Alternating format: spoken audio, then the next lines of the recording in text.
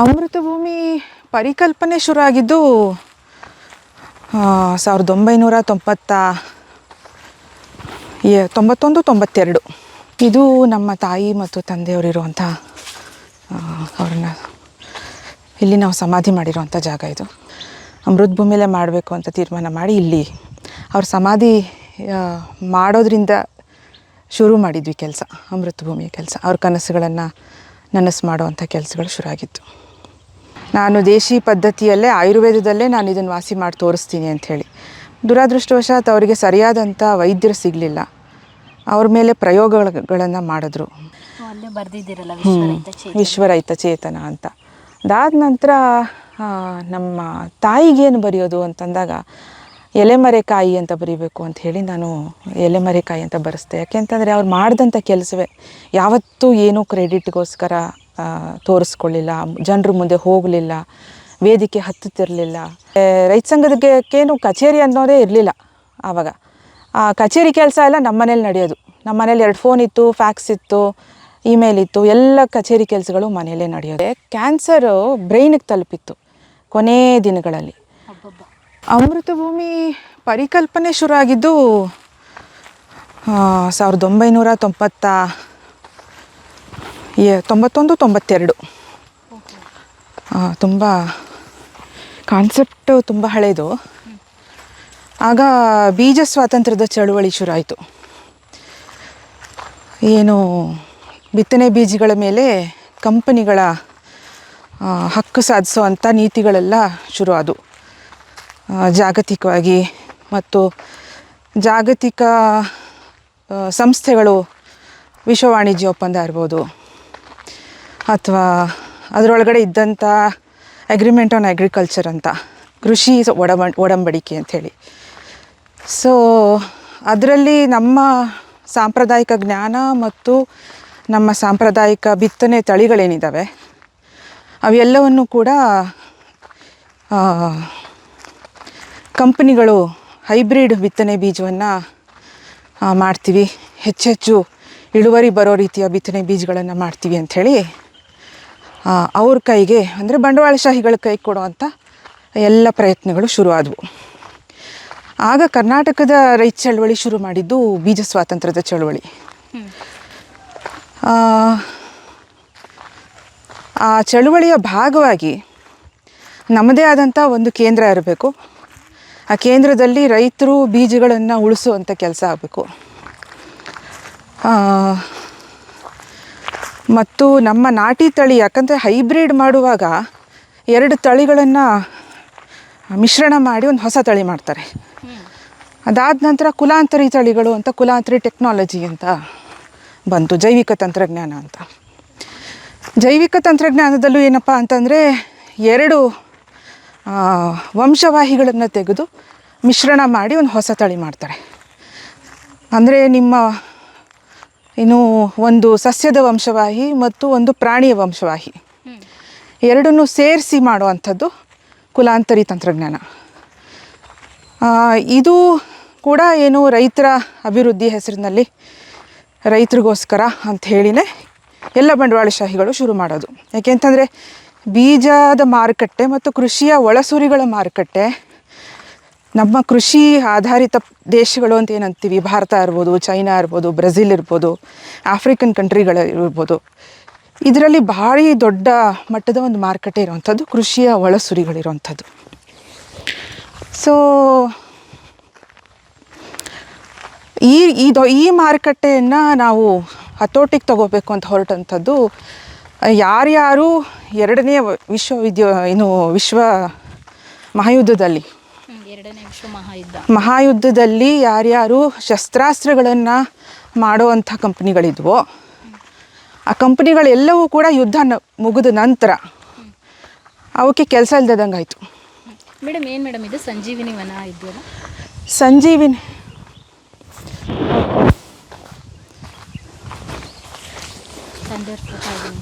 ಹಾಂ, ಇದು ನಮ್ಮ ತಾಯಿ ಮತ್ತು ತಂದೆಯವರಿರುವಂಥ ಅವ್ರನ್ನ ಇಲ್ಲಿ ನಾವು ಸಮಾಧಿ ಮಾಡಿರುವಂಥ ಜಾಗ. ಇದು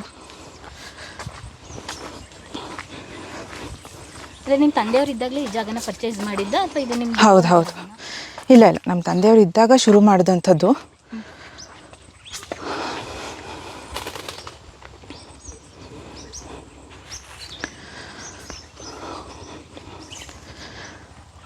ಅವರನ್ನು ಇಲ್ಲಿ ಏನೂ ಇರಲಿಲ್ಲ. ನಮ್ಮ ತಂದೆಯವರು ಭೂಮಿನ ಖರೀದಿ ಮಾಡಿದರು, ಬೇಲಿ ಹಾಕಿಸ್ತಾಯಿದ್ರು.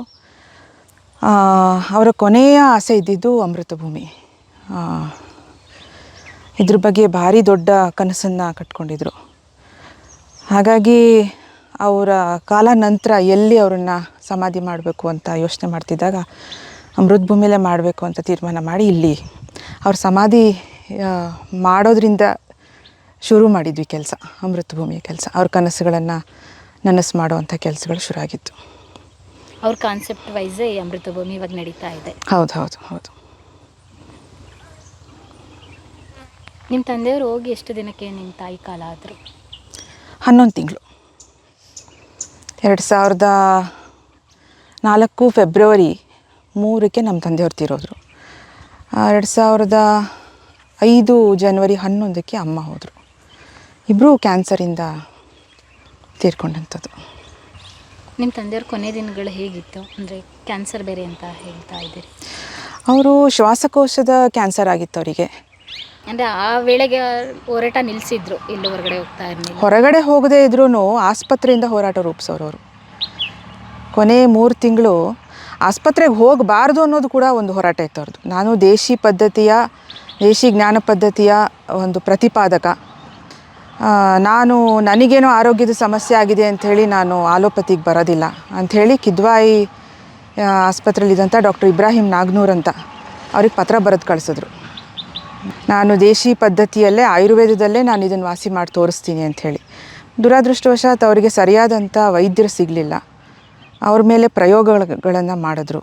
ಯಾವ ವೈದ್ಯ ಪ್ರಯೋಗಗಳನ್ನು ಮಾಡಿದ್ರು ಅವ್ರ ಮೇಲೆ, ಇವತ್ತು ಅವರೇ ಇಲ್ಲ. ಅವ್ರಿಗೆ ಕಾಯಿಲೆ ಬಂದು ಅವರೇ ಅವರು ಚಿಕಿತ್ಸೆ ತೊಗೊಳೋದಕ್ಕಾಗಲಿಲ್ಲ. ಆ ಟೈಮಲ್ಲೂ, ಸಾಯೋ ಟೈಮಲ್ಲೂ ಕೂಡ ಅವ್ರ ಮನಸ್ಸು ಚೇಂಜ್ ಆಗಿಲ್ಲ. ಬೇರೆ ಒಂದು ಔಷಧಿ ಪದ್ಧತಿ ತುಂಬ ಅತ್ಯಂತ ಬದ್ಧತೆ ಮತ್ತು ಪ್ರಾಮಾಣಿಕತೆ ಮತ್ತು ತಾನು ನಂಬಿದಂಥ ವಿಚಾರಗಳಲ್ಲಿ ವೈಯಕ್ತಿಕ ಮಟ್ಟದಲ್ಲೂ ರಾಜಿ ಆಗದೇ ಇದ್ದಂಥದ್ದನ್ನು ಯಾರನ್ನಾರು ನಾನು ನೋಡಿದರೆ ಅದು ನಮ್ಮ ತಂದೆ. ಯಾಕೆಂತಂದರೆ ಆ ಎಲ್ಲ ವಿಚಾರಗಳು, ಗುಣಗಳು ನಮ್ಗಳಿಗೆ ಬರಬೇಕು ಅನ್ನೋದಾದರೆ ಅವರು ಮನೆಯಲ್ಲೂ ಕೂಡ ಹಾಗೇ ಇದ್ದರು. ಈಗ ತುಂಬ ಜನ ಮನೆಯಲ್ಲೇ ಬೇರೆ ಥರ ಇರ್ತಾರೆ, ಹೊರಗಡೆನೇ ಬೇರೆ ಥರ ಇರ್ತಾರೆ. ಆದರೆ ಅವ್ರು ಹೊರಗಡೆ ಹೇಗಿರ್ತಿದ್ರೋ ಮನೆಯಲ್ಲೂ ಕೂಡ ಹಾಗೆ ಇರ್ತಿದ್ರು. ಅದೇ ಶಿಸ್ತು, ಅದೇ ಪ್ರಾಮಾಣಿಕತೆ, ಅದೇ ವಿಚಾರ. ಹಾಗಾಗಿ ಅವೆಲ್ಲವನ್ನು ಅವ್ರು ನಮಗೇನು ಬಾಯಿಂದ ಹೇಳ್ಕೊಡ್ಬೇಕಾಗಿರಲಿಲ್ಲ, ಮಾತನಾಡಿ ತಿಳಿಸ್ಕೊಡ್ಬೇಕಾಗಿರಲಿಲ್ಲ. ನಮಗೆ ಅವ್ರು ಬದುಕ್ತಿದ್ದ ರೀತಿ ನೋಡಿ ನಮಗೆ ಹೀಗೆ ಬದುಕಬೇಕು ಅಂತ ಅನ್ಸೋಕ್ಕೆ ಶುರು ಆಗಿತ್ತು. ಚಿಕ್ಕಂದ್ರಿಂದಲೇ ನಿಮ್ಮ ತಂದೆಯವ್ರ ಹೋರಾಟ ಎಲ್ಲ ನೋಡ್ಕೊಂಡು ಬಂದಿದ್ದೀರಾ, ನಿಮ್ಗೇನು ಹೇಳ್ಕೊಡೋ ಅವಶ್ಯಕತೆ ಇಲ್ಲ ಅಂತ ಹೇಳಿದರೆ. ನೀವು ಹೋರಾಟಕ್ಕೆ ಇಳಿದಿದ್ದೆ ಆವಾಗ ನಿಮ್ಮ ತಂದೆಯವ್ರ ಜೊತೆ? ನಾನು ನಮ್ಮ ತಂದೆಯವರು ಇದ್ದಾಗಲೇ ಅವ್ರ ಜೊತೆ ಕೆಲಸ ಮಾಡೋಕ್ಕೆ ಶುರು ಮಾಡಿದ್ದೆ. ನಾನು ಹೆಚ್ಚು ಕಮ್ಮಿ ಒಂದು 14-15 ಇರಬಹುದು. ಜಾಗತೀಕರಣದ ವಿರುದ್ಧದ ಹೋರಾಟಗಳೇನು ಶುರುವಾದವು 90ರಿಂದ ಈಚೆಗೆ. ರೈತ ಸಂಘ 2 ಭಾಳ ಪ್ರಮುಖವಾದಂಥ ಚಳುವಳಿನ ಮಾಡಿದಾಗ 90ರಿಂದ 95 ಒಳಗಡೆ. ಒಂದು ಕಾರ್ಗಿಲ್ ಅನ್ನುವಂಥ ಒಂದು ಅಮೆರಿಕನ್ ಕಂಪನಿ ಕೃಷಿಯಲ್ಲಿ ಕೃಷಿಯ ಬಿತ್ತನೆ ಬೀಜಗಳನ್ನು ಮಾರಾಟ ಮಾಡೋಕ್ಕೆ ಶುರು ಮಾಡಿತ್ತು ಇಲ್ಲಿ. ಅದರಲ್ಲೂ ಎಂಥ ಬಿತ್ತನೆ ಬೀಜಗಳು ಅಂತಂದರೆ ಮಳೆಯಾಶ್ರಿತ ವ್ಯವಸಾಯದಲ್ಲಿ ಬಳಸುವಂಥ ಸೂರ್ಯಕಾಂತಿ ಇರ್ಬೋದು, ಜೋಳ ಇರ್ಬೋದು, ಇಂಥವನ್ನೆಲ್ಲ ಆಲ್ರೆಡಿ ಹೈಬ್ರಿಡ್ ಮಾಡಿ ಮಾರಾಟ ಮಾಡೋಕ್ಕೆ ಶುರು ಮಾಡಿತ್ತು. ಮತ್ತು ಆಹಾರದ ಕ್ಷೇತ್ರದಲ್ಲಿ ಕೆಂಟಕಿ ಫ್ರೈಡ್ ಚಿಕನ್ ಮೊದಲನೇ ಮಳಿಗೆ, ಇಡೀ ದೇಶದಲ್ಲಿ ತನ್ನ ಮೊದಲನೇ ಮಳಿಗೆಯನ್ನು ಬೆಂಗಳೂರಿನಲ್ಲಿ ತೆಗೆದಿತ್ತು, ಬ್ರಿಗೇಡ್ ರೋಡ್ನಲ್ಲಿ. ಇದೆಯಲ್ಲ ಕೆಂಟಕಿ ಫ್ರೈಡ್ ಚಿಕನ್ ಎಲ್ಲ ಕಡೆ ಇದೆಯಲ್ಲ, ಅದೇ ಕೆಂಟಕಿ ಫ್ರೈಡ್ ಚಿಕನ್ ತನ್ನ ಮೊದಲನೇ ಮಳಿಗೆಯನ್ನು ಬ್ರಿಗೇಡ್ ರೋಡ್ನಲ್ಲಿ ತೆಗೆದಿತ್ತು. ಆಗ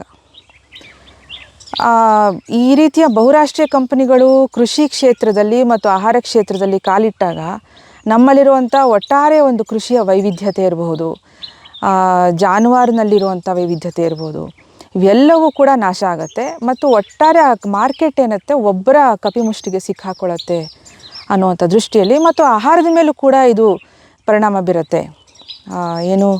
ಈಗ ಮ್ಯಾಕ್ಡೊನಾಲ್ಡ್ ಮತ್ತು ಕೆಂಟಕಿ ಫ್ರೈಡ್ ಚಿಕನ್ ಅಥವಾ ಬರ್ಗರ್ ಕಿಂಗ್ ಅನ್ನೋ ಏನು ಹೋಟೆಲ್ಗಳಲ್ಲಿ ಬಳಸೋ ಅಂಥ ಆ ಮಾಂಸ ಏನಿದೆ ಅದು ಯಾವತ್ತೋ ಅದು ಕುಯ್ದಂಥ ಮಾಂಸ, ಎಲ್ಲಿಂದನೋ ಬರುತ್ತೆ.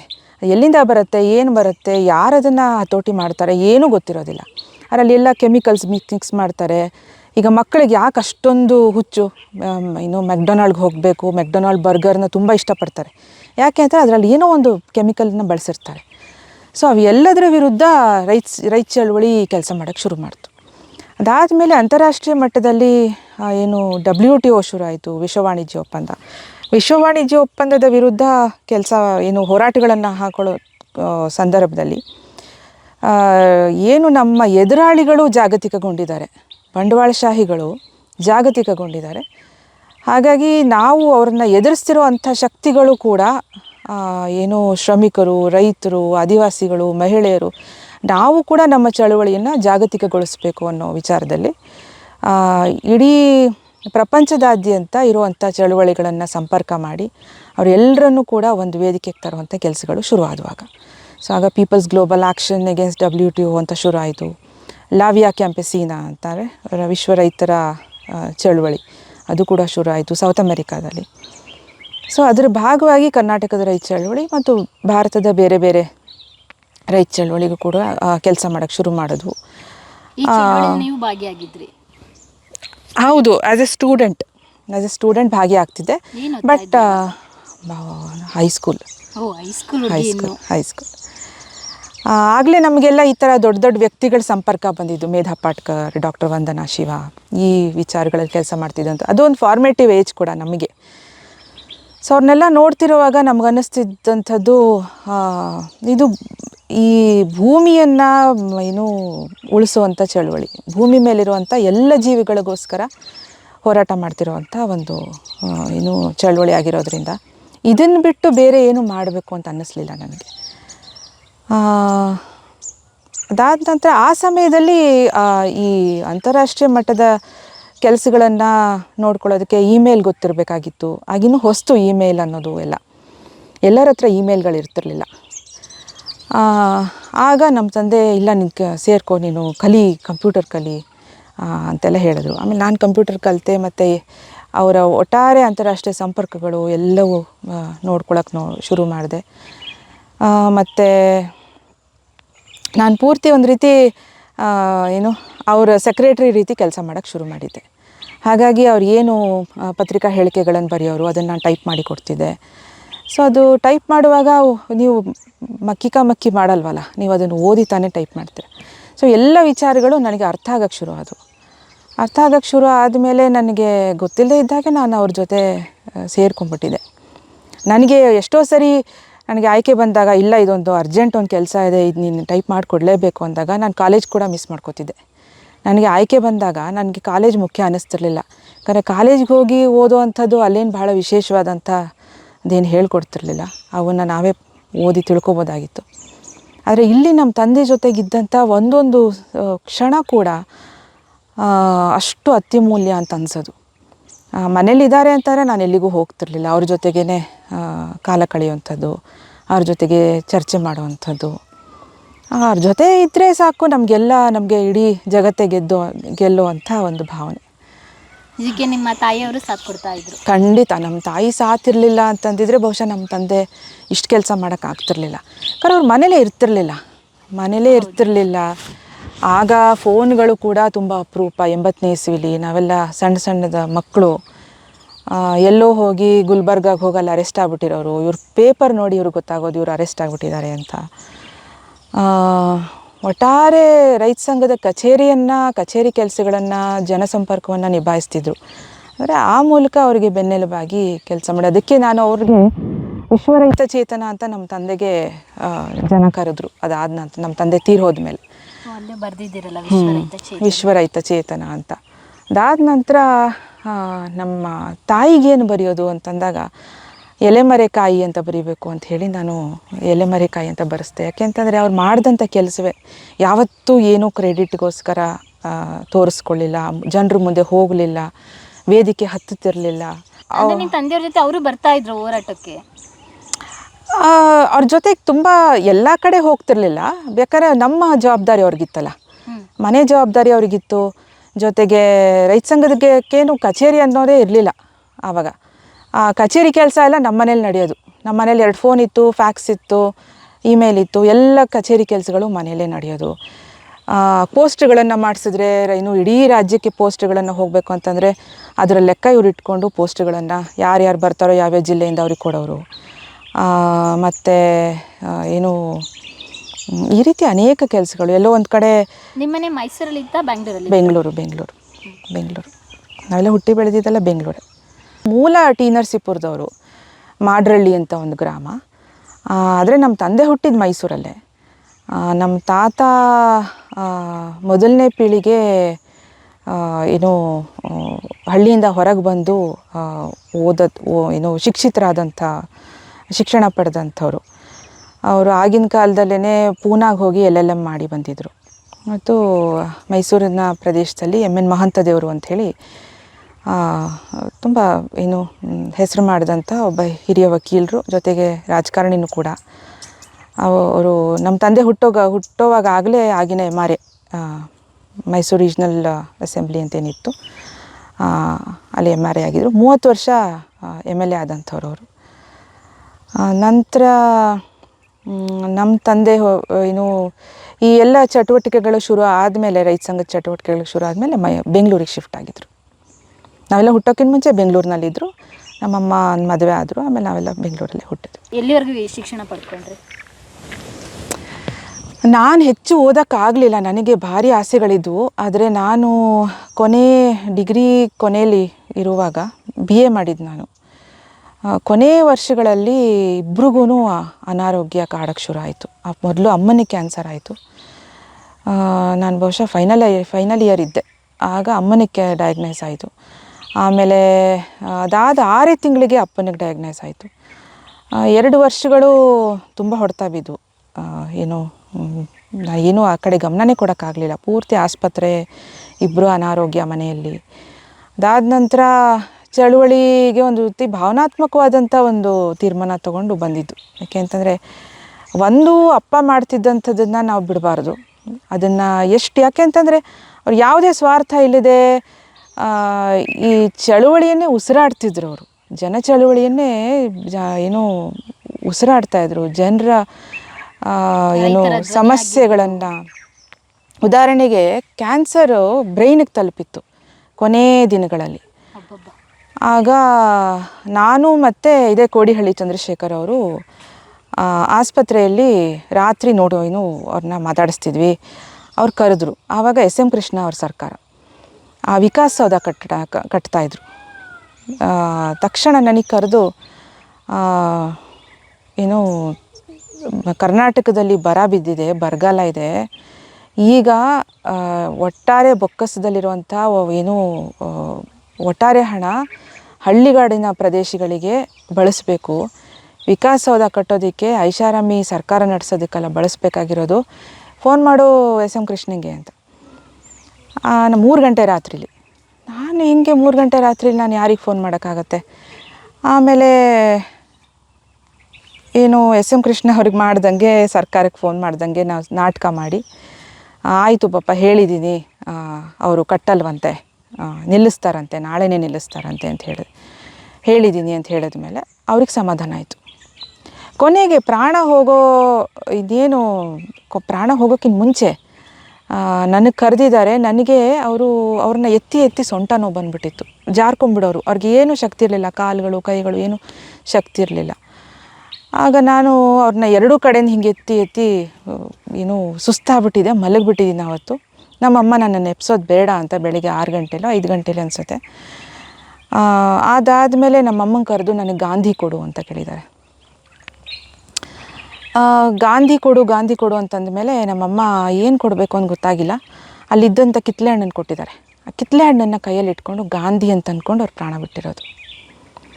ಆ ಮಟ್ಟದ ಬದ್ಧತೆಯನ್ನು ನಾವು ಕಣ್ಣಾರೆ ನೋಡಿ ಅವ್ರ ಜೊತೆ ಅವ್ರ ಮಕ್ಕಳಾಗಿ ಬೆಳೆದಾಗ ನಮಗೆ ಅವರಲ್ಲಿದ್ದಂತಹ ಕೆಲಸಗಳನ್ನು ಏನೇನು ಅಂದ್ಕೊಂಡಿದ್ರು ಅದನ್ನು ಎಷ್ಟಾಗುತ್ತೋ ಅಷ್ಟು ದಡ ಮುಟ್ಟಿಸ್ಬೇಕು ಅಂತ ಅನಿಸಿದ್ದು. ಅದಾದಮೇಲೆ ನಾನು ಪೂರ್ತಿ ಚಳವಳಿಗೆ ಅರ್ಪಿಸ್ಕೊಂಡಿದ್ದು. ಮಧ್ಯದಲ್ಲಿ ಮದುವೆ ಆಯಿತು, ನನಗೆ ಮಗು ಆಯಿತು. ಅದು ಎಲ್ಲದರ ನಡುವೆ ನನ್ನ ಏನು ಮೊದಲನೇ ಆದ್ಯತೆ ಸಂಘಟನೆ ಮತ್ತು ಚಳವಳಿ. ಅದಾದಮೇಲೆ ನಾನು ಅಂದ್ಕೊಂಡಂತಹ ಏನು ಸಂಘಟಕರು ನನಗೆ ಸಿಗಲಿಲ್ಲ. ಯಾಕೆಂದರೆ ನಾನು ನಮ್ಮ ಅಪ್ಪನ ನೋಡಿ ಬೆಳೆದಿದ್ದು. ರೈತ ಸಂಘಟನೆಯಲ್ಲಿರೋರೆಲ್ಲರೂ ನಮ್ಮ ತಂದೆ ಥರನೇ ಇರ್ತಾರೆ ಅಂತ ಅಂದ್ಕೊಂಡಿದ್ದೆ. ಬಟ್ ಇಲ್ಲಿ ಬಂದ ಮೇಲೆ ವಿಧ ರೀತಿಯ ಜನರು ಸಿಕ್ಕರು. ನನಗೂ ಜಗತ್ತು ಹೆಂಗಿರುತ್ತೆ ಅನ್ನೋದು ಗೊತ್ತಿರಲಿಲ್ಲ. ಅವೆಲ್ಲವೂ ಅನುಭವಕ್ಕೆ ಸಿಕ್ತು. ಒಂದು ಕಲಿಕೆ ಅಂತ ಅನ್ಕೋತೀನಿ. ಪಾಸಿಟಿವ್ ಕೂಡ ಇದೆ, ನೆಗೆಟಿವ್ ಕೂಡ ಇದೆ. ಆದರೆ ಒಂದು ಕಲಿಕೆ, ಜನರನ್ನ ಎಷ್ಟು ನಂಬಬೇಕು, ಎಷ್ಟು ನಂಬಬಾರ್ದು, ಯಾರು ನಿಮ್ಮ ಜೊತೆನೇ ಇದ್ಕೊಂಡು ನಿಮಗೆ ಬೆನ್ನಿಗೆ ಚೂರಿ ಹಾಕೋ ಕೆಲಸ ಮಾಡ್ತಾರೆ, ಇವೆಲ್ಲವೂ ಕೂಡ ಕಲಿಕೆ. ಆದಿಗಳನ್ನು ಸಾವಿರಾರು ಎಕರೆ ಹಿಂಗೆ ಮಾಡ್ಕೋತಾ ಹೋದರೆ ನಾವು ಭೂಮಿ ಇನ್ನು ಉಳಕ್ಕೆ ಭೂಮಿ ಇರಲ್ಲ, ಆಹಾರಕ್ಕೆ ನಾವು ಏನು ಬೆಳೆಯೋಕ್ಕೆ ಭೂಮಿ ಇರಲ್ಲ ಅಂಥೇಳಿ ಅವ್ರು ಸಮಾಧಿ ಸಂಸ್ಕೃತಿಯನ್ನು ವಿರೋಧಿಸೋರು. ಹಾಗಾಗಿ ಅವ್ರು ಹೋದ್ಮೇಲೆ ನಾವು ಏನು ಮಾಡಬೇಕು, ಈಗ ಅವರಿರುವಂಥ ಜಾಗವನ್ನು ಗುರ್ತು ಮಾಡಬೇಕಲ್ಲ. ಯಾಕಂತಂದರೆ ಅನೇಕರು ಅವ್ರ ಜೊತೆಗೆ ಒಂದು ಆದಂಥ ಸಂಬಂಧನ ಬೆಳೆಸ್ಕೊಂಡಿದ್ದಂಥವ್ರು. ತುಂಬ ವರ್ಷಗಳ ಕಾಲ ನಮ್ಗೆ ಏನು ಮಾಡಬೇಕು ಅಂತ ಗೊತ್ತಾಗದೆ ಸುಮ್ಮನಿದ್ವಿ. ಅದಾದಮೇಲೆ ನಾವು ಅದನ್ನು ತುಂಬ ಸರಳವಾಗಿ ಅವರಿರೋದನ್ನು ಮಾತ್ರ ಗುರ್ತು ಮಾಡಿ ಇಲ್ಲಿಗೆ ಬಂದರೆ ಒಂದು ಪ್ರಶಾಂತತೆ ಸಿಗಬೇಕು. ಮತ್ತು ಸಮಾಧಿಗೆ ಹೋದ ತಕ್ಷಣ ದುಃಖ ಆಗುವಂಥ ಜಾಗ ಆಗಬಾರ್ದು, ಸ್ಫೂರ್ತಿ ಸಿಗುವಂಥ ಒಂದು ಜಾಗ ಆಗಬೇಕು. ಮತ್ತು ಸುತ್ತ ಮಕ್ಕಳಿಗೆ ಒಂದು ಶೈಕ್ಷಣಿಕವಾಗಿ ಏನು ಜ್ಞಾನವನ್ನು ಸಿಗಬೇಕು, ಇಲ್ಲಿ ಬಂದರೆ ಏನಾದ್ರು ಕಲಿತು ಹೋಗಬೇಕು ಅಂಥೇಳಿ ಸುತ್ತ ಇಲ್ಲೊಂದು ಔಷಧಿ ಸಸ್ಯಗಳ ಒಂದು ಏನು ಗಾರ್ಡನ್ನ ಮಾಡಿದ್ದೀವಿ. ಅದಕ್ಕೇ ಸಂಜೀವಿನಿ ವನ ಅಂತ ಇತ್ತು. ಅದಕ್ಕೆ ಅದ್ರ ಹೆಸರು ಸಂಜೀವಿನಿ ವನ ಅಂತ. ಬನ್ನಿ, ಏನೇನು ಗಿಡ ಹಾಕಿದ್ದೀರಾ ತೋರಿಸಿ. ಬಾ ಲಕ್ಷ್ಮಿ.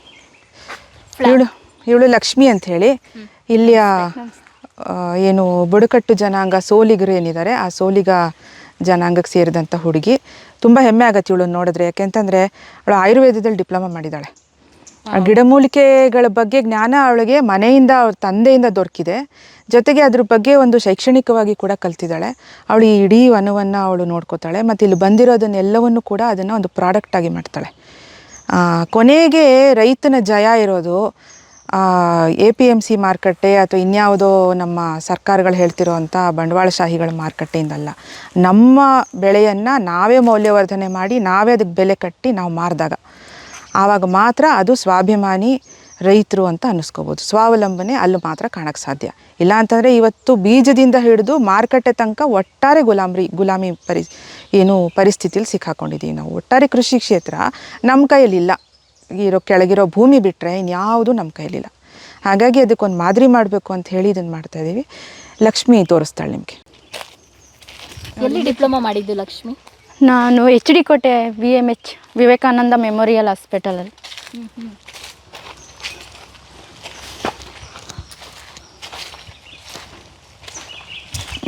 ನಿಮ್ಮ ಮನೆಯಲ್ಲಿ ಎಷ್ಟು ಜನ ಮಕ್ಕಳು? ನಾವು 5 ಜನ ಹೆಣ್ಮಕ್ಳು. ಅದರಲ್ಲಿ ನಾನು ಮೊದಲನೇ ಅವಳು. ಎಲ್ಲರೂ ಓದಿದ್ದಾರಾ? ಇಲ್ಲ, ನಾನು ಮಾತ್ರ ಓದಿದ್ದೀನಿ. ನನ್ನ ತಂಗಿ ಇವಾಗ ಓದ್ತಾ ಇದ್ದಾರೆ, ಎಲ್ಲ ಚಿಕ್ಕವರು. ಸರಿ, ಇದು ಮಂಗ್ರವಳ್ಳಿ ಅಂತ. ಇದು ಮುರಿದೋಗಿರುತ್ತಲ್ಲ, ಅದಕ್ಕೆ ಯೂಸ್ ಮಾಡ್ಕೋತೀವಿ. ಕಾಲು ಕೈ ಮುರಿದೋಗಿರುತ್ತಲ್ಲ, ಇಲ್ಲಿ ಜಾಯಿಂಟ್ ಮಾಡೋಕ್ಕೆ ಇದನ್ನು ಯೂಸ್ ಮಾಡ್ಕೋತೀವಿ. ಇದ್ರ ನಳ್ಳೆ ಅಂತಾರೆ, ನಮ್ಮ ಕಡೆ ನಳ್ಳೆ ಅಂತಾರೆ. ಸಂಸ್ಕೃತದಲ್ಲಿ ಮಂಗ್ರವಳ್ಳಿ ಅಂತ ಕರಿತೀವಿ ಇದನ್ನು. Okay okay. ಮತ್ತು ಉದ್ದಿನ ಹಪ್ಪಳ ಅದಕ್ಕೆಲ್ಲ ಯೂಸ್ ಮಾಡ್ತೀವಿ ನಾವು ಇದನ್ನು. ಹಪ್ಪಳ ಮಾಡೋದಕ್ಕೂ? ಹಾಂ, ಉದ್ದಿನದ್ದು. ಇದರ ನೀರನ್ನು ಬೇಯಿಸ್ಕೊಂಡ್ಬಿಡೋದು, ಬೆಚ್ಚಿಬಿಟ್ಟು ಆ ನೀರಲ್ಲಿ ಹಪ್ಪಳದ ಹಿಟ್ಟನ್ನು ಕಲಿಸೋದು. ಆವಾಗ ನಿಮಗೆ ಆರ್ಥ್ರೈಟಿಸು ಇಂಥವ್ರಿಗೆಲ್ಲ ಅದೊಂದು ಮೆಡಿಸಿನಲ್ ಪ್ರಾಪರ್ಟಿ ಇರುತ್ತೆ. ಅದು ಮೈಸೂರು ಭಾಗದಲ್ಲಿ ತುಂಬ ಬಳಸ್ತಾರೆ. ಇದು ಶತಾವರಿ.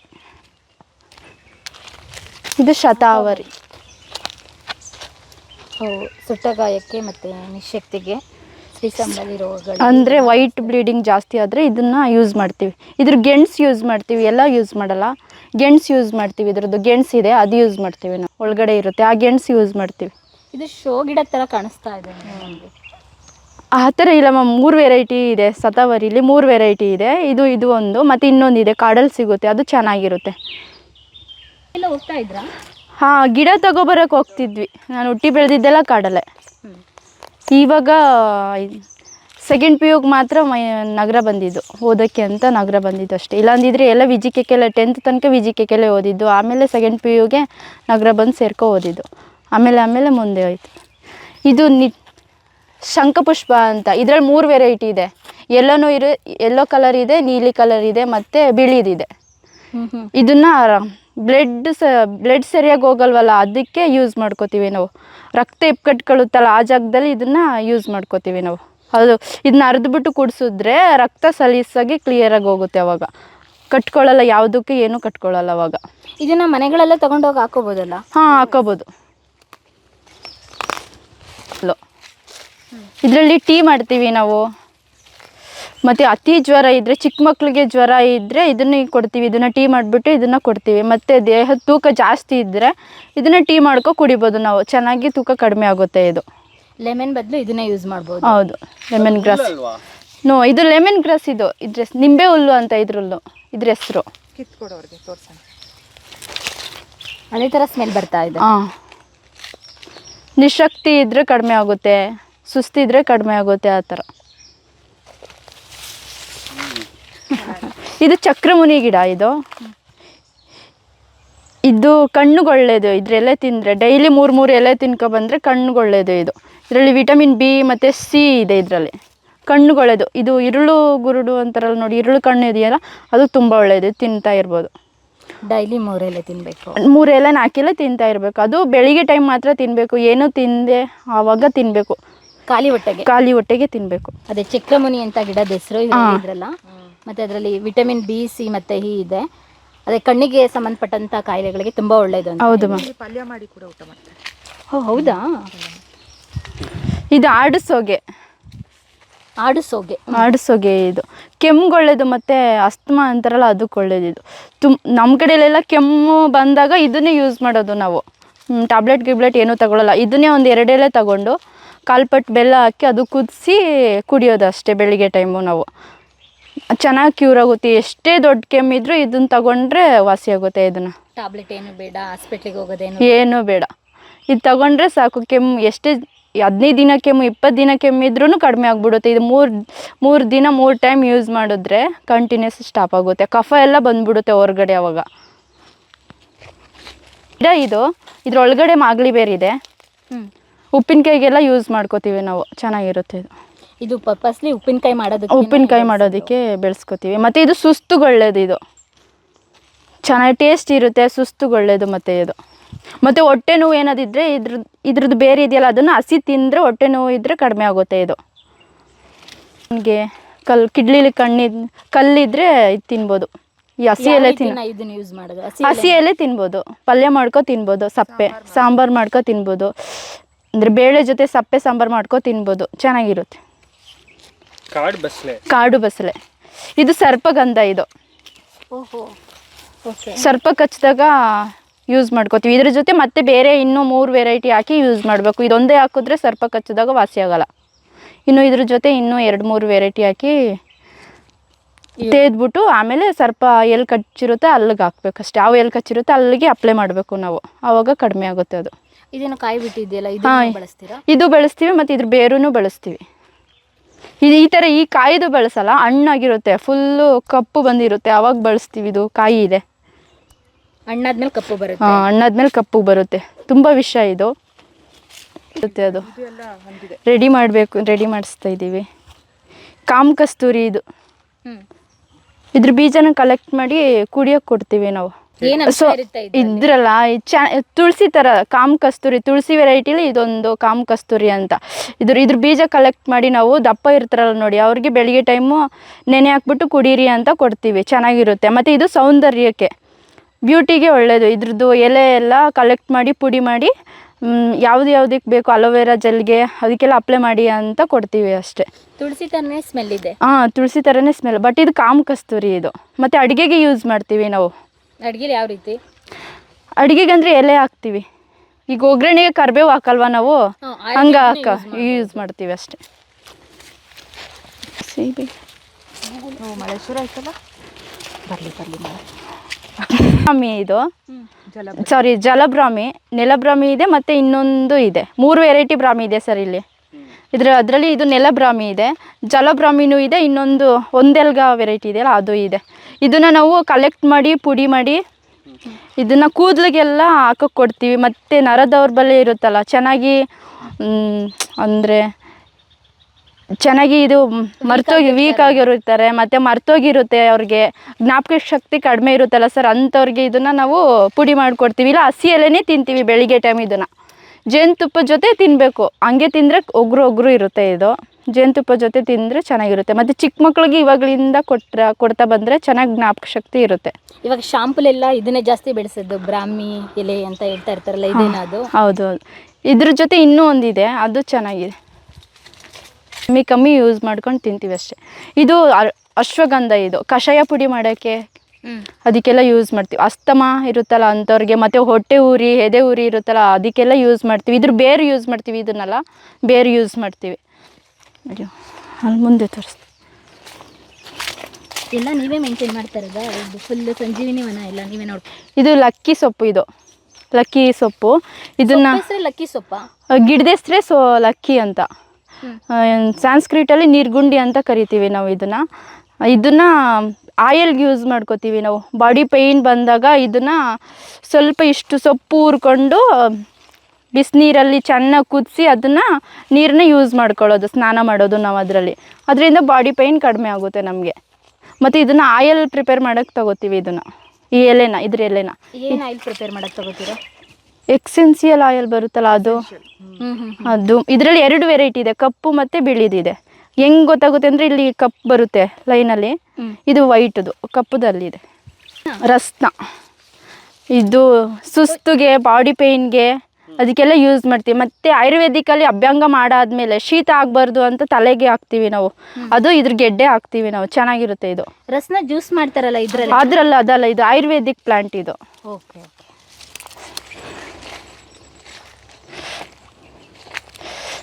ಇದು ಗೊತ್ತಿರುತ್ತೆ, ಮದರಂಗಿ, ಮೆಹಂದಿ ಸೊಪ್ಪು. ಇದು ಕೂದಲಿಗೆ ತಂಪಾಗಲಿ ಅಂತ ತೆಗೆದು ಪುಡಿ ಮಾಡಿ ಸೇಲ್ ಮಾಡ್ತೀವಿ ನಾವು. ಓ, ನೀವೇನೇ ಪೌಡ್ರು ತಯಾರು ಮಾಡ್ತೀರಾ? ಹಾಂ, ನಾವೇ ತಯಾರು ಮಾಡ್ತೀವಿ.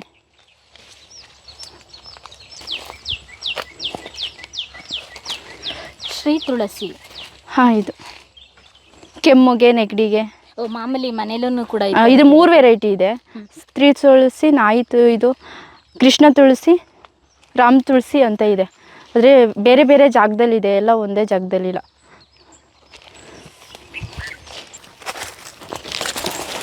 ಇದು ಒಂದೆಲ್ಗ, ಇಲ್ಲಿ ನೋಡಿ, ಇದು ಒಂದೆಲ್ಗ.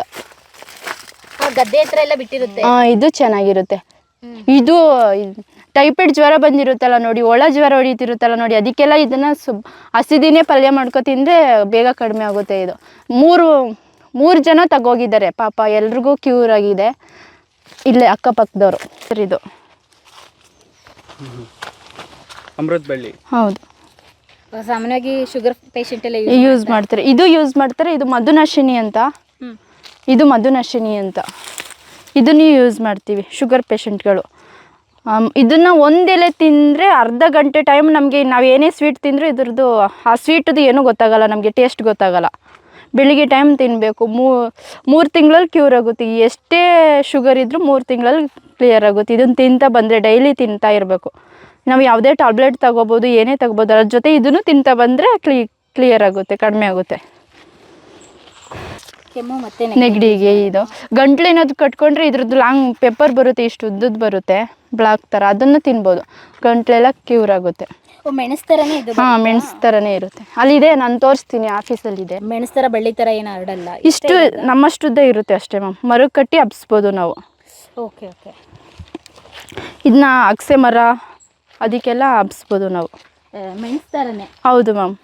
ಬಟ್ ಮೆಣಸು ಥರ ಮೇಲ್ಗಡೆ ಹಬ್ಬಲ್ಲ, ಅದು ಜಾಸ್ತಿ ಮೆಣಸು ಮೇಲ್ಗಡೆ ಹೋಗ್ಬಿಡುತ್ತೆ. ಬಟ್ ಇದು ಕೆಳಗಡೆನೆ ಇಷ್ಟೇ ಇರುತ್ತೆ. ಅದು ಇಷ್ಟೇ ಲಾಸ್ಟ್ ಇಷ್ಟಿರುತ್ತೆ. ಅದನ್ನು ಕಟ್ ಮಾಡಿ ನಾವು ಗಿಡ ಮಾಡ್ಕೋಬೋದು, ಇಲ್ಲ ಮುಂದೆ ಬೆಳೆಸ್ತೀವಿ ಅಂದರೆ ಬೆಳೆಸ್ಬೋದು. ದೊಡ್ಡ ಪತ್ರೆ ಮ್ಯಾಮ್ ಇದು. ಇದರಲ್ಲಿ ಇದು ಅಲರ್ಜಿ ಏನಾದರೂ ಆದರೆ ಅವೆಲ್ಲ ಕೈಗೆಲ್ಲ ಉಜ್ಕೋತೀವಿ. ಇದ್ರ ರಸ ಉಜ್ಕೊಂಡು ಸ್ನಾನ ಮಾಡ್ತೀವಿ, ಆವಾಗ ಅಲರ್ಜಿ ಕಡಿಮೆ ಆಗುತ್ತೆ. ಮತ್ತು ಚಿಕ್ಕ ಗುಳ್ಳೆ ಬರುತ್ತೆ, ಬೆವರ್ಸೊಲೆ ಅಂತ, ಅದಕ್ಕೂ ಯೂಸ್ ಮಾಡ್ತೀವಿ ಇದನ್ನು ನಾವು. ಮತ್ತು ಇದರಲ್ಲಿ ಬಜ್ಜಿ ಮಾಡ್ತೀವಿ ನಾವು, ತಂಬುಳಿ ಮಾಡ್ತೀವಿ, ಮತ್ತು ಇದರಲ್ಲಿ ಸೋಪ್ ತಯಾರು ಮಾಡ್ತೀವಿ ನಾವು. ಇಲ್ಲೇ ಸೋಪ್ ಏನಾದರೂ ಮಾಡ್ತೀರಾ? ಹಾಂ, ಇಲ್ಲೇ ಸೋಪ್ ಮಾಡಿ ತಯಾರು ಮಾಡಿ ಕಳಿಸ್ತೀವಿ ಬೇರೆಯವ್ರಿಗೆ. ಸೊರಿಯಾಸಿಸ್ ಪೇಷಂಟ್ಗೆ ಇದು ನೆಲಬೇವು ಗಿಡ.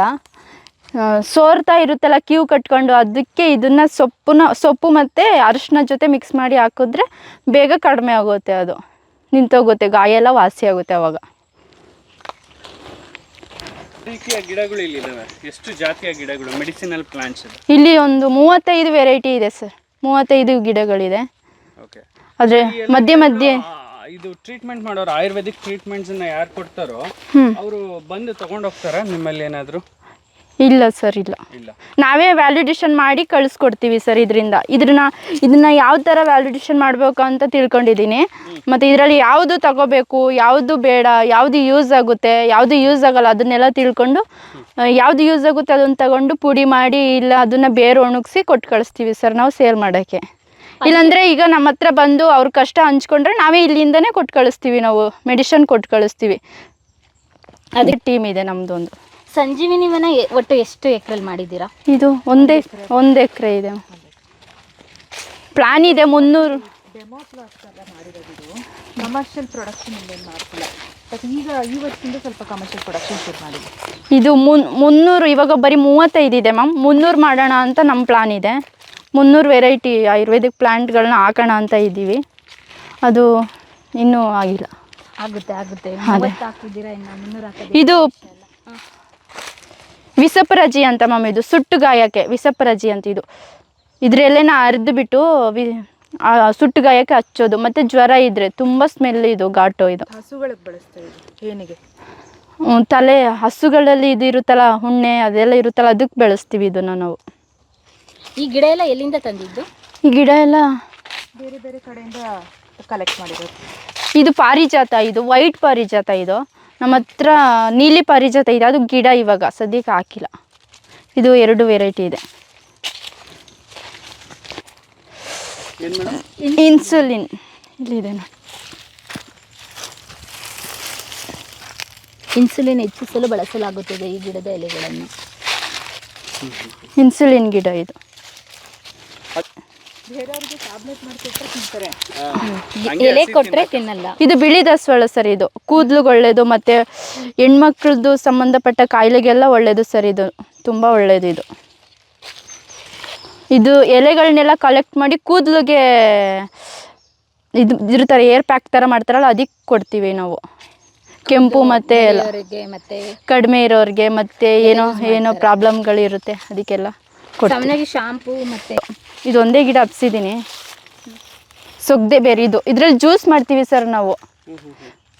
ತುಂಬ ಚೆನ್ನಾಗಿರುತ್ತೆ. ಇದು ಜ್ಯೂಸ್ ಮಾಡ್ತೀವಿ, ಮತ್ತು ಇದರಿಂದ ಹೊಟ್ಟೆ ನೋವು ಕಡಿಮೆ ಆಗುತ್ತೆ, ಮತ್ತು ಸುಸ್ತು ಕಡಿಮೆ ಆಗುತ್ತೆ. ಇವು ಬೇರು ತಿಂತೀವಿ ಸರ್, ಹಸಿದೆ. ಮಾಗಲಿ ಬೇರು ವೆರೈಟಿ ಥರ ಸರ ಇದು ನಂದಿ ಬಟ್ಲು. ಇದು ನಂದಿ ಬಟ್ಲು ಗಿಡ. ಇದ್ರ ಹೂನ ನಾವು ಕಣ್ಣಿಗೆ ಕಾಜಲ್ ಮಾಡ್ಕೊಳ್ಳೋಕ್ಕೆ ಯೂಸ್ ಮಾಡ್ತೀವಿ ನಾವು. ನಂಜಿ ಬಟ್ಲು ಅಂತಲೂ ಕೂಡ ಹೇಳ್ತಾರೆ. ಹೌದು. ತುಳಸಿ ಅಷ್ಟೊಂದು ಹಾಕ್ಬಿಟ್ಟಿದ್ದಾರೆ. ಅದು ಉಗ್ದು ಅದು ಇಲ್ಲ ಮ್ಯಾಮ್.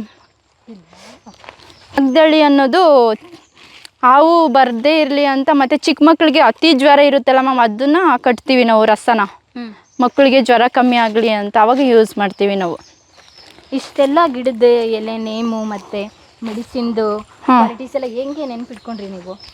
ಅದು ನಾನು ಆಗಲಿ ಚಿಕ್ಕ ವಯಸ್ಸಿಂದನೂ ಇದೇ ಕೆಲಸ ಮಾಡ್ತಾ ಬಂದಿರೋದು ಮ್ಯಾಮ್. ನಾನು ನಮ್ಮ ಅಪ್ಪನ ಜೊತೆ, ನಮ್ಮ ಅಪ್ಪ 20 ವರ್ಷದಿಂದ ನರ್ಸರಿ ಮಾಡ್ತಿದ್ದಾರೆ. ನನಗೆ ಇವಾಗ 22 ವರ್ಷ. ನಾನು ನಮ್ಮ ಅಪ್ಪನ ಜೊತೆಯಲ್ಲೇ ಇದ್ನಲ್ಲ ಮ್ಯಾಮ್, ನನಗೆ ಆವಾಗವಾಗ ತಿಳ್ಕೊಂಡೆ ಮ್ಯಾಮ್. ನಮ್ಮ ಅಪ್ಪ ಹೇಳ್ಕೊಟ್ರು, ಮತ್ತು ಅದ್ರ ಬಗ್ಗೆನೇ ಓದಿಸಿದ್ರು. ಅದರಿಂದ ಒಳ್ಳೇದಾಯಿತು ಮ್ಯಾಮ್. ಮುಂಚೆ ಬರೀ ಕನ್ನಡ ಹೆಸರು ಮಾತ್ರ ಗೊತ್ತಿತ್ತು, ಸಂಸ್ಕೃತದಲ್ಲಿ ಗೊತ್ತಿರಲಿಲ್ಲ. ಇವಾಗ ಸಂಸ್ಕೃತನೂ ಹೇಳ್ತೀನಿ. ಕೊತ್ತಂಬರಿ ಮ್ಯಾಮ್, ಇದು BP-ಗೆ ಒಳ್ಳೇದು. ಇದು ಕೊತ್ತಂಬರಿ ಇದು ಅದೇ ಥರ ಸ್ಮೆಲ್ ಇದೆ. ಹಾಂ, ಇದು ಕೊತ್ತಂಬರಿ ಮ್ಯಾಮ್. ಇದು ಕಾಡು ಕೊತ್ತಂಬರಿ. ಇದು BP-ಗೆ ಯೂಸ್ ಮಾಡ್ತೀವಿ ನಾವು. ಯಾವ ರೀತಿ? ಹಸಿದೆ ತಿನ್ಬೋದು, ಮತ್ತು ಚಟ್ನಿ ಯೂಸ್ ಮಾಡ್ಕೊ ತಿನ್ಬೋದು. ಮಟನ್ ಚಿಕನ್ಗೆ ಹಾಕೋದು ತುಂಬ ಟೇಸ್ಟ್ ಇರುತ್ತೆ ಮ್ಯಾಮ್. ಇದು ತಲೆನೋವಿಗೆ ಅರ್ಧ ತಲೆನೋವು ಬರುತ್ತಲ್ಲ ಸರ್, ಅದಕ್ಕೆ ಯೂಸ್ ಮಾಡ್ತೀವಿ ನಾವು ಚಿತ್ರಮೂಲನ. ಇದ್ರ ಬೇರೆ ಯೂಸ್ ಮಾಡ್ತೀವಿ, ಅದು ಅರ್ದು ಬಿಟ್ಟು ಲೇಪ ಮಾಡ್ಕೋತೀವಿ ಅಷ್ಟೇ. ಈಗ ನಾವು ಇಲ್ಲಿ ಬೇರೆ ಬೇರೆ ಥರದ ಬೆಳೆಗಳನ್ನು ಮಾಡಿದ್ದೀವಿ. ನಾವು ಇಡೀ ಒಟ್ಟಾರೆ ಏನು 80 ಎಕರೆ ಜಮೀನಿದೆ, ಇಲ್ಲಿ ಒಂದು ಥರ ಬೆಳೆ ಮಾಡೋದಿಲ್ಲ ನಾವು. ಪ್ರತಿ ವರ್ಷ ಎಕರೆ ಇದೆಯಾ ಒಂದೇ ಪ್ಲೇಸ್ ಅಲ್ಲಿ? ಹಾಂ, ಒಟ್ಟಾರೆ 80 ಎಕರೆಯಲ್ಲಿ ನಾವೀಗ ವ್ಯವಸಾಯ ಮಾಡ್ತಾ ಇರೋವಂಥದ್ದು, ಅಮೃತ ಭೂಮಿಯ ಚಟುವಟಿಕೆಗಳನ್ನ ಮಾಡ್ತಾ ಇರೋವಂಥದ್ದು. ಸೊ ಇಲ್ಲಿ ಪ್ರತಿ ಒಂದೊಂದು ಬೆಳೆಗಳನ್ನು 2 ಎಕರೆ 3 ಎಕರೆ ಮಾಡ್ತಾ ಹೋಗ್ತೀವಿ. ಇದೊಂದು ಪರ್ಯಾಯ ಕೃಷಿ ಶಾಲೆ ಇದ್ದ ಹಾಗೆ. ಇಲ್ಲಿ ತುಂಬ ಜನ ಬಂದು ನೋಡ್ತಾರೆ, ರೈತರು ಬಂದು ವಿಸಿಟ್ ಮಾಡ್ತಾರೆ. ಹಾಗಾಗಿ ಇಲ್ಲಿ ಚಾಮರಾಜನಗರದಲ್ಲಿ ಅತ್ಯಂತ ಪ್ರಿಯವಾದ ಬೆಳೆ ಅಂತಂದರೆ ಬಾಳೆ, ಕಬ್ಬು, ಅರಿಶಿನ ಇಂಥವು. ಒಂದಷ್ಟು ತರಕಾರಿಗಳನ್ನು ಬೆಳೀತಾರೆ. ಈಗ ನಾವು ಅರಿಶಿನವನ್ನು ನಾವು ಈಗಾಗಲೇ 4 ವರ್ಷಗಳಿಂದ ಕಂಟಿನ್ಯೂಸ್ ಆಗಿ ಮಾಡ್ತಿದ್ದೀವಿ. ಈಗ ನಾವು ಅಲ್ಲಿ ಅರಿಶಿನದೊಳಗಡೆ ಹೋಗೋಣ. ಬನ್ನಿ, ಆಗೋದು ಅಲ್ಲೇ ಹೋಗಿ ಮಾತಾಡೋಣ. ಓ, ಬೀಜಧಾಮ ಅಮೃತ ಭೂಮಿ. ಇವರು ಮಹೇಶ್ ಅಂತ ಹೇಳಿ. ನಮಸ್ತೆ ಸರ್. ನಮ್ಮ ಅರಿಶಿನ ಬೆಳೆಗಾರರು ಇಲ್ಲಿ ಇದೆ, ಪಕ್ಕದ ಜ್ಯೋತಿಗೌಡನಪುರದ ರೈತರು ಇವರು. ಇಲ್ಲಿ ಅರಿಶಿನ, ಕಬ್ಬು ಮತ್ತು ಬಾಳೆಯನ್ನು ಕಳೆದ 3 ವರ್ಷಗಳಿಂದ ಬೆಳ್ಕೊಂಡು ಬಂದಿದ್ದಾರೆ. ಎಷ್ಟು ಎಕರೆಲಿ ಹಾಕಿದ್ದಾರೆ ಅರಿಶಿನ ಎಲ್ಲ? 2 ಎಕರೆ ಇದೆ. 2 ಎಕರೆ ಐತೆ. ಎಷ್ಟು ದಿನಕ್ಕೆ ಬರುತ್ತೆ ಅರಿಶಿನ ಯೂಶ್ವಲಿ? 9 ತಿಂಗಳು ಬರುತ್ತೆ. 9 ತಿಂಗಳು ಬೆಳೆ. ಹಾರ್ವೆಸ್ಟ್ ಬರುತ್ತೆ. ಕಡಿಮೆ ಕೆಲಸನಾ? ಕೆಲಸ ಮೇಡಮ್ ಕೆಲಸ ಇರುತ್ತೆ, ಆದರೆ 9 ತಿಂಗಳು ಹಾರ್ವೆಸ್ಟ್ ಬರುತ್ತೆ. ಬಟ್ ಬೇರೆ ಬೇರೆ ಆಗಿರ್ತೀವಲ್ಲ, ಬೀನ್ಸ್ ಹಾಕಿರ್ತೀವಿ, ಅದರಲ್ಲಿ ಎಲ್ಲ ಕೆಲಸ ಇರ್ತವೆ ಅಷ್ಟೇ. ಅಷ್ಟೇ ಕೆಲಸ ಕಮ್ಮಿ ಇರ್ತದೆ, ಬಟ್ ಬೇರೆ ಇರ್ತದಲ್ಲ, ತೊಗರಿ ಹಾರ್ವೆಸ್ಟ್ ಮಾಡಿಸೋದು, ಬೀನ್ ಹಾರ್ವೆಸ್ಟ್ ಮಾಡಿಸೋದು ಅಂತ ಅದು ಬೇರೆ ಕೆಲಸ ಇರ್ತವೆ. ಇದು ನೈಸರ್ಗಿಕ ಕೃಷಿ ಪದ್ಧತಿಯಲ್ಲಿ ಮಾಡೋವಂಥದ್ದು. ಇಲ್ಲಿ ರಾಸಾಯನಿಕ ಕೃಷಿ ಪದ್ಧತಿಯಲ್ಲಿ ಕೇವಲ ಅರಿಶಿನ ಹಾಕ್ತಾರೆ. ಹಬ್ಬಬ್ಬ ಅಂತಂದರೆ ಅದರೊಳಗಡೆ ಈರುಳ್ಳಿ ಹಾಕ್ತಾರೆ. ಮತ್ತು ಅದಕ್ಕೆ ರಾಸಾಯನಿಕ ಗೊಬ್ಬರಗಳನ್ನು ಕೊಡೋದು, ಕೀಟನಾಶಕಗಳನ್ನು ಸ್ಪ್ರೇ ಮಾಡೋದು, ಈ ಕೆಲಸಗಳು ಹೆಚ್ಚಿರ್ತವೆ. ಇಲ್ಲಿ ಏನು ಮಾಡ್ತೀವಿ ಅಂತಂದರೆ ನಾವು ಅರಿಶಿನದ ಒಳಗಡೆ ಅಂತರ್ಬೆಳೆಗಳಾಗಿ ಏನು ಬೀನ್ಸ್ ಹಾಕ್ತೀವಿ ಮತ್ತು ತೊಗರಿ ಹಾಕ್ತೀವಿ, ಅದು ಮುಖ್ಯ ಮತ್ತು ಮೆಣಸಿ ಹಾಕ್ತೀವಿ. ಪ್ರತಿಯೊಂದಕ್ಕೂ ಚೆಂಡು ಹೂವು ಹಾಕ್ತೀವಿ. ಇವೆಲ್ಲದಕ್ಕೂ ಅದರದ್ದೇ ಆದಂಥ ಒಂದು ಪಾತ್ರ ಇದೆ. ಇದು ಬರೀ ಬೆಳೆಗಳಷ್ಟೇ ಅಲ್ಲ, ಲಾಭಕ್ಕಾಗಿ ಬೆಳೆಯೋದಷ್ಟೇ ಅಲ್ಲ. ಬೀನ್ಸ್ ಮತ್ತು ತೊಗರಿ ಹಾಕಿದಾಗ ಅದು ವಾತಾವರಣದಲ್ಲಿರುವಂಥ ನೈಟ್ರೋಜನನ್ನು ತೆಗೆದು ಅರಿಶಿನ ಕೊಡುತ್ತೆ ಬೇರುಗಳ ಮೂಲಕ. ನಿಮಗೆ ಬೀನ್ಸು ಬೆಳೆಯಾಗೂ ಬಂತು ಮತ್ತು ಅರಿಶಿನಕ್ಕೆ ಪೂರಕವಾದಂಥ ಒಂದು ಬೆಳೆ ಅದು, ಯಾವುದೇ ದ್ವಿದಳ ಧಾನ್ಯ ಹಾಕಿದ್ರೂ. ಮತ್ತು ನಿಮಗೆ ಅರಿಶಿನಕ್ಕೆ ಹಾಕಿರೋವಂಥ ಎಷ್ಟು ಬಂಡವಾಳ ಹಾಕಿರ್ತೀರಿ ಅದು ಅಂತರ್ಬೆಳೆ ಮೂಲಕ ನಿಮಗೆ ವಾಪಸ್ ಬರುತ್ತೆ. ಮತ್ತು ಚೆಂಡು ಹೂವು ಹಾಕ್ತೀವಿ. ಚೆಂಡು ಹೂವು ನಿಮಗೆ ನೋಡೋಕ್ಕೂ ಚೆಂದ ಕಾಣುತ್ತೆ, ಅದರಿಂದ ನೀವು ಮಿಕ್ಕ ಪ್ರಾಡಕ್ಟ್ಸ್ ಕೂಡ ಮಾಡ್ಬೋದು. ಬಣ್ಣಕ್ಕೆಲ್ಲ ಬಳಸ್ತಾರೆ ಚೆಂಡು ಹೂವನ್ನ. ಮತ್ತು ನೆಮೆಟೋಡ್ಸ್ ಅಂತ ಬರುತ್ತೆ, ಆ ನೆಮೆಟೋಡ್ಸ್ನ ಕಂಟ್ರೋಲ್ ಮಾಡೋದಕ್ಕೆ ಚೆಂಡು ಹೂವಕ್ಕೊಂದೇ ಇರೋದು ಶಕ್ತಿ. ಮತ್ತು ಮೆಣಸಿ ಹಾಕ್ತೀವಿ. ಮೆಣಸಿನೂ ಕೂಡ ನೆಮೆಟೋಡ್ಸ್ನ ಕಂಟ್ರೋಲ್ ಮಾಡುವಂಥ ಒಂದು ಶಕ್ತಿ ಇದೆ, ಮತ್ತು ನಿಮಗೆ ಅದು ಲಾಭದಾಯಕನೂ ಕೂಡ. ಈ ಥರ ವಿಷಯಗಳು ನಮ್ಮ ರೈತರಿಗೆ ಎಷ್ಟೋ ವಿಚಾರಗಳು ಗೊತ್ತಿಲ್ಲ. ಹೌದು. ಇಲ್ಲ, ಸುಭಾಷ್ ಪಾಳೇಕರ್ ಅಂತೇನು ಹೇಳಿದ್ದಾರೆ, ನಮ್ಮ ನೈಸರ್ಗಿಕ ಕೃಷಿಯ ಏನು ಚಳುವಳಿಯನ್ನು ಮುಂದುವರಿಸ್ತಿರೋವಂಥವ್ರು, ಅಮರಾವತಿ ಜಿಲ್ಲೆಯವರು, ಮಹಾರಾಷ್ಟ್ರದ ಅಮರಾವತಿಯವರು. ಅವರು ಇಲ್ಲಿ ಬಂದು ಸಾವಿರಾರು ಜನರಿಗೆ ತರಬೇತಿಗಳನ್ನು ಕೊಟ್ಟು ಹೋಗಿದ್ದಾರೆ. ಅಲ್ಲಲ್ಲಿ ಏನು ಸುಭಾಷ್ ಪಾಳೇಕರ್ ಅವರ ಶಿಷ್ಯವರಿಂದ ಕೆಲಸ ಮಾಡ್ತಾ ಇದೆ. ಜೊತೆಗೆ ಸಾವಯವ ಕೃಷಿ ಅನ್ನೋ ಹೆಸರಿನಲ್ಲೂ ಕೂಡ ಅನೇಕರು ಕೆಲಸ ಮಾಡ್ತಿದ್ದಾರೆ. ಆದರೆ ಈ ರಾಸಾಯನಿಕ ಕೃಷಿಯ ಲಾಬಿ ಏನಿದೆಯಲ್ಲ, ಕಂಪನಿಗಳ ಲಾಬಿ ರೈತರನ್ನು ಮುಟ್ಟಾಳರನ್ನಾಗಿ ಮಾಡಿ ಯಾವುದೇ ರೋಗ ಬಂದರೂ ಹೋಗಿ ಔಷಧಿ ಅಂಗಡಿ ಮುಂದೆ ಕೇಳೋದು. ಅವ್ರಿಗೇನೋ ಭಾರಿ ಪಂಡಿತರು, ಅವರು ಏನೋ ಡಾಕ್ಟ್ರುಗಳ ಥರ ಅವ್ರಿಗೆ ಯಾವ ಪ್ರಾಡಕ್ಟಲ್ಲಿ ಲಾಭ ಸಿಗುತ್ತೋ ಅದನ್ನು ಮಾರ್ತಾರೆ. ಇವ್ರು ತೊಗೊಂಡು ಬಂದು ಇಷ್ಟ ಬಂದಂಗೆ ಹೊಡಿತಾರೆ. ಅದು ನಮಗೆ ಸಿಗ್ತಿರೋವಂಥ 190% ಮಾರ್ಕೆಟಲ್ಲಿ ಏನು ಸಿಗ್ತಾ ಇದೆ ಎಲ್ಲವೂ ವಿಷಾನೇ. ಈಗ ಅರಿಶಿನ ಮೆಡಿಸಿನ್ ಅಲ್ಲದು. ನಾವು ಅರಿಶಿನ ಇಲ್ಲದೆ ನಾವು ಭಾರತದಲ್ಲಿ ಅಡುಗೆನೇ ಮಾಡಲ್ಲ. ನೀವು ಉತ್ತರ ಭಾರತಕ್ಕೆ ಹೋಗಿ, ದಕ್ಷಿಣ ಭಾರತಕ್ಕೆ ಹೋಗಿ, ಇದರಲ್ಲಿ ಏನು ಕುರ್ಕುಮಿನ್ ಅನ್ನುವಂಥ ಒಂದು ಕಂಟೆಂಟ್ ಇರುತ್ತೆ. ಅದ್ರ ಮೂಲಕ ನಮಗೆ ಏನು ದೇಹಕ್ಕೆ ಇದು ಆ್ಯಂಟಿ ಆಕ್ಸಿಡೆಂಟು ಮತ್ತು ಕ್ಯಾನ್ಸರ್ನ ಅಂತ ಭಾಳ ಅನೇಕ ಕಾಯಿಲೆಗಳನ್ನು ಹೊಡೆದೋಡಿಸುವಂಥ ಶಕ್ತಿ ಇರುವಂಥದ್ದು. ಇದಕ್ಕೆ ನಾವು ಔಷಧಿ ಅಲ್ಲ ವಿಷವನ್ನು ಹಾಕಿ ಬೆಳೆದಾಗ ಇದರ ಔಷಧಿಯ ಗುಣ ಏನಾಗ್ಬೋದು? ನೀವು ಔಷಧಿ ಅಂತ ಅಂದ್ಕೊಂಡು, ನೀವು ಅಂಗಡಿಯಲ್ಲಿ ಸಿಗೋ ಅರಿಶಿನವನ್ನು ಔಷಧಿ ಅಂದ್ಕೊಂಡು ನಾವು ಏನು ಕೆಮ್ಮು ಬಂದಾಗ ಎಲ್ಲ ಅರಿಶಿನದ ಹಾಲು ಮಾಡ್ಕೊಂಡು ಕುಡಿತಾರೆ. ಬಟ್ ಅದರಲ್ಲಿ ಆ್ಯಕ್ಚುಲಿ 150% ವಿಷ ಬೆರೆಸ್ಕೊಂಡಿರುತ್ತೆ. ಹಾಗಾಗಿ ಇದ್ರ ಬಗ್ಗೆ ಗ್ರಾಹಕರು, ಊಟ ಮಾಡೋರು ಎಲ್ಲರೂ ಕೂಡ ತುಂಬ ಗಂಭೀರವಾಗಿ ಯೋಚನೆ ಮಾಡುವಂಥ ವಿಚಾರಗಳಿವು. ನೀವೇನಾದರೂ BSc AG ಮಾಡಿದ್ರಾ? ಇಲ್ಲ, ಹಾಗೆ ಕಲ್ತಿರೋದು. ಅಂದ್ರೆ ಹೋರಾಟನೇ ಬೇರೆ ಕಲಿಯೋದೇ ಬೇರೆ ಆಗಿರುತ್ತೆ. ಇಲ್ಲಿ ಬಂದು ರೈತರೇ ಏನಾದ್ರು ಉಳ್ಮೆ ಮಾಡಿದ್ರೆ ಕೆಲವೊಂದು ವಿಷಯಗಳು ಗೊತ್ತಾಗುತ್ತೆ. ನೀವು ಇಂಟ್ರೆಸ್ಟ್ ಇಂದ ಕಲ್ತಿದ್ದು ಅನ್ಸುತ್ತೆ. ಆಸಕ್ತಿ ಇದ್ರೆ ಏನು ಬೇಕಾದ್ರೆ ಕಲಿಬೋದು. ಕಾಲೇಜಲ್ಲಿ ಕಲಿಯೋದು, ನೀವು ಸ್ಕೂಲಲ್ಲಿ ಕಾಲೇಜಲ್ಲಿ ಕಲಿಯೋದು ಒಂದು 5% ಅಷ್ಟೇ. ಆದರೆ ಆಸಕ್ತಿ ಮತ್ತು ಶ್ರದ್ಧೆ ಇದ್ದರೆ ಏನು ಬೇಕಾದ್ರೂ ಕಲಿಬೋದು. ನೋಡ್ಕೊಬರೋಣ ಒಂದ್ಸಲ ಮಿಕ್ಸಿಡಲ್ಲಿ ಹಾಕಿದ್ದೀರಲ್ಲ. ಏನು ನೇರ ಗ್ರಾಹಕರಿಗೆ ಕೊಡುವಂಥದ್ದು, ದಲ್ಲಾಳಿಗಳ ಹಾವಳಿಯಿಂದ ತಪ್ಪಿಸ್ಕೊಳ್ಳೋ ಅಂಥದ್ದು ಎಲ್ಲ ರೈತರು ಮಾಡಬೇಕಾಗಿರುವಂಥದ್ದು. ಹಾಗಾಗಿ ನಮ್ಮದೇ ಆದಂಥ ಮಾರುಕಟ್ಟೆಗಳನ್ನು ಸೃಷ್ಟಿ ಮಾಡ್ಕೋಬೇಕು. ನಮ್ಮದು ಅಂಥೇಳಿ ಒಟ್ಟಾರೆ ನೈಸರ್ಗಿಕ ಕೃಷಿ, ಸಾವಯವ ಕೃಷಿ ಮಾಡ್ತಿರುವಂಥ ಎಲ್ಲ ರೈತರು ಒಟ್ಟು ಬಂದು ಒಂದು ವೇದಿಕೆಯನ್ನು ಸೃಷ್ಟಿ ಮಾಡಿದ್ದೀವಿ. ನಮ್ಮದು ಅಂತ ಅದ್ರ ಹೆಸರು, ನಮ್ಮದು ಅಂತ. ನಮ್ಮ ಬೆಳೆ, ನಮ್ಮ ಬೆಲೆ, ನಮ್ಮ ಮಾರುಕಟ್ಟೆ. ಹಾಂ. ಸೊ ಚಾಮರಾಜನಗರದಲ್ಲಿ ಒಂದು ಮಳಿಗೆ ಇದೆ, ಮೈಸೂರಿನಲ್ಲಿ ಒಂದು ಮಳಿಗೆ ಇದೆ, ಅಲ್ಲಿ ಕೊಡ್ತೀವಿ. ಇನ್ನೂ ಹೆಚ್ಚುವರಿ ಇದ್ದರೆ ಮೊದಲು ನಾವು ಕೊಡೋದು ಇಲ್ಲಿ ನಮ್ಮಲ್ಲಿ ಕೆಲಸ ಮಾಡೋವಂಥವ್ರಿಗೆ. ಇಲ್ಲಿ ಏನು ಕೃಷಿ ಕಾರ್ಮಿಕರು ಬರ್ತಾರೆ, ಅವರು ಹೋಗುವಾಗ ತುಂಬ ನಾಮಿನಲ್ ಪ್ರೈಸಿಗೆ 8 ರೂಪಾಯಿ 10 ರೂಪಾಯಿ ಹೀಗೆ ಕೊಟ್ಟು ತೊಗೊಂಡು ಹೋಗ್ತಾರೆ. ಇಲ್ಲಿ ನಾವು ಏನು ಕೆಲಸ ಮಾಡ್ತಿದ್ದೀವಿ, ಅವ್ರುಗಳು ಮೊದಲು ಆರೋಗ್ಯಕರವಾಗಿ ಇರುವಂಥದ್ದು ತಿನ್ನಬೇಕು ಅನ್ನೋವಂಥದ್ದು. ಅದಾದಮೇಲೆ ಮಳಿಗೆ ಕಳಿಸ್ತೀವಿ. ಅದಾದ ನಂತರ ಇಲ್ಲಿ ಅಕ್ಕಪಕ್ಕದ ಇನ್ನು ಶಾಲೆಗಳಿದೆ, ನವೋದಯ ಶಾಲೆ ಇದೆ, ಸ್ಕೂಲ್ ಟೀಚರ್ಸ್ ಎಲ್ಲ ಬಂದು ತೊಗೊಂಡು ಹೋಗ್ತಾರೆ. ಇನ್ನೂ ಹೆಚ್ಚುವರಿ ಉಳೀತು ಅಂತಂದರೆ ಮಾತ್ರ ನಾವು ಬೇರೆ ಮಾರ್ಕೆಟಿಗೆ ಹಾಕ್ತೀವಿ, APMCಗೋ ಅಪ್ಕಾಮ್ಸ್ಗೋ ಹಾಕ್ತೀವಿ. ರೇಟ್ ಮಾತ್ರ ರೀಸನೇಬಲ್ ಆಗಿ ಇರ್ತೀರಾ? ಅಲ್ಲಿ ಹೋಲಿಸ್ಕೊಂಡ್ರೆ ಕಡಿಮೆ. ನಮಗೆ ಮೋಸ ಆಗಬಾರ್ದು. ಈಗ ರೇಟು ದುಬಾರಿ ಆಯಿತು ಅಂತ ಆಹಾರ ಬೆಳೆಗಳ ಬೆಲೆ ತುಟ್ಟಿಯಾಗಿದೆ ಅಂಥೇಳಿ ತುಂಬ ಜನ ಮಾತಾಡ್ತಾರೆ. ಆದರೆ ರೈತರಿಗೆ ಎಷ್ಟು ಸಿಗ್ತಿದೆ ಅನ್ನೋದು ಯಾರಿಗೂ ಗೊತ್ತಾಗಲ್ಲ. ನಿಮಗಲ್ಲಿ 40 ರೂಪಾಯಿ ಸಿಗ್ತಾಯಿದ್ರೆ ಟೊಮೆಟೊ KG, ಈ ರೈತರಿಗೆ ಹಬ್ಬ ಅಂದರೆ 10 ರೂಪಾಯಿ ಸಿಕ್ಕಿರೋದು KG. ಹೌದು. 1 ರೂಪಾಯಿ 2 ರೂಪಾಯಿಗೂ ಕೊಟ್ಟುಬಿಟ್ಟಿದ್ದಾರೆ ಎಷ್ಟೋ ಸಾರಿ ಅದನ್ನು ಕೀಳ್ಸೋಕ್ಕೆ ಕೂಡ ಆಗದೇನೆ ಮೇಯಿಸ್ಬಿಡ್ತಾರೆ. ಅಷ್ಟು ಕಷ್ಟಪಟ್ಟು ಬೆಳೆದಂಥ ಬೆಳೆ. ಆಮೇಲೆ ರೈತರು ಬೆಳೆ ಬೆಳೆಯುವಾಗ ಅದೊಂದು ಬೆಳೆ ಅಷ್ಟೇ ಅಲ್ಲ, ಆ ಬೆಳೆ ಮೇಲೆ ತನ್ನ ಎಲ್ಲವನ್ನು ಹೂಡಿರ್ತಾನೆ. ಏನು ತನ್ನ ಮಕ್ಕಳ ಶಿಕ್ಷಣದ ಖರ್ಚು, ತನ್ನ ತಂದೆ ತಾಯಂದಿರ ಆರೋಗ್ಯದ ಖರ್ಚು ಎಲ್ಲವೂ ಕೂಡ ಆ ಬೆಳೆ ಮೇಲೆ ನಿಂತಿರುತ್ತೆ. ಯಾಕಂದರೆ ಅದೊಂದು ಆದಾಯದ ಮೂಲ.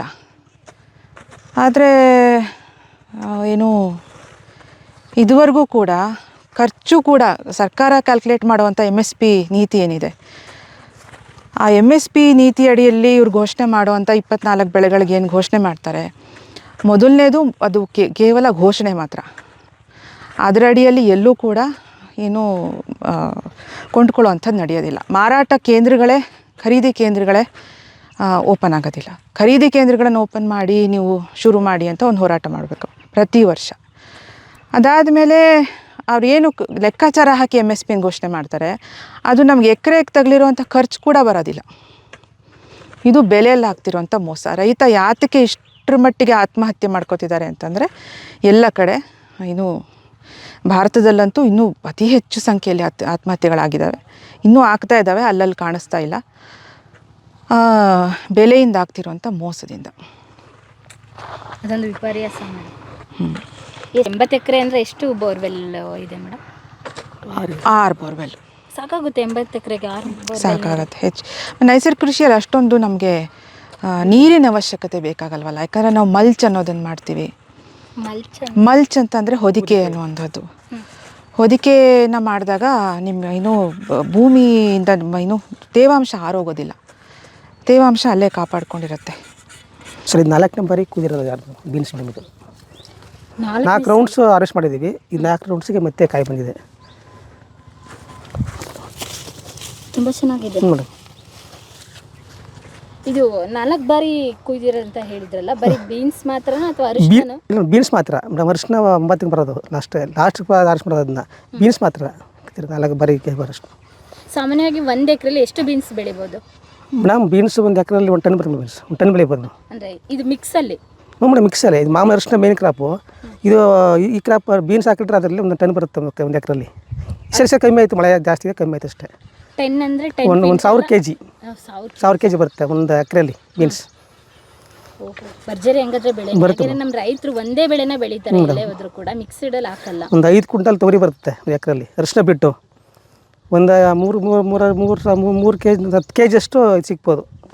ಮೆಣಸಿ ನಮಗೆ ಇದು 20 ಕೆ ಜಿ ಸಿಗ್ಬೋದು ಮೋಸ್ಟ್ಲಿ ಎಲ್ಲ ಪ್ಲಾಟಿಂದ. ಮಧ್ಯ ಹಾಕಿರ್ತೀವಿ ಅಷ್ಟೇ. ಚೆಂಡು ಹೂವು ಮತ್ತು ಹಬ್ಬಕ್ಕೆ ಚೆಂಡು ಹೂವು ಮಾರ್ತೀವಿ, ಕಮರ್ಷಿಯಲಾಗಿ ಮಾರ್ತೀವಿ. ಫಿಶ್ ಕಂಟ್ರೋಲ್ಗೂ ಆಯ್ತದೆ. 2 ಡಬಲ್ ಯೂಸ್ ಮಾಡ್ತೀವಿ ಅದು ಚೆಂಡು ಹೂವು ಪೈರನ್ನ. ಬೀನ್ಸ್ ಮಾತ್ರ ನಾವು ಕಮರ್ಷಿಯಲಾಗಿ ಮಾರ್ತೀವಿ. ಮತ್ತು ಮಲ್ಚಿಂಗ್ ಆಗುತ್ತೆ ಭೂಮಿಗೆ ಫುಲ್ಲು. ಅದಕ್ಕೆ ಕಳೆ ಕಮ್ಮಿ ಬರ್ತದೆ. ನಮ್ಮ ಅಷ್ಟು ಗ್ಯಾಪ್ ಇದೆಯಲ್ಲ, ಮಧ್ಯೆ ಗ್ಯಾಪ್ ಇರ್ತದೆ, ಇದು ಹೋದ್ರೆ ಮುಚ್ಕೊತದೆ ಭೂಮಿನ. ಬೀನ್ಸ್ ಗಿಡ ಕಳೆ ಬರಲ್ಲ ಆಗ. ಹಾಗೆ ಕಳೆನೂ ಬರಲ್ಲ, ಗಿಡಕ್ಕೂ ಯೂಸ್ ಆಗುತ್ತೆ, ಬೇರೆ ಬೆಳೆನೂ ಬರುತ್ತೆ, ಲಾಭನೂ ಜಾಸ್ತಿ ಲಾಭ ಸಿಗುತ್ತೆ. ಏನು ಇಂಪಾರ್ಟೆಂಟ್ ಜೀವಾಮೃತ. ನಾನು ಅನ್ಕೊಂಡೆ ನೀರೇನೋ ತುಂಬಿಟ್ಟು. ಇಲ್ಲ ಮೇಡಮ್, ಜೀವಾಮೃತ ಇದು ಬೋರ್ ಇದೆ ಇಲ್ಲ ಹಂಗಾಗಿ. ಇಲ್ಲ ಮೇಡಮ್, ನೀರಿದೆ, ಎಷ್ಟು ನೀರು ಇದೆ ಯೂಸಿಗೆ. ಮತ್ತು ಇದು ಜೀವಾಮೃತ 2 ಡ್ರಮ್ಮು, ಒಂದು ಎಕರೆ 1 ಲೀಟ್ರ್ ಬಿಡ್ತೀವಿ. ಹೇಗೆ ತಯಾರು ಮಾಡೋದು ಜೀವಾಮೃತ ಅಂದರೆ ಏನು ಮೇಡಮ್? ಜೀವಾಮೃತ ಮೇಡಮ್ ಭೂಮಿಗೆ ನಾವು ಕೆಮಿಕಲ್ ಕೊಡ್ತೇವೆ ಮೇಡಮ್. ಕೆಮಿಕಲ್ ಔಷಧಿ ನಾವು ಯಾವುದೂ ಔಷಧಿ ಹಾಕಲ್ಲ. ಇದೇ ಅದಕ್ಕೆ ಮೇನ್ ಜೀವಾಮೃತ ಕೊಡೋದು ನಮ್ಮ ಭೂಮಿಗೆ. ಓಕೆ, ಅದ್ರ ಬಗ್ಗೆ ಕೊಡೋದು. ಇದಕ್ಕೆ ನಾವು ಒಂದು ಡ್ರಮ್ಗೆ 10 ಲೀಟ್ರ್ ಗಂಜಲ ಹಾಕ್ತೀವಿ. ಹಸು ಗಂಜಲ 10 ಕೆ ಜಿ ಸಗಣಿ ಹಾಕ್ತೀವಿ. ಮತ್ತು 2 ಕೆ ಜಿ ಬೆಲ್ಲ, ಸಿಹಿ ಯಾವ್ದಾದ್ರು ಬೆಲ್ಲ ಆಗ್ಬೋದು, ಹಣ್ಣು ಆಗ್ಬೋದು, ಪಪ್ಪಾಯಿ ಸಿಹಿ. 2 ಕೆ ಜಿ ಕಡಲೆ ಹಿಟ್ಟು, ದ್ವಿದಳ ಧಾನ್ಯ. ಅದನ್ನು ಹಾಕಿ ಮೇಡಮ್ 7 ದಿನದಿಂದ ಮಲ್ಟಿ ಕೆಲಸ ಮಾಡ್ತಿರ್ತೀವಿ. ಈ ಅಂತಲಿಗೆ ಈ ಥರ ಮಾಡಿ 9 ದಿನಕ್ಕೆ ಭೂಮಿ ಕೊಡ್ತೀವಿ. ಡ್ರಿಪ್ಪಲ್ಲಿ ವೆಂಚುರಿ, ಮಾಮೂಲಿ ವೆಂಚುರಿ ಇರ್ತದೆ, ಪೈಪ್ ಹಾಕಿದ್ದೀವಿ, ಡ್ರಿಪ್ಪಿಗೆ ಕೊಡ್ತೀವಿ. ಅಷ್ಟೇ ಅದಕ್ಕೆ ಕೊಡೋದು ನಾವು ಜಾಸ್ತಿ ಭೂಮಿಗೆ, ಏನು ಕೊಡೋಲ್ಲ. ಇದು ಬಿಟ್ಟರೆ ಹುಳಿ ಮಜ್ಜಿಗೆ ಗಂಜಲ ಮೇಡಮ್ ಭೂಮಿ ಕೊಡೋದು. ಪೆಸ್ಟ್ ಕಂಟ್ರೋಲ್ಗೆ ಅದು ಹೊರಗಡೆ ಏನು ತರಂಗಿಲ್ಲ. ನ್ಯಾಚುರಲ್ಲೇ ಮಾಡೋದು ಅಷ್ಟೇ, ಯಾವುದು ಬೇರೆ ತರಂಗಿಲ್ಲ ಅಂತ. ಅದು ಬಿಟ್ಟು ಘನ ಜೀವಾಮೃತ ಮಾಡ್ತೀವಿ. ಘನ ಜೀವಾಮೃತ ಅಂದರೆ ಬೆಲ್ಲ, ಕಡಲೆ ಹಿಟ್ಟು, ಗಂಜಲ ಹಾಕಿ ಮಿಕ್ಸ್ ಮಾಡ್ತೀವಿ ಗೊಬ್ಬರಕ್ಕೆ. ಅದನ್ನು ಒಂದು ಎಕರೆಗೆ 400 ಕೆ ಜಿ ಕೊಡ್ತೀವಿ ಅಷ್ಟೇ. ಟನ್ ಯಾವಾಗ ಹಾಕೋದು ಇದು ಬೆಳೆ ಬಂದಾದ್ಮೇಲೆ ಮುಂಚೆ ಮೇಡಮ್? ಜೀವಾಮೃತ ಮಾಮೂಲಿ ಹಾಕೊಡು, ಮಾಮೂಲಿ ಕೊಡ್ತಾ ಇರಬೇಕು. 9 ದಿನಕ್ಕೆ 10 ದಿನಕ್ಕೆ ಕೊಡ್ತಾ ಇರಬೇಕು. 3 ತಿಂಗಳು ಜಾಸ್ತಿ ಕೊಡಬೇಕು ಫಸ್ಟ್ ಸ್ಟಾರ್ಟಿಂಗು. ಕಮ್ಮಿ ಹಾಕೋದು ಆಮೇಲೆ ಸಮಸ್ಯೆ ಇಲ್ಲ. ಮೇನ್ ಇದೆ ನಮಗೆ, ಕಮ್ಮಿ ಹಾಕೋಬೋದು, ಸ್ಟಾರ್ಟಿಂಗ್ ಜಾಸ್ತಿ ಕೊಡಲೇಬೇಕು. ಮೇನ್ ಇದೆ ನಮಗೆ ಉದ್ದೇಶ. ಇದು ಕೊಡಲ್ಲ ಅಂದರೆ ಬೆಳೆಗೆ ಬರಲ್ಲ ಮೇಡಮ್. ಜೀವಾಮೃತ ನಾವೆಲ್ಲ ಅದೇ ಮಲ್ಟಿಫೈ ಆಗ್ತದೆ. ಎರೆಹುಳು ಉತ್ಪತ್ತಿ ಆಗ್ತದೆ ಜೀವಾಮೃತ ಬಿಟ್ಟರೆ ಭೂಮಿಗೆ. ಎರೆಹುಳು ಉತ್ಪತ್ತಿ ಆದಾಗ ಗೊಬ್ಬರ ಅಲ್ಲಿ ಆಗ್ತದೆ ಭೂಮಿಲಿ.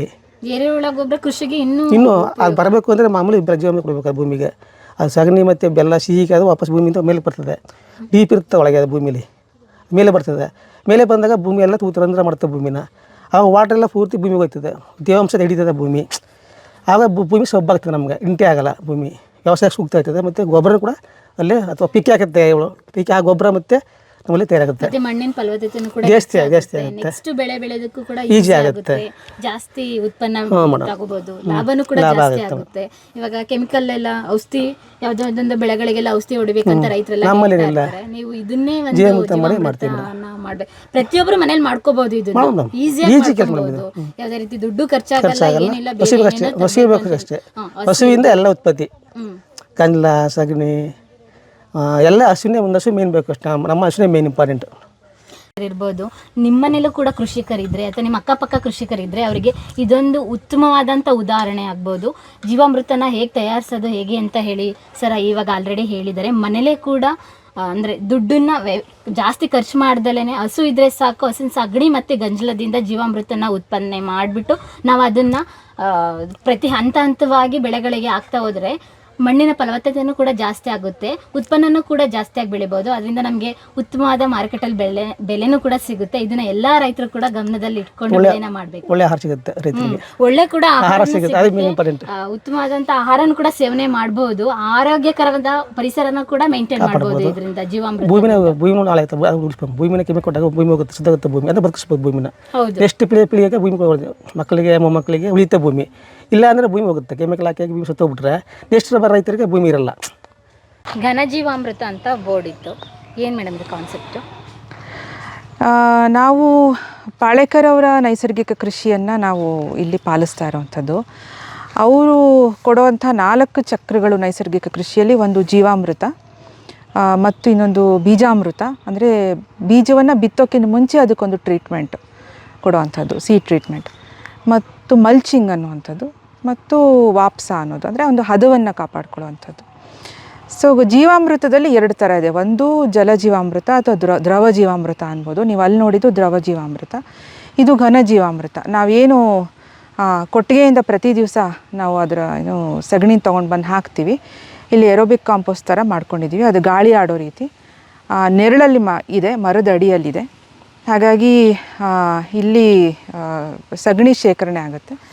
ಅದಾದಮೇಲೆ ಬೇಸಿಗೆಯಲ್ಲಿ ನಾವು ಅದಕ್ಕೆ ಬೆಲ್ಲ, ದ್ವಿದಳ ಧಾನ್ಯದ ಹಿಟ್ಟು ಯಾವ್ದಾರು ಆಗಿರ್ಬೋದು, ಕಡಲೆ ಹಿಟ್ಟು, ಹುರುಳಿ ಹಿಟ್ಟು ಯಾವ್ದಾರು ಆಗಿರ್ಬೋದು, ಮತ್ತು ಇದು ಗಂಜಲ ಇವನ್ನೆಲ್ಲ ಹಾಕಿ ಅದನ್ನು ಮಿಕ್ಸ್ ಮಾಡಿ ಅದನ್ನು ಒಂದಷ್ಟು ದಿವಸ ಅದು ಕಲ್ಚರ್. ಅದು ಬೇಸಿಕಲಿ ಇದು ಗೊಬ್ಬರ ಅಲ್ಲ, ಭೂಮಿಗೆ ಸುರಿಯುವಂಥದ್ದು ಏನೂ ಇಲ್ಲ. ಇಲ್ಲಿ ಭೂಮಿಯಲ್ಲೇ ಎಲ್ಲ ಇದೆ. ಭೂಮಿಯಲ್ಲಿರುವಂಥ ಸೂಕ್ಷ್ಮಾಣುಜೀವಿಗಳನ್ನು ನಾವು ಆ್ಯಕ್ಟಿವ್ ಮಾಡಬೇಕು ಅಂತಂದರೆ ಅದಕ್ಕೆ ಒಂದಷ್ಟು ಆಹಾರ ರೀತಿ ಕೊಡಬೇಕು. ಅದಕ್ಕೋಸ್ಕರ ನೀವು ಬೆಲ್ಲ ಹಾಕೋದು ಮತ್ತು ದ್ವಿದಳ ಧಾನ್ಯದ ಹಿಟ್ಟು ಹಾಕಿದಾಗ ಪ್ರೋಟೀನ್ ಸಿಗುತ್ತೆ ಅದರಲ್ಲಿ. ಇದ್ರ ಮೂಲಕ ನಮ್ಮ ಎರೆಹುಳುಗಳೆಲ್ಲ ಸುಪ್ತಾವ್ಯಸ್ಥೆಯಲ್ಲಿ ಇರ್ತವೆ ಕೆಳಗಡೆ, ಅವೆಲ್ಲವೂ ಮೇಲ್ಗಡೆ ಬರ್ತವೆ. ಮೇಲ್ಗಡೆ ಬಂದು ಓಡಾಡೋ ಅಂಥ ಏನು ಪ್ರಕ್ರಿಯೆ ಶುರು ಆಗುತ್ತೆ. ಆವಾಗ ಭೂಮಿಯ ನಿಜವಾದಂಥ ಉಳುಮೆ ಮಾಡೋದು ಎರೆಹುಳು. ಮೇಲೆ ನಾವು ಟ್ರ್ಯಾಕ್ಟ್ರಿಂದ ಮಾಡೋದು ಅಥವಾ ನೇಗಿಲಿಂದ ಮಾಡೋದು ಯಾವುದೂ ಉಳುಮೆ ಅಲ್ಲ. ಸೊ ಈ ಕೆಲಸವನ್ನು ಮಾಡಿದಾಗ ಭೂಮಿಗೆ ಗಾಳಿ ಆಡುವಂಥದ್ದು, ಆಕ್ಸಿಜನ್ ಹೋಗುತ್ತೆ, ನೀರು ಬಿದ್ದಾಗ ನೀರು ಪರ್ಕ್ಯುಲೇಟ್ ಆಗುವಂಥ ಒಂದು ಶಕ್ತಿ ಭೂಮಿಗೆ ಬರುತ್ತೆ. ಎಲ್ಲವನ್ನು ಮಾಡೋದಕ್ಕೆ ಘನಜೀವಾಮೃತವನ್ನು ನಾವು ಮೊದಲು ಭೂಮಿಗೆ ಕೊಟ್ಟು ಆಮೇಲೆ ನಾವು ಬಿತ್ತನೆ ಮಾಡುವಂಥ ಕೆಲಸಗಳನ್ನು ಮಾಡ್ತೀವಿ. ಯೂಶ್ವಲಿ ರೈತರು ಏನು ಮಾಡ್ತಾರೆ ಅಂದರೆ ಈ ಥರ ಎಲ್ಲ ಮೆಥಡ್ ಎಲ್ಲ ಇವಾಗ ಇತ್ತೀಚೆಗೆ ಯೂಸ್ ಮಾಡ್ಬೋದೇನಾ? ಮುಂಚೆ ಎಲ್ಲ ಬರೀ ತಿಪ್ಪೆ ಥರ ಮಾಡ್ಕೊಂಡು ಅದನ್ನು ಸಗಣಿ ಡೈರೆಕ್ಟಾಗಿ ತಂದು ಹೊಲಕ್ಕೆ ಉಳುಮೆ ಮಾಡೋಕ್ಕಿಂತ ಮುಂಚೆ ಹಾಕ್ತಾ ಇದ್ರು. ಈ ಥರ ನೀವು ಹೇಳೋ ಪ್ರೋಸೆಸ್ ಎಲ್ಲ ಮಾಡಿದರೆ ಇನ್ನೂ ಕೂಡ ನಿಮಗೆ ಅಷ್ಟೊಂದು ಬೇಕಾಗಲ್ಲ. ಈಗ ಅದೇ ಡಿಫ್ರೆನ್ಸ್ ಏನಪ್ಪ ಅಂತಂದರೆ, ಸಾವಯವ ಕೃಷಿಯನ್ನು ಮಾತನಾಡುವಂಥವ್ರು ಎಕರೆಗೆ ಅದೆಷ್ಟು ಟನ್ಗಳಷ್ಟು ಗೊಬ್ಬರ ಬೇಕು ಅಂತ ಹೇಳ್ತಾರೆ. ಸೊ ಅಷ್ಟು ಟನ್ಗಳಷ್ಟು ಗೊಬ್ಬರ ಕೊಡೋದಕ್ಕೆ ನಿಮ್ಮ ಹತ್ರ ಹಸುಗಳೆಲ್ಲಿದೆ? ಈಗ ರೈತರು ಅಂತಂದರೆ ಮುಂಚೆ ಅವ್ರ ಮನೇಲಿ ಕೊಟ್ಟಿಗೆ ಇರೋದು, ಕೊಟ್ಟಿಗೆಯಲ್ಲಿ ಹಸುಗಳಿರೋದು. ಇವತ್ತು ಯಾರೂ ಜಾನುವಾರುಗಳನ್ನು ಇಟ್ಕೊಳ್ಳೋದಿಲ್ಲ.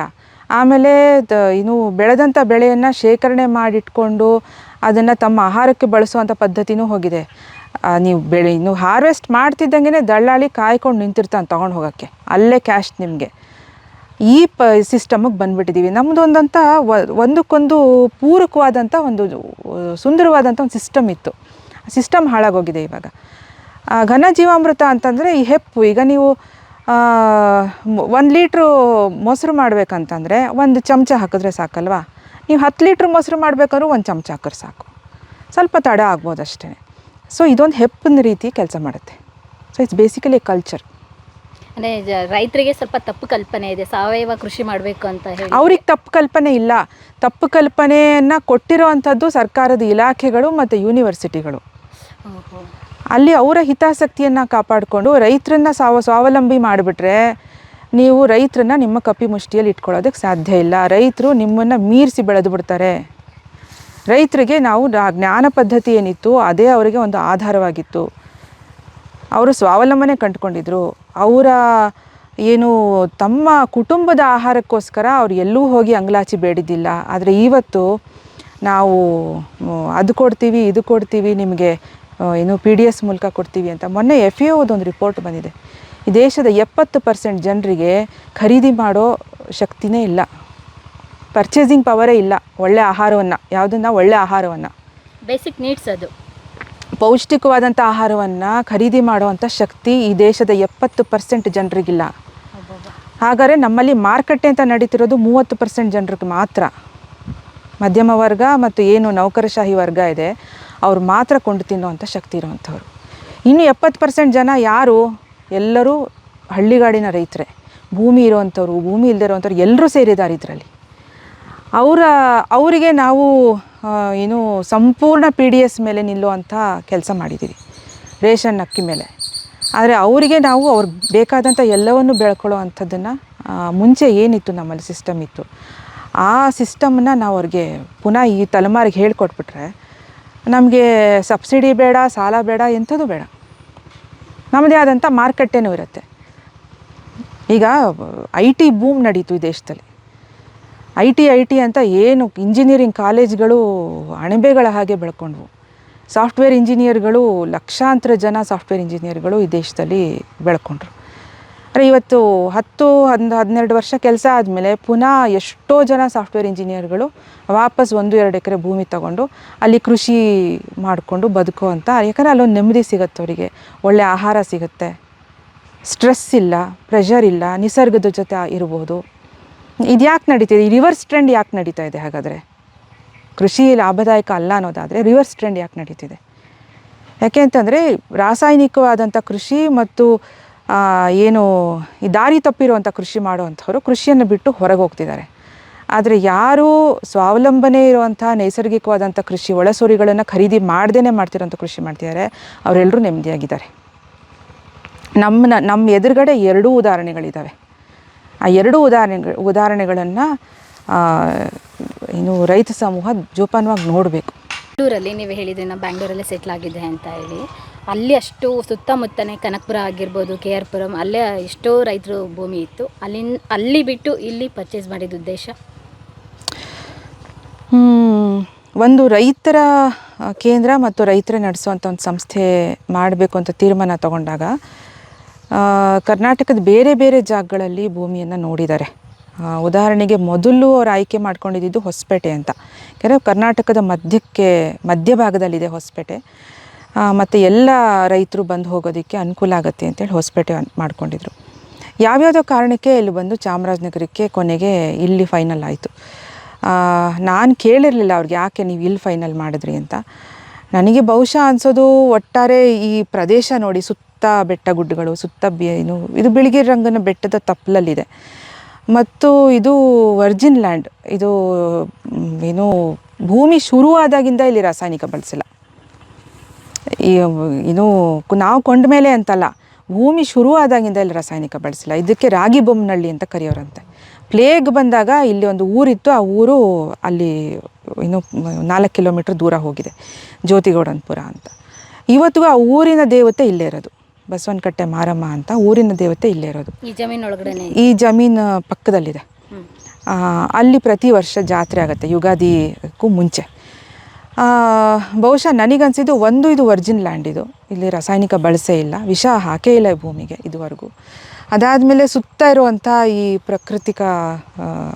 ಪ್ರಾಕೃತಿಕವಾದಂಥ ಒಂದು ಸೌಂದರ್ಯ, ಮತ್ತು ಇಲ್ಲಿ ಸಾಂಪ್ರದಾಯಿಕವಾದಂಥ ಕೃಷಿ ಇವತ್ತಿಗೂ ನಡೆಯುತ್ತೆ. ಒಣಭೂಮಿ ಬೇಸಾಯ ಏನು ಮಾಡ್ತಾರೆ, ಉದಾಹರಣೆಗೆ ಸೋಲಿಗರ ಹತ್ರ ಇವತ್ತಿಗೂ ಕೂಡ ಸಾಂಪ್ರದಾಯಿಕ ಕೃಷಿ ಜ್ಞಾನ ಇದೆ, ಜೊತೆಗೆ ತಳಿಗಳಿದೆ, ಈ ಪ್ರದೇಶಕ್ಕೆ ಹೊಂದಿಕೊಂಡಿರುವಂಥ ತಳಿಗಳಿದೆ. ಅವೆಲ್ಲವನ್ನೂ ನೋಡಿ ಬಹುಶಃ ಇಲ್ಲಿ ತಗೋಬೇಕು ಅಂತ ಅಂದ್ಕೊಂಡಿರಬಹುದು ಅಂತ ಅಂದ್ಕೊಳ್ತೀನಿ. ಎಷ್ಟಕ್ಕೆ ತಗೊಂಡ್ರು? ಎಷ್ಟಾಯಿತು ಖರ್ಚು? ಆವಾಗೆಲ್ಲ ತುಂಬ ಕಡಿಮೆಗೆ ತೊಗೊಂಡಿದ್ದಾರೆ, 15-20 ಸಾವಿರ ಎಕರೆ ಆ ಥರ ತೊಗೊಂಡಿದ್ದಾರೆ. ತುಂಬ ಚೆನ್ನಾಗಿ ಫಸಲು ಬಂದಿದೆ ಮೇಡಮ್. ಒಂದು ಮೆಣಸಿನ ಗಿಡ ಹಾಕಿದ್ರೆ ಮತ್ತೆ ಚೆಂಡು ಹೂವಿನ ಗಿಡ. ಅದೆಲ್ಲ ಅದೇ ಇಲ್ಲಿ ಮಳೆ ಆಗಿ ತುಂಬ ಇದಾಗಿದೆ.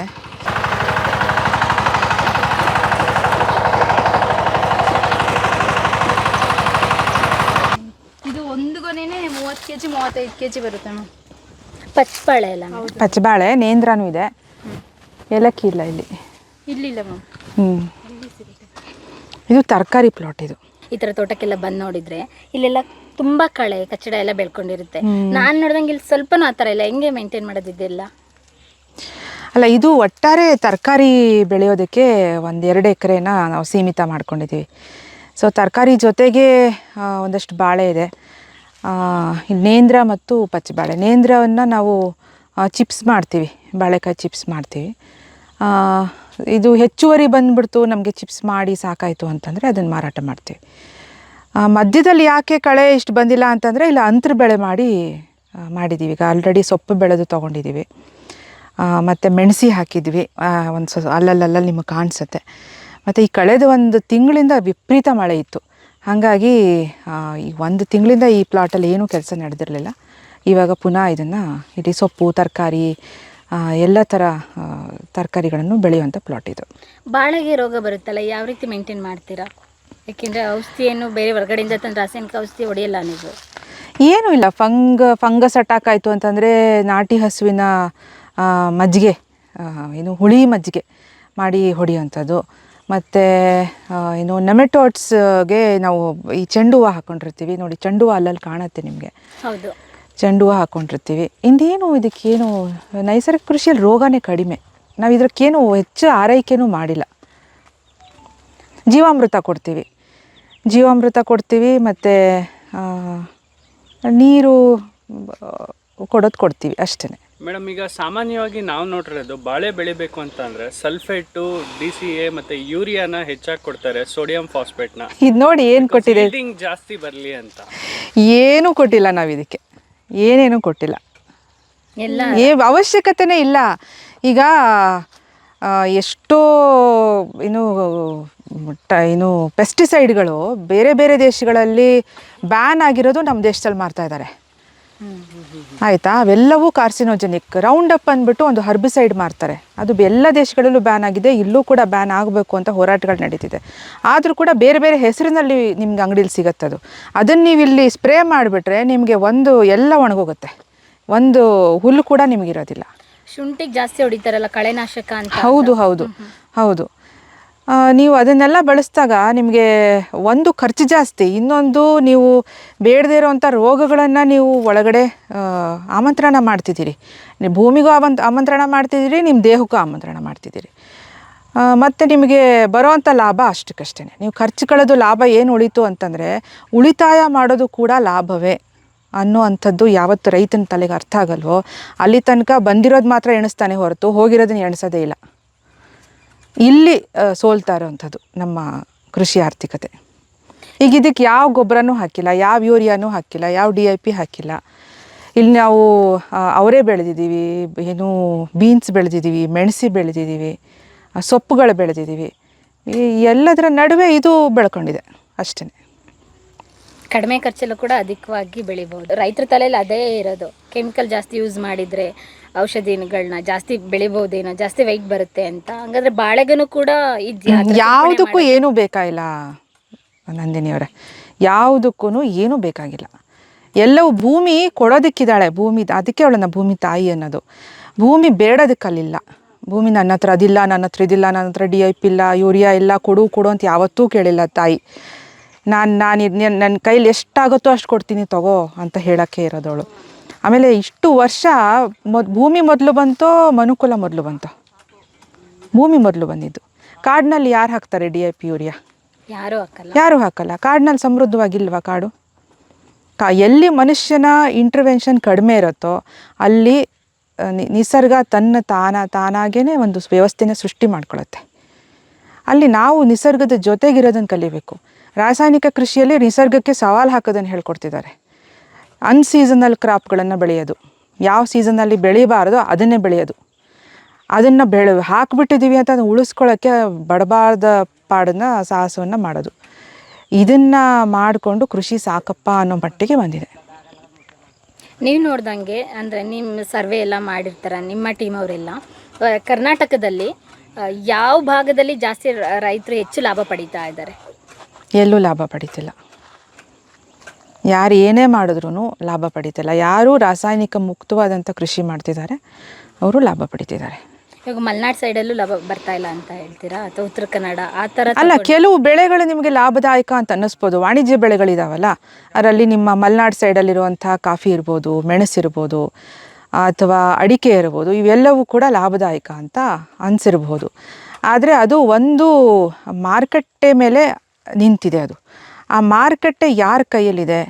ಈಗ ಕಾಫಿ ತುಂಬ ಒಳ್ಳೆ ಬೆಲೆ ಇತ್ತು, ಬ್ರೆಜಿಲ್ನಿಂದ ಕಾಫಿ ಬರೋಕ್ಕೆ ಶುರು ಆಯಿತು. ಕಾಳುಮೆಣಸು ವಿಯೆಟ್ನಾಮಿಂದ ಬರೋಕ್ಕೆ ಶುರು ಆಯಿತು. ಕಾಳುಮೆಣಸು ನನಗೆ ಗೊತ್ತಿರೋಗೆ 700-800 ರೂಪಾಯಿ ತನಕ ಹೋಗಿತ್ತು kg. ಇದ್ದಕ್ಕಿದ್ದಾಗೆ 300 ರೂಪಾಯಿಗೆ ಬಂದುಬಿಡ್ತು. ಆಯಿತಾ? ಯಾಕೆ ಅಂತಂದರೆ ಕಾಳುಮೆಣಸನ್ನು ಏಕಬೆಳೆ ಕೃಷಿ ಕಾಡು ಕಡಿದು ವಿಯೆಟ್ನಾಮಲ್ಲೆಲ್ಲ ಮಾಡ್ತಾಯಿದ್ದಾರೆ. ಏನೋ ಅಲ್ಲೇನು ಮರಕ್ಕೇನು ಹಬ್ಸಲ್ಲ, ಅದೇನೋ ಕೃತಕವಾಗಿ ಒಂದು ಹಬ್ಬಿಸ್ಕೊಂಡು ಮಾಡ್ತಿದ್ದಾರೆ. ಹೀಗೆ ಒಂದು ಅಂತಾರಾಷ್ಟ್ರೀಯ ಮಾರುಕಟ್ಟೆಯಲ್ಲಿ ಪೈಪೋಟಿಗೆ ನಿಂತಿರುವಂಥ ಬೆಳೆಗಳನ್ನು ನಂಬಿಕೊಂಡು ನಾವು ಬದುಕೋಕ್ಕಾಗಲ್ಲ. ಮೊನ್ನೆ ನಾನು ತುಮಕೂರು ಜಿಲ್ಲೆಗೆ ಹೋಗಿದ್ದೆ. ಅವ್ರು ಹೇಳ್ತಾಯಿದ್ರು, ರಾಗಿ ನಾಟಿ ಮಾಡ್ದಂಗೆ ಅಡಿಕೆ ನಾಟಿ ಮಾಡ್ತಾಯಿದ್ದಾರೆ. ಇವತ್ತು ಅಡಿಕೆಗೆ ಬೆಲೆ ಇರೋದು, ಇನ್ನು 10 ವರ್ಷಕ್ಕೆ ಅಡಿಕೆ ಬೆಲೆ ಏನಾಗುತ್ತೋ? ಅಡಿಕೆ ಬೆಲೆ ಸಂಪೂರ್ಣ ಕುಸಿದು ಬಿಡ್ಬೋದು. ಅದು ಎಚ್ಚೆತ್ಕೊಂಡಿರುವಂಥ ಮಲೆನಾಡಿನ ಬುದ್ಧಿವಂತ ರೈತರು ಏನು ಮಾಡ್ತಿದ್ದಾರೆ ಗೊತ್ತಾ? ಅಡಿಕೆ ಬೆಳೆಗಳ ಮಧ್ಯೆ ಈಗಾಗಲೇ ಜಾಯಿಕಾಯಿ, ಏಲಕ್ಕಿ ಇಂಥ ಬೆಳೆಗಳನ್ನು ಹಾಕೋದಕ್ಕೆ ಶುರು ಮಾಡಿದ್ದಾರೆ. ಯಾಕಂದರೆ ಅವ್ರಿಗೆ ಗೊತ್ತಾಗೋಗಿದೆ, ಓಹೋ ಅಡಿಕೆ ಬೆಲೆ ಹಿಂಗೆ ಮೇಲಕ್ಕೆ ಹೋದ್ಮೇಲೆ ಒಂದು ದಿವಸ ಕುಸಿಯೋದೇ ಇದು. ಅದು ಸರ್ಕಲ್ ಅಲ್ವಾ, ಅದೊಂದು ಒಂದು ಕಡೆ ಶುರು ಆದಮೇಲೆ ಅದು ವಾಪಸ್ ಅಲ್ಲಿಗೆ ಬರಲೇಬೇಕು. ಸೊ ಈಗ ತಕ್ಷಣಕ್ಕೆ ಈಗ ಕಬ್ಬು ಅತ್ಯಂತ ಏನು ಲಾಭದಾಯಕ ಬೆಳೆ ಅಂತ ಹೇಳಿ ಡ್ಯಾಮ್ಗಳನ್ನು ಕಟ್ಟಿ ಕಬ್ಬು ಏನು ಭತ್ತವನ್ನು ಬೆಳೆಸೋದಕ್ಕೆ ಹಸಿರು ಕ್ರಾಂತಿ ಹಸಿರು ಕ್ರಾಂತಿ ಅಂತ ಕರೆದು ಅದೆಲ್ಲ ಮಾಡಿದರು. ನಮ್ಮಲ್ಲಿ ಕನ್ನಂಬಾಡಿ ಕಟ್ಟೆ ಕಟ್ಟಿದ್ರು. ಮಂಡ್ಯ ಪೂರ್ತಿ ಕಬ್ಬು ಭತ್ತ. ಆದರೆ ಅಲ್ಲಿ ಎಷ್ಟು ಆತ್ಮಹತ್ಯೆಗಳಾಗಿದ್ದಾವೆ, ಸಾಲದ ಬಾಧೆ ಎಷ್ಟು ಹೆಚ್ಚಾಗಿದೆ. 4,500 ರೂಪಾಯಿ ಟನ್ನು ಕೊಡಬೇಕು ಅನ್ನೋವಂಥ ಹೋರಾಟಗಳಿಗೆ ನಡೀತಾ ಇದೆ. ಆದರೆ ಕಬ್ಬು ಬೆಳೆಯುವಂಥ ವಾಣಿಜ್ಯ ಬೆಳೆಯನ್ನು ಬೆಳೆಯುವಂಥ ರೈತರು ಕೂಡ ದೊಡ್ಡ ದೊಡ್ಡ ಮನೆಗಳನ್ನು ಕಟ್ಕೊಂಡಿದ್ದಾರೆ, ಆದರೆ ಸಾಲಗಾರರಾಗಿದ್ದಾರೆ. ಹೌದು. ಆಯಿತಾ. ಮತ್ತು ಕಾಫಿ ಕೂಡ ತಾವು ಯಾರೂ ಈಗ ಮೊನ್ನೆ ಕೊಡಗಿಗೆ ಹೋದಾಗ ಅವ್ರು ಯಾರು ರೈತರು ಅಂತ ಕರ್ಕೋತಿರ್ಲಿಲ್ಲ ಅವ್ರನ್ನವರು, ನಾವು ಎಸ್ಟೇಟ್ ಓನರ್ಸ್ ಅನ್ನೋರು. ಆದರೆ ಇವತ್ತು ಎಲ್ಲರೂ ಕೂಡ ನಾವು ರೈತರು ಅಂತ ಹೇಳೋ ಮಟ್ಟಕ್ಕೆ ಬಂದಿದೆ. ಯಾಕಂದರೆ ಕಾಫಿ ಬೆಲೆನೂ ಕುಸ್ತೋಗಿದೆ. ನಾವು ಏನಾದರೂ ಮಾರ್ಕೆಟಲ್ಲಿ ಏನಾದರೂ ತೊಗೋಬೇಕು ಅಂದರೆ ಅಷ್ಟು ಕಡಿಮೆ ಬೆಲೆಗೆ ಏನು ಸಿಗೋದೇ ಇಲ್ಲ. ಕಾಫಿ ಪೌಡರ್ ಆಗಿರ್ಬೋದು, ಟೀ ಪುಡಿ ಆಗಿರ್ಬೋದು, ಅಥವಾ ಏನೊಂದು ತರಕಾರಿನೇ ಆಗಿರ್ಬೋದು, ಅಷ್ಟು ಕಡಿಮೆ ಬೆಲೆಗೆ ಸಿಗೋದೇ ಇಲ್ಲ. ರೈತ ಮಾರಬೇಕಾದ್ರೆ ಕಡಿಮೆ ಬೆಲೆಗೆ ಮಾರ್ತಾರೆ. ಹೌದು. ಮಧ್ಯದಲ್ಲಿ ಎಷ್ಟು ಕೈಗಳು ಬದಲಾವಣೆ ಆಗಿರ್ತವೆ. ಈಗ ಪ್ರಾಸೆಸಿಂಗ್ ಕೊಂಡ್ಕೊಳ್ಳೋನೊಬ್ಬ, ಅದಾದಮೇಲೆ ಪ್ರಾಸೆಸಿಂಗ್ ಹೋಗುತ್ತೆ. ಆ ಪ್ರಾಸೆಸಿಂಗಿಂದ ಪ್ಯಾಕೇಜಿಂಗು ಮತ್ತು ಮಾರ್ಕೆಟಿಗೆ ಬರೋ ತನಕ ಪ್ರತಿಯೊಬ್ಬರು ಅವರವರ ಶೇರ್ ಇಟ್ಕೊಂಡು ಕೊನೆಗೆ MRP ಫಿಕ್ಸ್ ಮಾಡೋವಂಥದ್ದು. ರೈತ ಕಷ್ಟಪಟ್ಟು 1 ವರ್ಷ ಬೆಳೆದಿರ್ತಾನೆ, ಆದರೆ ಅವನಿಗೆ ಸಿಕ್ಕುವಂಥದ್ದು ಒಂದು ಕ್ಷುಲ್ಲಕವಾದಂಥ ಹಣ ಮಾತ್ರ. ಅದು ಲಾಸ್ ಆಗುತ್ತೆ. ಹೌದೌದು. ಖರ್ಚೇ ಬರಲ್ಲ ಅಂದಮೇಲೆ ಅವ್ನು ಸಾಲದಲ್ಲಿ ತಾನೇ ಸಿಕ್ಕಾಕೋತಾನೆ. ಸಾಲ ಮಾಡೇ ಪ್ರತಿ ಸಲ ಬಿತ್ತನೆ ಮಾಡಬೇಕಂದ್ರೂ ಸಾಲ ಮಾಡೇ ಬಿತ್ತನೆ ಮಾಡೋದು, ಪ್ರತಿ ಸಲ ನಾಟಿ ಮಾಡಬೇಕಂದ್ರೂ ಸಾಲ ಮಾಡೇ ಮಾಡೋದು. ಮತ್ತು ಆ ಮೇಂಟೆನೆನ್ಸಿಗೆ ಆಗೋ ಖರ್ಚುಗಳು. ಆಮೇಲೆ ಅವರೆಲ್ಲ ಟ್ಯೂನಪ್ ಆಗ್ಬಿಟ್ಟಿದ್ದಾರೆ, ಇದನ್ನೇ ಹೊಡಿಬೇಕು. ಅವರಿಗೆ ಈ ಬರೀ ಸಗಣಿ ಗಂಜಲದಲ್ಲಿ ಹಿಂಗೆಲ್ಲ ಬೆಳೆದಿದ್ದೀವಿ ಅಂತಂದರೆ ನಂಬೋದಿಲ್ಲ ಅವರು. ರಾತ್ರಿ ಇವರೇನೋ ಹಾಕ್ಬಿಡ್ತಾರೆ ಅಂತಲೇ ಮಾತಾಡ್ತಾರೆ. ನಾವು ಬೇಕಾದಷ್ಟು ನೈಸರ್ಗಿಕ ಕೃಷಿ ಮಾಡ್ತಿರೋಂಥ ರೈತರು ತೋಟಿಗಳಿಗೆ ಹೋದಾಗ ಪಕ್ಕದ ರೈತರು ಬಂದು ನಮ್ಗೆ ಹೇಳ್ತಾರೆ, ನೀವು ಯಾತಕ್ಕೆ ಬರ್ತೀರಿ, ರಾತ್ರಿ ಬಂದು ಅವ್ರು ಯೂರಿಯಾ ಹಾಕ್ಬಿಡ್ತಾರೆ ಅಂತ ಅವರೇ ಡಿಮೋಟಿವೇಟ್ ಮಾಡ್ತಾರೆ. ಈಗ ನಾನು ನಾರಾಯಣ ರೆಡ್ಡಿ ಅವ್ರಿಗೆ ಕೇಳಿದ್ದೆ, ನಮ್ಮ ಸಹಜ ಕೃಷಿ ಪಿತಾಮಹ ಅಂತ ಏನು ಕರೀತಾರೆ, ಸಾವಯವ ಕೃಷಿ ಪಿತಾಮಹ ಅಂತ, ಅವ್ರಿಂದ ಕೇಳಿದಾಗ, ಹೌದಮ್ಮ, ನಮ್ಮ ತೋಟಕ್ಕೂ ಕೊರಿಯಾಯಿಂದ ಬರ್ತಾರೆ, ಜಪಾನಿಂದ ಬರ್ತಾರೆ, ಜರ್ಮನಿಯಿಂದ ಬರ್ತಾರೆ, ನಮ್ಮ ಪಕ್ಕದ ತೋಟದವ್ನು ಬಂದು ನೋಡಲ್ಲ ನಮ್ಮ ತೋಟನ. ಯಾಕೆ ಅಂತಾರೆ, ಅಲ್ಲಿ ಏನೋ ಒಂದು ಏನೋ ಅಸೂಯೇನೋ ಇದೆ, ಅಥವಾ ಏನೋ ಅರ್ಥ ಆಗಲ್ಲ. ಮುಕ್ತವಾಗಿ ಯೋಚನೆ ಮಾಡೋದಂತ ಕಲಿಬೇಕು ರೈತ ಸಮೂಹ. ಮಲ್ಚಿಂಗ್ ಅಂತ ಹೇಳಿದ್ನಲ್ಲ, ಮಲ್ಚಿಂದ ಗೊಬ್ಬರ ರೀತಿ ಹಾಕೋದಂತ ಹೇಳಿದ್ರೆ ಇದು ಕಬ್ಬಿಂದು ತರ್ಗಿದು. ಅದನ್ನು ತಂದು ಇದ್ರ ಮೇಲೆ ಇದು ಮಾಡಿರೋದು, ಹಾಸಿರೋದು. ಹೊದಿಕೆ, ಬೇಸಿಕಲಿ ಮಲ್ಚಿಂಗ್ ಅಂದರೆ ಹೊದಿಕೆ. ಹಾಂ, ಯಾಕೆಂದರೆ ಭೂಮಿಯನ್ನು ನೀವು ಫಲವತ್ತು ಮಾಡಬೇಕು ಅನ್ನೋದಾದರೆ, ಭೂಮಿಗೆ ಏನೂ ಕೊಡಬಾರ್ದು ಅನ್ನೋದಾದರೆ ಅಲ್ಲಿ ಹ್ಯೂಮಸ್ನ ಕ್ರಿಯೇಟ್ ಮಾಡಬೇಕು. ಹ್ಯೂಮಸ್ ಆಗೋದು ಕಾರ್ಬನ್ ಮತ್ತು ನೈಟ್ರೋಜನಿಂದ. ಸೊ ಈ ಕಬ್ಬಿನ ತರಗು ಅಥವಾ ಏನೇ ತ್ಯಾಜ್ಯ, ಕೃಷಿ ತ್ಯಾಜ್ಯವನ್ನು ನಾವು ಭೂಮಿಗೆ ಸುಡ್ದೇನೆ ಇದನ್ನು ಸುಟ್ಟುಬಿಡ್ತಾರೆ. ಕಬ್ಬನ್ನು ಹಾರ್ವೆಸ್ಟ್ ಮಾಡಿದ ತಕ್ಷಣ ಸುಟ್ಟಾಕ್ಬಿಡ್ತಾರೆ. ಈಗ ನಾವು ಅಕ್ಕಪಕ್ಕ ಜಮೀನಲ್ಲಿ ತುಂಬ ಕಬ್ಬು ಬೆಳೀತಾರೆ, ನಾವು ಅಲ್ಲಿದೆಲ್ಲ ತಂದು ನಾವು ಇದನ್ನು ಸುಟ್ಟಾಕ್ಬೇಡಿ ಅಂತ ಅವ್ರಿಗೆ ಮುಂಚೆನೇ ಹೇಳಿ ಅದನ್ನು ಮಲ್ಚಿಗೆ ಬಳಸ್ತೀವಿ. ಹಿಂಗೆ ಮಾಡಿದಾಗ ನೋಡಿ, ನಿಮಗೆ ಇಲ್ಲಿ ಕಳೆ ಬರೋದಿಲ್ಲ. ಒಂದು ಕಳೆ ಅವಾಯ್ಡ್ ಆಗುತ್ತೆ, ಇನ್ನೊಂದು ಇದು ಗೊಬ್ಬರ ಆಗ್ತಾ ಹೋಗುತ್ತೆ, ಮೇಲಿನ ಮಣ್ಣು ಕೊಚ್ಚೋಗೋದಿಲ್ಲ, ಮತ್ತು ಒಳಗಡೆ ಎರೆಹುಳು ಮತ್ತು ಬೇರೆ ಬೇರೆ ಸೂಕ್ಷ್ಮಾಣು ಜೀವಿಗಳಿಗೆ ಪೂರಕವಾದಂಥ ವಾತಾವರಣ ಸೃಷ್ಟಿಯಾಗುತ್ತೆ, ತಂಪಾಗಿರುತ್ತೆ, ತೇವಾಂಶ ಹಿಡಿದಿಡುತ್ತೆ, ನೀರಿನ ಬಳಕೆ ಕಡಿಮೆ ಆಗುತ್ತೆ. ಮಲ್ಚಿಂಗ್ ಅನ್ನೋದು ಒಂದು ಜಾದೂ ಮಾಡೋ ಹಾಗಿದು. ಇದನ್ನು ಈ ಗುಟ್ಟನ್ನೊಂದು ಅರ್ಥ ಮಾಡ್ಕೊಂಬಿಟ್ರೆ ಕೃಷಿಯಲ್ಲಿ ನಿಮಗೆ ಕಳೆ ತೆಗೆಸೋ ಖರ್ಚು ಹೋಯಿತು, ನಿಮಗೆ ಗೊಬ್ಬರ ತಂದು ಟನ್ ಗೊಬ್ಬರಗಳನ್ನು ಸುರಿಯೋ ಖರ್ಚು ಹೋಯಿತು, ಆಮೇಲೆ ವಿಪರೀತ ನೀರು ಕೊಡುವಂಥ ಖರ್ಚು ಹೋಯಿತು. ಬೇಸಿಗೆಯಲ್ಲಂತೂ ಇದು ಮಿರಾಕಲ್ ಥರ ಕೆಲಸ ಮಾಡುತ್ತೆ. ಇವ್ರ ಹೆಸರು ಮುತ್ತಣ್ಣ ಅಂತ. ಇವರು ಟ್ರೈಬಲ್ ಕಮ್ಯುನಿಟಿ ಒಬ್ಬರು, ಸೋಲಿಗಾಸ್ ಜನಾಂಗದಲ್ಲಿ ಹುಟ್ಟಿ ಬೆಳೆದಿರೋಂಥ ಇವರು. ಇವಾಗ ಇಲ್ಲೇ ನೋಡ್ಕೊಂಡು ಇಲ್ಲೇ ಇದ್ದಾರೆ. ಅಮೃತ ಭೂಮಿಲೇ ನೋಡಿಕೊಂಡು ಮೋಸ್ಟ್ ಸೀನಿಯರ್ ಅಮೃತ ಭೂಮಿಗೆ ಅವರು.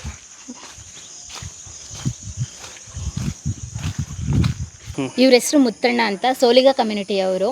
ಇವರು ಪ್ರೊಫೆಸರ್ ನಂಜುಂಡಸ್ವಾಮಿ ಸರ್ ಇದ್ರಲ್ಲ, ಅವಾಗ್ಲಿಂದ ಇಲ್ಲೇನೆ ಕೆಲಸ ಮಾಡ್ಕೊಂಡು ಬಂದಿದ್ದಾರೆ. ಚುಕ್ಕಿ ನಂಜುಂಡಸ್ವಾಮಿ ಬರೋಕ್ಕಿಂತ ಮುಂಚೆನೇ ಈ ಭೂಮಿಲಿ ಕೆಲಸ ಮಾಡಿದ್ದಾರೆ. ಇವ್ರಿಗೆ ಗೊತ್ತು ಇಂತಿಂಥ ಜಾಗ ಇಂತಿಂತೆಲ್ಲ ಇದೆ ಅಂತ. ಅಮೃತ ಭೂಮಿ ಫಸ್ಟ್ ಸ್ಟಾರ್ಟ್ ಮಾಡಿದಾಗ ಫಸ್ಟ್ ತೋಟ ಮಾಡಿದ್ದೆ ಇಲ್ಲಿ ಏನೇನು ಬೆಳೆದಿದ್ದಾರೆ ಅಂತ ಮುತ್ತಣ್ಣ ಅವರೇ ಎಕ್ಸ್ಪ್ಲೇನ್ ಮಾಡ್ತಾರೆ. ಇಲ್ಲಿ ಯಾವ್ಯಾವ್ದು ಬೆಳೆದಿದ್ದೇವೆ ಅಂತ ಹೇಳಿದ್ರೆ ಸ್ಟಾರ್ಟಿಂಗ್ ಬಾಳೆ ಪೂಜೆ ಬೆಳೆಯೋಕ್ಕಿಂತ ತೆಂಗು ಮತ್ತು ಮಾವು, ಹಲಸು, ಮತ್ತು ಕಾಫಿ, ಅಡಿಕೆ. ಹಾಂ, ಕಾಫಿ ಇದೆ ಮತ್ತು ಅಡಿಕೆ ಇದೆ. ಇದು ಅಡಿಕೆ ಇದೆ ಮೇಡಮ್, ಅಡಿಕೆ ಮತ್ತು ಮಾವು ಮತ್ತು ಸಪೋಟ, ಮತ್ತು ಇದು ನಿಂಬೆ ಇದೆ, ಮತ್ತು ಈ ಹಲಸು ಇದೆ. ಹಲಸಲ್ಲಿ ಸುಮಾರು ಒಂದು 5-6 ವೆರೈಟಿ ಇದೆ. 6 ವೆರೈಟಿ ಮತ್ತು ಸಪೋಟ ಹೇಳಿದೆ. ಮತ್ತು ಇಷ್ಟೆಲ್ಲ ನಮ್ಮ ಹತ್ರ ಇದೆ. ಮತ್ತು ಈ ಕಾಡು ಇದು ಶುಂಠಿ ಇದೆ, ಮತ್ತು ಕಾಡು ಮತ್ತು ಅರಸಿನ ಇದೆ. ಇದರಲ್ಲಿ ನಾನು ತುಂಬ ಇದು ಸುಮ್ಮನೆ 2004ರಿಂದ ನಾನು ಇದನ್ನು ಸ್ಟಾರ್ಟ್ ಮಾಡಿದೆ. 2004ರಲ್ಲಿ ಸ್ಟಾರ್ಟ್ ಮಾಡಿ ವಾರ್ಷಿಕ ಆದಾಯ ಒಂದು ಹೋದರೆ ಒಂದು ಬರ್ತಾ ಇರುತ್ತೆ. ಇದರಲ್ಲಿ ಮಾವು ಹೋದರೆ ಹಲಸು ಬರುತ್ತೆ, ಹಲಸು ಹೋದರೆ ಮಾವು ಬರುತ್ತೆ. ಮತ್ತು ಕಿತ್ತಲೆ ಇದೆ, ಮೋಸಂಬೆ, ಕಿತ್ತಲೆ ಹೋದರೆ ಮೋಸಂಬೆ ಬರ್ತಾ ಇರುತ್ತೆ ವಾರ್ಷಿಕ ಆದಾಯದಲ್ಲಿ. ಮತ್ತು ಕಾಪಿಲಿ ವರ್ಷದಲ್ಲಿ ಒಂದು ಬೆಳೆ ಬರುತ್ತೆ. ನಮ್ಗೆ ಕಾಪಿ ತಗೋತಾ ಇರ್ತೀನಿ. ಆಮೇಲೆ ಅಡಿಕೆಯಲ್ಲಿ ಒಂದು ವರ್ಷದಲ್ಲಿ 2 ಬೆಳೆಯಲ್ಲಿ 6 ತಿಂಗಳಿಗೊಂದು ಬೆಳೆ ಇರುತ್ತೆ. ಆ ಬೆಳೆಯಲ್ಲಿ 6 ತಿಂಗಳ ಬೆಳೆ ಒಂದು ಬೆಳೆ ತಗೊಂಡು ಇನ್ನು ನೆಕ್ಸ್ಟ್ ಇಯರ್ ಇನ್ನು 6 ತಿಂಗಳಿಗೊಂದು ಬೆಳೆ ಮಾಡ್ಕೋತೀವಿ ಅದರಲ್ಲಿ. ಮತ್ತು ಮಾವು ವರ್ಷಕ್ಕೊಂದು ಬೆಳೆ, ಅದು ವರ್ಷದಲ್ಲಿ ಒಂದು ಬೆಳೆ ಇದು ಮಾಡ್ಕೋತೀವಿ ಅದರಲ್ಲಿ. ಮತ್ತು ಕಿತ್ತಲೆ ಆರೆಂಜ್ ಇದೆ. ಅದು ಈ ಟೈಮಲ್ಲಿ ಆರೆಂಜ್ ಇದೆ. ಇನ್ನೊಂದು 2 ತಿಂಗಳು ಬೇಕು ಆರೆಂಜ್ ಬರಬೇಕಾದ್ರೆ. ಆರೆಂಜ್ ತಗೋತೀವಿ. ಮತ್ತು ಇದು ಹಲಸು ಇವಾಗ ಹಣ್ಣಾಗಿದೆ. ಅದು ವರ್ಷದಲ್ಲಿ 2 ಬೀಡು ಬಿಡುತ್ತೆ. ಇವಾಗ ಒಂದು ಇದಾಗಿದೆ. ಅದು ಇವಾಗ ಒಂದು ಸರಿ ಮುಗಿಸ್ತೀವಿ, ನೆಕ್ಸ್ಟ್ ಇಯರ್ ಇನ್ನೊಂದು 3-6 ತಿಂಗಳಿಗೊಂದು ಸರಿ ನೆಕ್ಸ್ಟ್ ಇಯರ್ ಇದು ಮಾಡ್ತೀವಿ. ವರ್ಷದಲ್ಲಿ ಅದು 2 ಬೆಳೆ ಬರುತ್ತೆ ನಮಗೆ. ಮತ್ತು ಇದು ಸಪೋಟ ವರ್ಷದಲ್ಲಿ ಒಂದು ಬಾರಿಲಿ ಬರುತ್ತಾ ಇರ್ತಾರೆ, ತೆಗಿತಾ ಇರ್ತೀವಿ. ಮತ್ತು ನೆಲ್ಲಿ ಇದೆ, ನೆಲ್ಲಿ ಮರ ವರ್ಷದಲ್ಲಿ ಒಂದು ಬಾರಿ ವರ್ಷದಲ್ಲಿ ಅದೊಂದು ಸರಿ ತಗೋತೀವಿ ಅದನ್ನು. ಅದಾದಮೇಲೆ ಬಾಳೆ ಇದೆ. ಬಾಳೆ 8 ವರ್ಷ ಆಯಿತು ಬಾಳೆ ಹಾಕಿ. 8 ವರ್ಷದಿಂದ ಅದನ್ನೇ ಕಟ್ ಮಾಡ್ತಾಯಿರ್ತೀವಿ. ಅದನ್ನೇ ಮುಂದಕ್ಕೆ ಬೆಳೆ ತೆಗಿತಾ ಇರ್ತೀನಿ. ಅದರಲ್ಲಿ ಇಲ್ಲಿ ಮತ್ತು ನಾನು ಗೊಬ್ಬರ ಹಾಕಲ್ಲ, ಮತ್ತು ಜೀವಾಮೃತ ಹಾಕಲ್ಲ, ಏನೂ ಆಗ್ತಾಯಿಲ್ಲ. ಕಾಡಿಂದು ವ್ಯವಸಾಯ ಅಂತ ಮಾಡ್ತಾ ಇರೋದಿಲ್ಲಿ. ಅದರಲ್ಲಿ ನನಗೆ ಇದು ಆದಾಯ. ಮತ್ತು ನನಗೆ ಏನಾಗುತ್ತೆ, ಒಂದು 6 ತಿಂಗಳಿಗೆ 3 ತಿಂಗಳಿಗೆ ಒಂದೊಂದು ಸರಿ ನಾನು ಗೊನೆ 10 kg 12 kg 15 kg ಹಿಂಗೆಲ್ಲ ಬರ್ತಾಯಿರುತ್ತೆ. ಅಲ್ಲಿ ನಾನೇನು ಆದಾಯ ಮಾಡಿರೋದಿಲ್ಲ, ಹಾಕಿರೋದಿಲ್ಲ. ಅಲ್ಲಿ ಗೊಬ್ಬರ ಹಾಕಲ್ಲ, ಜೀವಾಮೃತ ಹಾಕಲ್ಲ, ಫೇರ್ ಮಾಡಲ್ಲ, ಏನೂ ಮಾಡ್ತಾಯಿಲ್ಲ. ಇದೆಲ್ಲ ಮಾಡ್ತಾ ಇರ್ತೀನಿ. ಇದೆಲ್ಲ ಮಾಡಿ ನಾನು ಆದಾಯನ ಇಷ್ಟೆಲ್ಲ ಗಳಿಸ್ತಾ ಇದ್ದೀನಿ. ನಾವು ಇಲ್ಲಿ ನಾನು 2004ರಲ್ಲಿ ತೋಟ ನಾನು ಇದು ಮಾಡಿದ್ದು ಮೇಡಮ್. 2004ರಿಂದಾಗಿ ಪ್ರೊಫೆಸರ್ ಅವ್ರ ಜೊತೆಗೆ ನಾನು ಇದ್ದಿದ್ದು ತುಂಬ. ನಾನು 98ನೇ ಇಸ್ವಿಂದು ಅವ್ರ ಜೊತೆಗೆ ನಾನು ಒಡನಾಡಿದೆ. ನಾನು ಅವ್ರಿಗೂ ಮೇಡಮ್ ಅವರು ಆವಾಗ ಚಿಕ್ಕವರು. ಆವಾಗ ಅವರು ಇಲ್ಲ, ನಾನೇ ಅವ್ರ ಜೊತೆಗೆ ಅವ್ರ ಮಗನಾಗಿ ನಾನು ಇದ್ದು, ಅವ್ರ ಜೊತೆಗೆ ಅವ್ರು ಬಂದಾಗಿ ನಾನು ಇದ್ದು ಇಲ್ಲಿ ನಾನು ಕೆಲಸನೇ ನಾನೇ ಹೋಗ್ತಿದ್ದೆ ಮೇಡಮ್. ಪ್ರೊಫೆಸರ್ ಅವರು ಒಂದು 6 ತಿಂಗಳಿಗೆ 3 ತಿಂಗಳಿಗೆ ಬರ್ತಾಯಿದ್ರು, ಹೋಗ್ತಾಯಿದ್ರು. ಇಲ್ಲಿ ಏನಿದೆ ಅಂತ ನಿಮ್ಮದೇ, ನಂದಲ್ಲ, ಎಲ್ಲಂದು ನಿಮಗೆ ಸೇರಿದ್ದು, ನಂದಲ್ಲ ಮುತ್ತು ಅಂತ ಅವ್ರು ಹೇಳಿ ಹೋಗೋದು. ನನಗೇನು ಗೊತ್ತಿರುತ್ತೆ ನಾನೆಲ್ಲ ಇಲ್ಲಿ ಹೋಗ್ತಾಯಿದ್ದೆ ಮೇಡಮ್. ಹೋಗಿ ಅವರು 2004ರಲ್ಲಿ ಪಾಪ ಅವರು ನಿಧಾನಗೊಂಡ್ರು ಪಾಪ. ಆವಾಗೇನಾಯಿತು, ಆವಾಗ ಎಲ್ಲ ಸ್ಟಾಪ್ ಆಯಿತು ಮೇಡಮ್. ಸ್ವಲ್ಪ ಸ್ಟಾಪ್ ಆಮೇಲೆ ಮೇಡಮ್ ಅವರು 2008ಕ್ಕೆ ಬಂದರು ಮೇಡಮ್. 2008ಕ್ಕೆ ಬಂದು ಆಮೇಲೆ ಇದೆಲ್ಲ 4 ವರ್ಷ ನಿಂತೋಗಿ. 4 ವರ್ಷ ನಿಂತೋಗಿತ್ತು ಮೇಡಮ್. ಮತ್ತು ಇಷ್ಟೇನೇ ಇಲ್ಲ ಮೇಡಮ್. 2010ರಲ್ಲಿ ನಾವು ಈ ಡೆವಲಪ್ಮೆಂಟ್ ಮಾಡೋಕ್ಕೆ ಸ್ಟಾರ್ಟ್ ಮಾಡಿದ್ದು ಮೇಡಮ್. 2010ರಲ್ಲಿ ಇದು ನೋಡೋಣ ಅಂತ ನಮ್ಮ ಇದರಿಂದ ನಾನು ಇದು ಮಾಡಿದ್ದು ಮೇಡಮ್. ಹೆಂಗೆ ಬರುತ್ತೆ, ಹೆಂಗಾಗುತ್ತೆ ತೋಟ ಮಾಡಿದ್ರೆ. ಇದು ಕಾಡಿದ್ರಂತೆ ಮಾಡಬೇಕು. ನಾನು ಬೇರೆ ವ್ಯವಸಾಯದಲ್ಲಿ ಏನೂ ಮಾಡಬಾರ್ದು, ಬರೀ ಶೂನ್ಯ ಬಂಡವಾಳ, ಖರ್ಚಿಲ್ಲದೆ ನಾನು ವ್ಯವಹಾರ ಮಾಡಬೇಕಾಗಂತ ಇದೊಂದು ಐಡಿಯಾ ಮಾಡಿದೆ ಮೇಡಮ್. ಅವಾಗ ನಿಮಗೆ ಐಡಿಯಾ ಹೇಗೆ ಬಂತು? ಆ ಐಡಿಯಾನ ನಮ್ಮಿಂದ ನಾವು ಕಾಡಲ್ಲಿ ಇದ್ದವರಲ್ಲ ಮೇಡಮ್. ಅಲ್ಲಿ ಏನು ಮಾಡ್ತಾಯಿದ್ದೆ, ಏನು ಬಿಡ್ತಿದ್ದೆ, ಒಂಚೂರು ಐಡಿಯಾಗಳಿತ್ತು ಮೇಡಮ್. ಕಾಡಲ್ಲಿದ್ದು ನಾವು ಕಾಡಲ್ಲಿ ಬೆಳೆದಿದ್ದೀವಿ ಮೇಡಮ್. ಆ ಬೆಳೆದಿರಿದಲ್ಲಿ ಆ ಐಡಿಯಾ ತಿಳ್ಕೊಂಡು ಇಲ್ಲಿ ಮಾಡೋಣ ಅಂತ ಮಾಡಿದೆ ಮೇಡಮ್. ಪರವಾಗಿಲ್ಲ ಮೇಡಮ್. ಅಲ್ಲಿ ಏನು ಮಾಡ್ತಾಯಿದ್ದಾನೋ, ಕಾಡಲ್ಲಿ ಏನು ಮಾಡಿದ್ನೋ, ಆಡಿಲಿ ಇದ್ದು ನಾನು ಏನು ಮಾಡಿದ್ನೋ ಆಡಿಯ ಪ್ರಕಾರನೇ ನಾನು ಇಲ್ಲಿ ಇದೆಲ್ಲ ನಂಗೊಂದು ಸ್ವಲ್ಪ ತಲೆ ಬಂತು ಮೇಡಮ್. ಅವಾಗ ನಂಗೆ ಬುದ್ಧಿ ಬಂತು, ಹಿಂಗೆ ಮಾಡಿದ್ರೆ ಹಿಂಗೆ ಆಯ್ತಿತ್ತು. ಹಿಂದೆ ನಾನು ಏನು ಮಾಡಿದ್ದಾನೋ ಅದೇ ಇದು ಮಾಡಿದಾಗ ನೋಡಿ ಈ ರೀತಿ ಎಲ್ಲ ಬಂದಿತ್ತು. ಇದು ಐಡಿಯಾ ಪಕ್ಕ ಸರಿ ಇದೆ ಅಂತ ನಾನು ಇದನ್ನೇ ಸ್ಟಾರ್ಟ್ ಮಾಡಿದೆ ಮೇಡಮ್. ಆಮೇಲೆ ಪರವಾಗಿಲ್ಲ, ಆಮೇಲೆ ಸ್ಟಾರ್ಟ್ ಮಾಡಿ ಬೆಳೆ ಬಂದದ್ದೆಲ್ಲ ಹೊರಗಡೆ ಎಲ್ಲ ಕಳಿಸ್ತಾ ಇದ್ದೆ ಮೇಡಮ್. ಕಳಿಸಿ ಏನು ಆದಾಯ ಬರುತ್ತೋ ಅದರಲ್ಲಿ ಸ್ವಲ್ಪ ಆದಾಯದಲ್ಲಿ ಇದು ಮಾಡಿಕೊಂಡು ಹೋಗ್ತಾಯಿದ್ದೆ ಮೇಡಮ್. ನನ್ನ ಹೆಸರು ಸರೋಜಮ್ಮ ಅಂತ. ನಾನು ಅಮೃತ ಭೂಮಿ ಸುಸ್ಥಿರ ಕೇಂದ್ರದಲ್ಲಿ ವ್ಯಾಲಿಡೇಷನ್ ಇನ್ಚಾರ್ಜಾಗಿ ಕೆಲಸ ಮಾಡ್ತಾಯಿದ್ದೀನಿ. ಇಲ್ಲಿ ಕಾನ್ಸೆಪ್ಟ್ ಬಂದ್ಬಿಟ್ಟು ಕೃಷಿ ಭೂಮಿ ಇದರಿಂದ ಬೆಳೆದಂಥ ಸಾವಯವ ಪದಾರ್ಥಗಳನ್ನೇ ವ್ಯಾಲಿಡೇಟ್ ಮಾಡಿ ಅದನ್ನು ಈ ಥರ ಪ್ರಾಡಕ್ಟೆಲ್ಲ ಮಾಡಿ ಜನಗಳಿಗೆ ತಲುಪಿಸೋ ಅಂಥದ್ದು. ಯಾಕಂದರೆ ಇವಾಗ ಎಲ್ಲ ಫುಡ್ಡು ಕೆಮಿಕಲ್ ಯುಕ್ತ ಆಗಿದೆ. ಅದರಿಂದ ನಾವು ಸಾವಯವ ಪದಾರ್ಥಗಳಿಂದ ಒಳ್ಳೆಯ ಫುಡ್ಡನ್ನು ಜನಗಳಿಗೆ ತಲುಪಿಸ್ಬೇಕು ಅನ್ನೋಂಥದ್ದು ಇದರ ಉದ್ದೇಶ. ಇದ್ರ ಜೊತೆಗೆ ಒಂದು 10 ಜನ ಹೆಣ್ಮಕ್ಳಿಗೆ ಇಲ್ಲಿ ಕೆಲಸನೂ ಕೊಡಬೇಕು ಅನ್ನೋ ಉದ್ದೇಶ ನಮ್ಮ ಚುಕ್ಕಿ ನಂಜುಂಡಸ್ವಾಮಿ ಅವರಿಗೆ ಇದೆ. ಅದ್ರ ಜೊತೆ ನಾನು ಈ ಕೆಲಸದಲ್ಲಿ ಕೈ ಜೋಡಿಸಿದ್ದೀನಿ. ಇಲ್ಲಿ ಬಂದು ಯಾವ್ಯಾವ ಪ್ರಾಡಕ್ಟ್ ಇದೆ ಅಂದರೆ ಸಾವಯವ ಅರಿಶಿನ ಪುಡಿ, ಇದು ಸಾವಯವ ಅರಿಶಿನ ಪುಡಿ. ಇದ್ರ ಬೆಳೆ ಕೂಡ ಅರಿಶಿನ ಕೂಡ ಸಾವಯವ ವಿಧಾನದಲ್ಲೇ ಬೆಳೆದು ಇದನ್ನು ಪೌಡ್ರ್ ಮಾಡಿ ನಾವು ಜನಗಳಿಗೆ ತಲುಪಿಸ್ತಾ ಇದ್ದೀವಿ. ಇದಕ್ಕೆ ತುಂಬ ಬೇಡಿಕೆ ಇದೆ ಇಲ್ಲಿ. ಜೊತೆಗೆ ಇದು ಹಾಲು ಅರಿಶಿನ ಅಂತ ಹೇಳ್ಬಿಟ್ಟು ಇದನ್ನು 1 ಲೋಟ ಹಾಲಿಗೆ ಅರಿಶಿನ ಮತ್ತು ಮೆಣಸು ಇದೆಲ್ಲ ಹಾಕಿ ಕುಡಿಯೋಂಥದ್ದಿರುತ್ತೆ. ನಾವು ಅದಕ್ಕೇ ಅರಿಶಿನ, ಮೆಣಸು ಮತ್ತು ತುಳಸಿ, ಏಲಕ್ಕಿ ಎಲ್ಲವನ್ನು ಸಮ ಪ್ರಮಾಣದಲ್ಲಿ ಮಿಕ್ಸ್ ಮಾಡಿ ಇದನ್ನು ಕೊಡ್ತೀವಿ. ಇದು 50 ಗ್ರಾಮ್ ಬಂದ್ಬಿಟ್ಟು 50 ರೂಪಾಯಿ ಬರುತ್ತೆ. ಇದನ್ನು ಒಂದು ಲೋಟ ಹಾಲಿಗೆ 1 ಚಿಟಿಕೆ ಅರಿಶಿನ ಹಾಕಿ ದಿನ ಕುಡಿಯೋಂಥದ್ದು. ಇದರಲ್ಲಿ ರೋಗ ನಿರೋಧಕ ಶಕ್ತಿ ಜಾಸ್ತಿ ಆಗುತ್ತೆ. ಜೊತೆಗೆ ಇದು ಅಗಸೆ ಬೀಜದ ಉರಿಗಾಳು ಅಂತ. ಇದನ್ನು ಅಗಸೆ ಬೀಜನ ಹುರಿದು ಉರಿಗಾಳು ರೂಪದಲ್ಲಿ ಕೊಡ್ತೀವಿ. ಇದು ವೆಯ್ಟ್ ಲಾಸ್ಗೆ ಮತ್ತು ಕೂದಲು ಬೆಳವಣಿಗೆಗೆ ಸಹಕಾರಿಯಾಗಿರುತ್ತೆ. ಇದು ಕೂಡ ಸಾವಯವ ಉತ್ಪನ್ನ. ಜೊತೆಗೆ ಅಗಸೆ ಬೀಜದ ಚಟ್ನಿ ಪುಡಿ ಇದೆ.